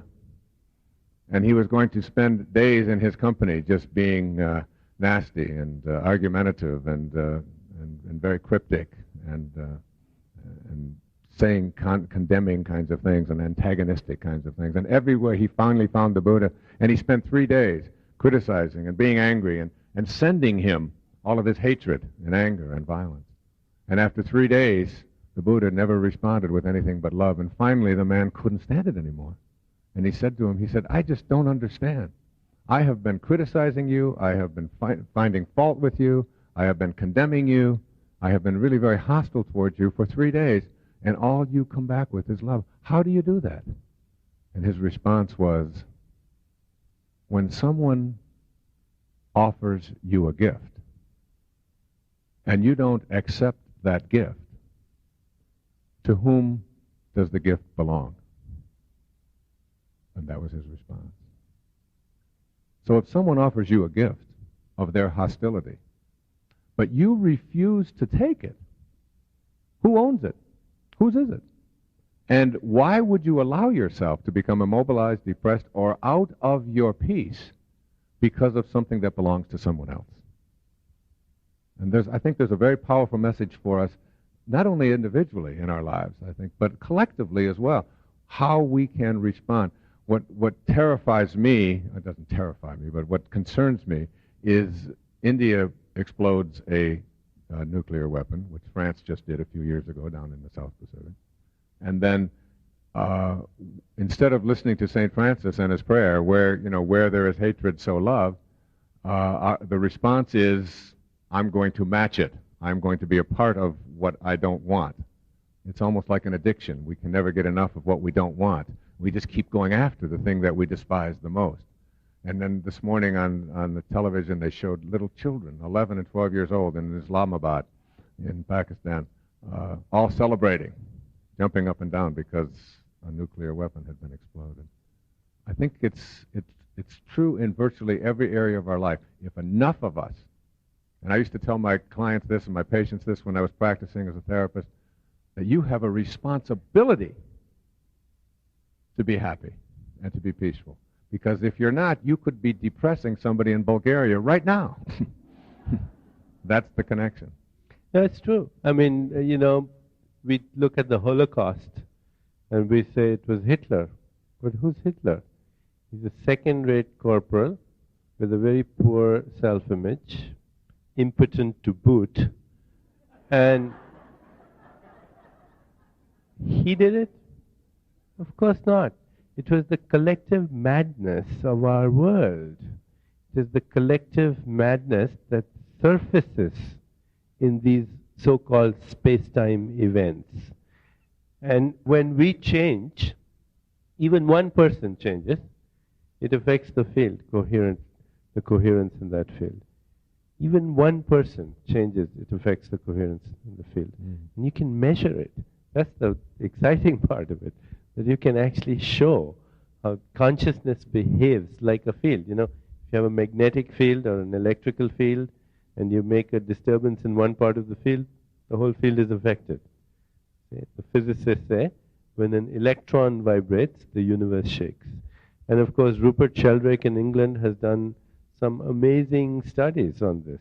On the morphogenetic fields. On the morphogenetic fields. I mean, the most interesting studies are how is the field orchestrating in any, you think you and I are doing anything, it's all being done. It's being orchestrated by that cosmic mind. It is when we interfere with that we have problems. So Rupert has done these studies on intention, and the most fascinating studies are with pigeons. How does a pigeon find its place home? So if you bring a pigeon from England to Minneapolis and you let it go, in a few days it will find its way home to its little loft in England, outside the city. Well, some scientists have even done studies now where they take pigeons, breed them in a ship. And, the pigeon is in a ship in Australia. You bring the pigeon to Minneapolis, wait till the ship is in Sweden, and in a few days, the pigeon will find its way to its loft in its ship in Sweden. And that requires a lot of computing ability. But when that intent... What's going to happen when they start doing it in space? These poor pigeons. Well, that intent, the whole field orchestrates itself around the intention.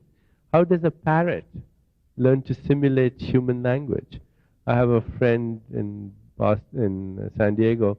Every time I go to his house, his parrot starts singing Beach Boy songs. And he even has a California accent. And, I said, how big is the brain of a parrot? It's about 1/3 the size of my fingernail. It has rudimentary or absent vocal cords. It has a beak for a mouth, and it sings Beach Boy songs. That's the power, intent in the field. If you could understand that, we would understand the whole mechanism of synchronicity, which is just first change your worldview. Know that there is no separation. We are not separate. That's an artifact of our senses. It's a distortion of our sensory experience. There's only one inseparable wholeness. Change your worldview. Second, understand that more than anything else, the most important thing is relationship. In fact, there is nothing other than relationship. We are a set of relationships. My liver, my kidney, my heart, my brain, this all set of relationships. And if I look at these organs, they are relationships of cells. If I look at these cells, they are relationships of atoms. I look at the atoms, they are relationships of subatomic particles. Go beyond that, it's the relationship of the conscious energy field to itself. We are beings, the same being in different disguises. When we start to pay attention to relationship, I'm your equal, you're my equal, You know the Indian acknowledgement, namaste, it simply means I honor that place inside you which is equal to the place inside me.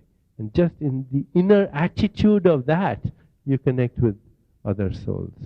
Start to find out the karmic significance of events. Start to participate in the cosmic dance. And you'll see synchronicity happens all the time. In fact, our biology is synchronistic. The human body can think thoughts and play a piano and kill germs and remove toxins and make a baby all at the same time. And whilst it's doing that, it tracks the movement of stars. That's synchronicity. If my body is synchronistic, if that flower is synchronistic, why can't my mind be synchronistic? Because I've got this thing I call the ego with its anxiety and its fears and its rage and its nuclear bombs and its guns. It comes all from ego, whether it is the ego of an individual or the ego of a nation. It's the same thing. Yeah. And I think another way of saying that is that it's what you can do, and that's what this is about, this dialogue, is rewrite your agreement with reality. Like you rewrite it. Because you've been programmed yourself to have an agreement that says who you are is what your tribe has dictated or what other people have told you or your limitations or what can and can't be done. And I mean, we could talk forever about all the scientific validation of synchronicity and how we're all connected. But it's only when you start practicing it. I mean, get outrageous. I mean, I go out in the backyard and tell my kids I'm going to make it rain. I mean, I read a book by Valerie Hunt called The Infinite Mind where she talks about the capacity of our consciousness to literally change around all of our physiology and all of this, you know, the El Nino and all of the kinds of things that we put the blame on for all the things that are wrong, to literally, and all you can do is be wrong. Well, who isn't wrong? You're wrong all the time anyway. What's the difference? But if you don't share it with anyone else, because as I said before, when you invoke ego, you can't manifest. You can't create the kind of world that you want because a summary of quantum physics is nothing more than particles themselves are not responsible for their own creation. It takes something more. It takes the infusion of that spirit. So you rewrite your agreement. I know, for me, when this teacher of mine, Sri Guruji, who I dedicated Manifest Your Destiny to, taught me this manifesting meditation, this japa, and said, if you can get 1% of the people of the United States doing this every single day, well, that just represents, 2.5, 3 million people. I really know that I can get 2.5 to 3 million people doing that. It might take me 10 years or 15 years or 20 years, but I never give up on that. And, and the man that I'm sharing this stage with was one of the people who got me involved in meditation when we first met. And this whole idea of just getting quiet, going to that place within yourself and rewriting it. I have a wonderful little summary of how we change our life. Some of you have heard this, I'm sure. It's called, it's written by Portia Nelson. And she wrote a book about this, about the sidewalk, the hole in the sidewalk. And she said she was given a 5x7 card at the end of a seminar, such as this. And she was asked to write down the 5 chapters of her life on a 5x7 card so she don't get too wordy, all right? And she said, here are the 5 chapters of my life. And this is really a wonderful summary of it. She said, I walk down the street. There's a deep hole in the sidewalk. I fall in. I am lost. I am helpless. It isn't my fault. And it takes me forever to find a way out. Chapter 2 of my life. I walk down the same street. There's a deep hole in the sidewalk. I pretend I don't see it. I fall in again. I can't believe I'm in the same place. But it isn't my fault. And it still takes me a long time to get out. Chapter 3. I walk down the same street. There's a deep hole in the sidewalk. I see it there. I still fall in. It's a habit. My eyes are open. I know where I am. It is my fault. And I get out immediately. Chapter 4 of my life. I walk down the same street. There's a deep hole in the sidewalk. I walk around it. Chapter 5. I walk down another street. Isn't that great?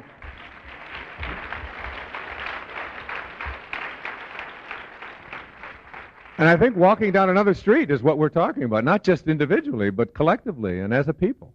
You know, we have got to walk down another street.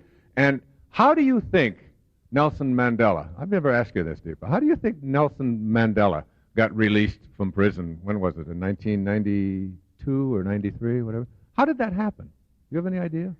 How did the Berlin Wall come down? I was actually in Berlin the day it came down, and the day before I had had to use my passport to go to Checkpoint Charlie. I lived in Berlin for a year. I remember it well. And then the wall came down, and it wasn't there the next day. It was all happened in one day, and people were dancing on the street and drinking beer and celebrating. And I too went there, and there was no wall. There was just a big neon sign, and it had the picture of Karl Marx. And underneath it, it said, "Sorry, chaps, it was just an idea." Okay. And, suddenly critical mass said, we don't need that idea anymore.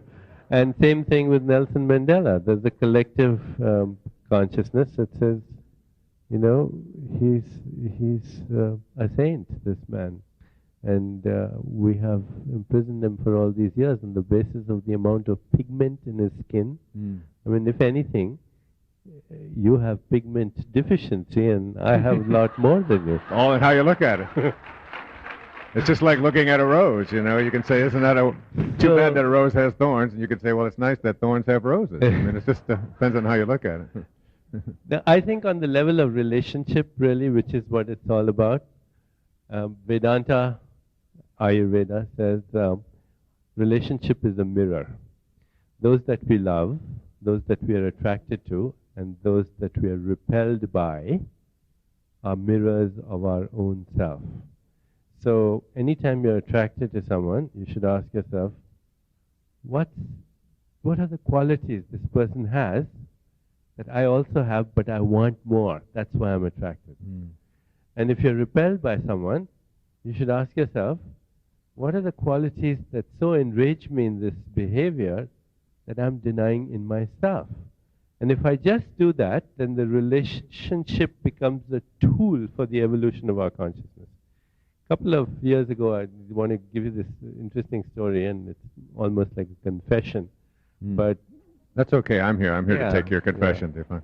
Thank you, Father Dyer. Holy Father. Yes. So I was at a weekend course called Journey to the Boundless, and after the first break, very young woman came up to me, and she said, I need 3 hours of your time for a personal consultation. I said, this is a weekend course. There are about 500 people here. I don't think I can give you 3 hours of your personal time. She said, but I came from Mexico. You've got to give me 3 hours of your time. And you've got to do it really quickly.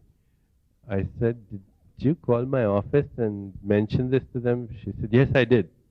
I said, what did they say? She said, they said it wasn't possible. So I said, then why are you asking me? She said, because in your book you say everything is possible. So I get that all the time. I said, I'm really sorry, but I don't think I can do that this weekend. And she put her hand like this on her hip and she said, you hypocrite, you fraud, and a few other things which I won't say right now here. And I was supposed to give a lecture 5 minutes after that, which I did, but then I went to my room later and I sat down in meditation and I wrote down everything about her that really made me mad. And it was, she was rude, she was hostile, she was confrontational, she was intimidating, she was nasty, and I made a list of about 25 things. And then I picked up my phone, did a little more meditation before that. I picked up my phone, I called a person that I'm pretty close to in Random House, my publisher, publicist, whom I work with on a daily basis, and I said, Patty, have you ever seen me rude and hostile and nasty and confrontational? There was silence on the other side. I called my wife, and the silence was much longer. Now what happened is, in doing that exercise, I lost my need to judge this woman. And I lost that need to judge her completely. And I wasn't putting out any more of that energy. When I went back, she had changed. I suddenly saw, and I didn't do anything. It's not that I did anything with her. I didn't say anything. But her behavior to me changed. As a result of what I did in my room, her behavior to me outside the room changed. So, confront your shadows. If you are enraged right now, as I am, I'm definitely enraged at the fact that a country that I was born in, I don't really consider myself Indian anymore. I consider myself a universal being, and I do agree with Krishnamurti that nationalism of any sort is a sophisticated form of tribalism, and we want to get out of the tribal mind. But even so, I get upset when I think of the bomb. Really get upset. And this is an opportunity for me to confront my own rage right now. And if I confront it, if I become intimate with it, and if I release it, I will be ready to forgive everyone else. And that's where it starts. That's where the change in collective consciousness starts.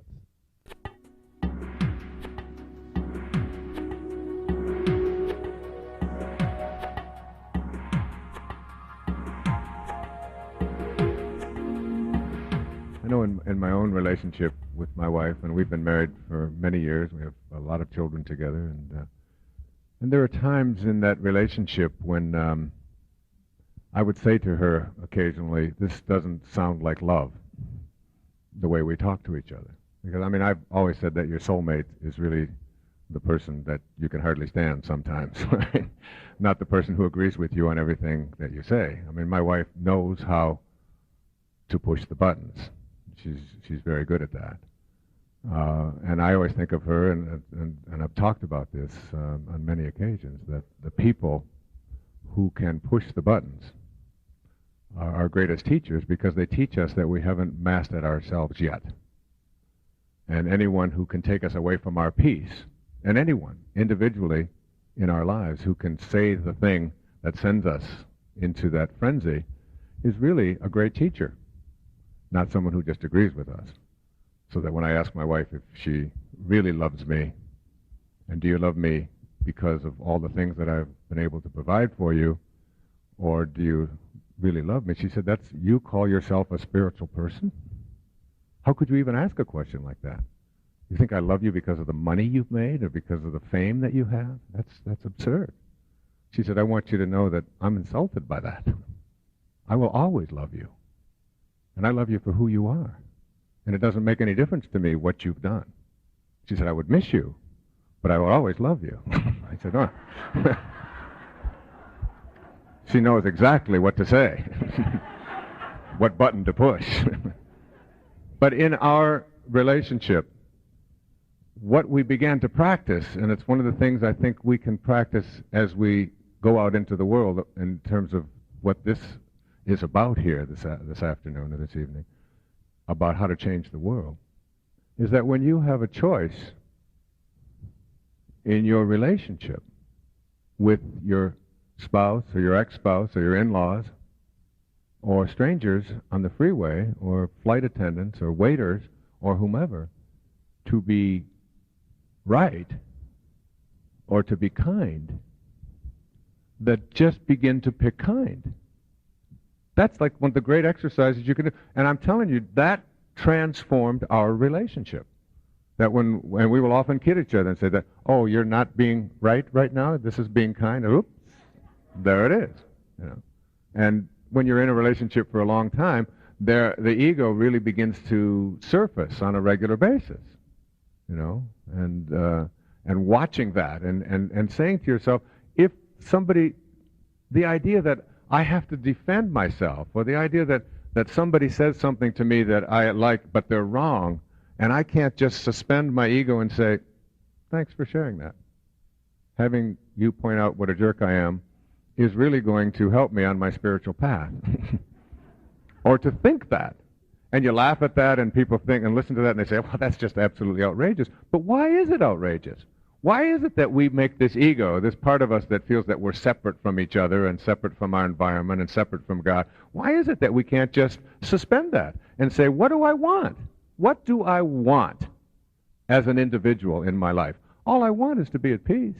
That's all I want. And what is enlightenment? It's being immersed in and surrounded by peace. So I need to know that any time anybody is around me, individually or collectively, who takes me away from my peace is the greatest teacher I could have. So in a sense, Deepak, I think that what's happening over on the subcontinent of India and Pakistan is something that is teaching all of us an incredibly great lesson. Can we choose peace? And as a people. The first way we can do it is by looking at our own ego. Carlos Castaneda, whose writings we have both read many times and call each other about, he says self-importance and self-pity are the same thing. You are not self-important unless you're feeling sorry for yourself. So self-pity is what it's really all about. You feel important when you are sorry for yourself. And it can be at a national level right now, or it can be at an individual level. It's a mask for the ego. And the only thing we can do is to see it for ourselves. In one of his most elegant chapters, I think it's in The Power of Silence, he says, if you are self-important, then it will make it necessary for you to remain offended for the rest of your life. And if that's what you want to do, that's fine. This morning I remember I was reciting that great American Indian poem. It says, now and then I go about pitying myself, which is self-importance. Now and then I go about pitying myself, and all the while my soul is being blown by great winds across the sky. And for me, I find that anytime I feel even a little bit of that, I look into another person's eyes and I say namaste inside. Just do that, it puts me on a level of equality. Remember the great story of the jaguar? Yeah. When he was being chased by the jaguar, when Carlos was being chased by a jaguar for 3 days and 3 nights when he was with his teacher, Don Juan Matus and the Nagul Julian. And this jaguar was getting closer and closer, and he was living with more and more fear. And the anxiety was just higher, and he was now 50 feet away.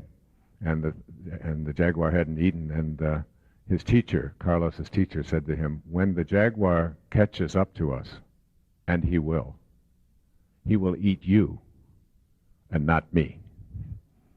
And Carlos said, but how can you be so sure that? He says, because you believe that you can't get away, and I know that I can. I know that I can. And so finally, after 3 days of this terror, they managed to escape, and they got up, and I think the whole thing was an illusion myself, that he had manufactured this jaguar. It wasn't. It was just an illusion in his mind. But at any rate, after the 3 days, they sat there, and the jaguar now disappeared and walked away. And they were having this discussion. He was having a discussion with his teacher. And his teacher said to him, now, during the 3 days that you were being chased by this jaguar who was going to make a meal of you, he said, were you offended by the jaguar? Were you offended? And Carlos responded, no. He said, I wasn't offended. I just wanted him to go away. And you remember his final line? He said, that's how you have to treat the onslaughts of all of your fellow human beings. You have to allow them to be what they are and ask them to go away. Beautiful, beautiful line, and a great lesson in Castaneda. And he also said that freedom, if you want something called freedom, and that's again, individually or collectively, it means that you have to stop thinking about yourself. I think that's a great exercise. I remember one of the meditations that we had to practice at this event that I went to a few years ago. It was a week-long thing studying on meditation. And we had to leave in our minds, we had to leave our body. And then we had to look at our body sitting there meditating. And then we had to leave the city that we were in. It was actually out in the country. And then we had to leave the whole country. Then we had to get outside of the planet, and we had to leave the whole planet and get out into space. And we had to look back from being out in space in our minds at this being sitting there. And then came the toughest one for the ego. We had to imagine ourselves looking at the earth without us on it. It's a great exercise in your ego, because I remember when I was down in Australia, and I don't drink alcohol any longer. I took enough for 2 lifetimes earlier, and I was looking for an alcohol-free beer.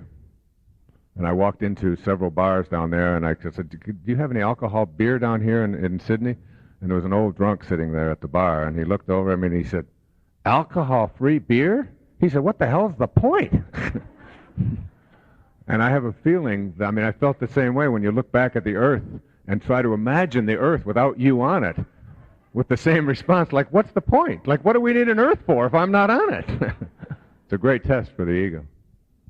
What the ego does is it projects its own securities to others, and that this phenomenon of projection is something that we usually are not aware of till we start paying a little attention. There's some very frequent symptoms of projection. We feel misunderstood all the time. If you feel misunderstood all the time, you're projecting. We ask others for their opinion, and when they give it to us, we are really upset if they don't agree with us. We get threatened by authority figures just because somebody is wearing a uniform or driving a police car, and he comes by and suddenly our heart starts thumping. It's projection. We have difficulty reading faces. We finish other people's sentences for them. When 2 people are close, and especially if they're man and woman, we automatically assume there's something sexual going on. So these are all projections. You're getting a little close to me here, Deepak, if you don't mind, to stand over on the other side of the stage. Okay? Little projection there. And the only way you can really conquer this is by becoming aware of it. And if you become aware of it, you recognize that the only way to connect with people is through equality and sensitivity and honesty and integrity. But equality comes first. In any relationship, one is superior or inferior, forget it. It's not going to happen. I think a lot of it is just about that concept of love. That CD that you put out, that Deepak and Friends. That poetry. I don't know how many of you have been able to hear that, but it is just so stunning to listen to this mystic from the 13th century telling us what it takes to get along. We just have to understand that we're not human beings having a spiritual experience. It's the other way around. We're spiritual beings having a human experience.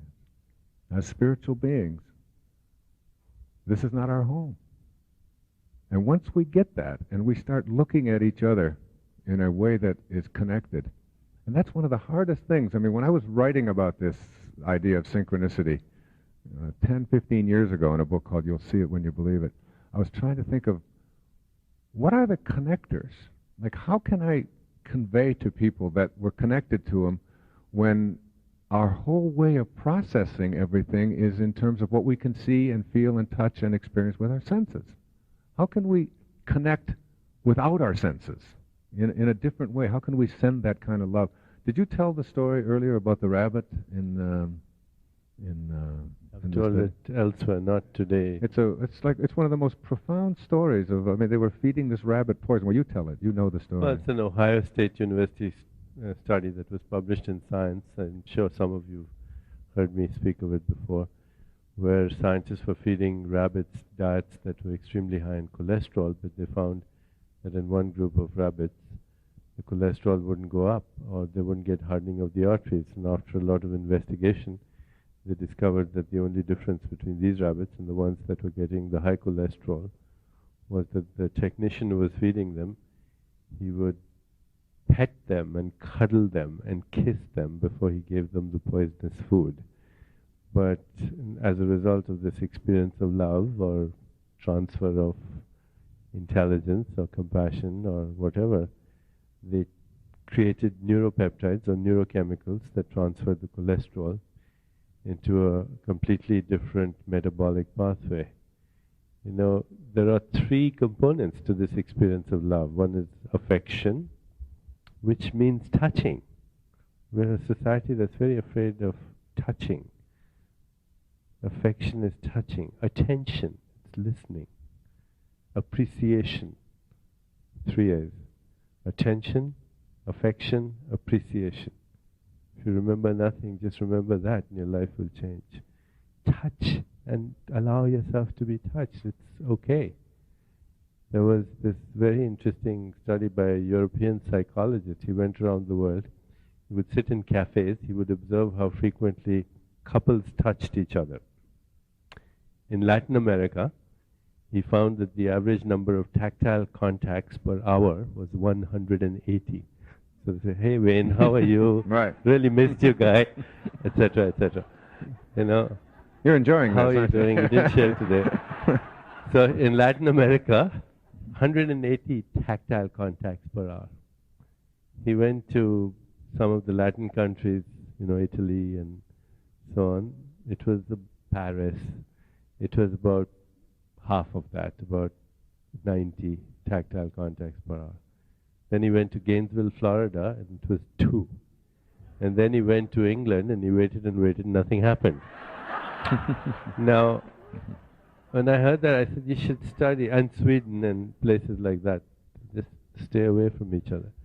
You should examine the epidemiology, as they call it, of cardiovascular disease in these places. It mirrors even that. There are studies that now show that smoking, hypertension, cholesterol, overweight are not the major predictors of coronary artery disease.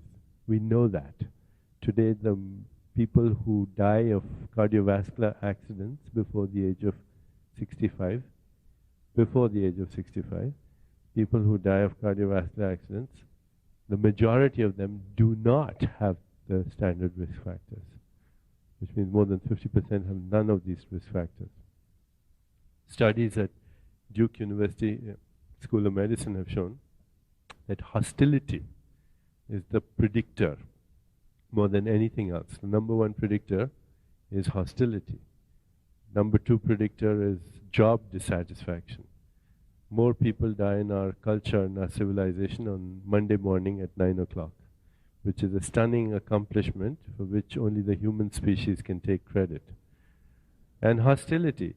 There are studies that show that when you feel hostility and aggressive behavior, not anger. Anger is all right. You feel angry and you let it go. It's a response to a situation sometimes.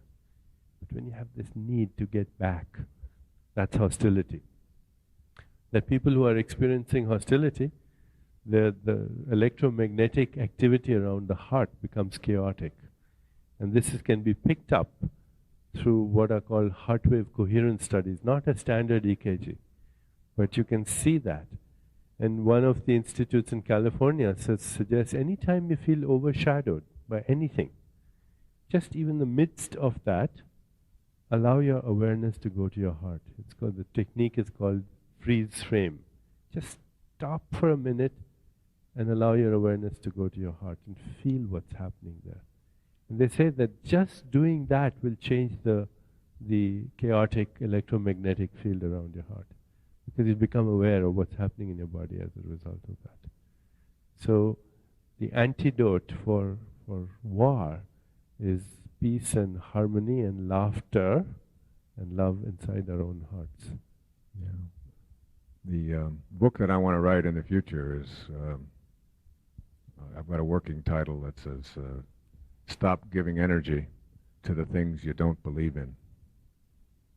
And I think that's really a good summary of field energy, how we can change our field, how much of our individual energy we're placing on what we don't want, and learning to shift it to what we do want. Let's all place our collective attention on less violence in our world. Let's put more of our attention on the kindness. Let's take our attention off of entertainment and violence as being in some way connected, any more than pleasure and cigarette smoking are. And shift our awareness. Poetically, I read a poem last night. I'll read just a part of it from Ella Wheeler Wilcox. She says it, the poets always say it so beautifully. Laugh, and the world laughs with you. Weep, and you weep alone. For the sad old earth must borrow its mirth, but has trouble enough of its own. Sing, and the hills will answer. Sigh, it is lost on the air. The echoes bound to a joyful sound, but shrink from voicing care. Rejoice, and men will seek you. Grieve, and they turn and go. They want full measure of all your pleasure, but they do not need your woe. Be glad, and your friends are many. Be sad, and you lose them all. There are none to decline your nectared wine, but alone you must drink life's gall. Feast, and your halls are crowded. Fast, and the world goes by. Succeed and give, and it helps you live, but no man can help you die. There is room in the halls of pleasure for a long and lordly train, but one by one we must all file on through the narrow aisles of pain. Laugh. Think what you want. Put the attention on beauty and joy, fulfillment, and we'll change the energy pattern of our individual lives and our collective lives. Deepak? Just one last story. As you were reading that poem, there's a classic Indian story which has been retold all over the world in many forms. About two strangers come to a village. They go to a wise man. The first one goes and he says, I'm thinking of settling down in this village. Can you tell me what kind of people live here? And the wise man says, tell me what kind of people lived in the place you're coming from. He said, they were all rogues and criminals and cheats and bigots and ethnocentric and couldn't stand them, etc. He says, exactly the same people live here. And then the other fellow comes to the same wise man. Says, I'm thinking of settling here. What kind of people live here? And the old man says, what kind of people lived in the place you're coming from? And he said, they were the sweetest people in the world. They're the most compassionate, the most loving, the most giving, the most grateful. And the old man says, exactly those people live here. So, wherever we go, there we are. We create what we want. I guess every morning you... Thank you. I think every morning we have a choice. You look out, you open the window and you say, good morning, God. Or you say, good God, morning. It's up to you.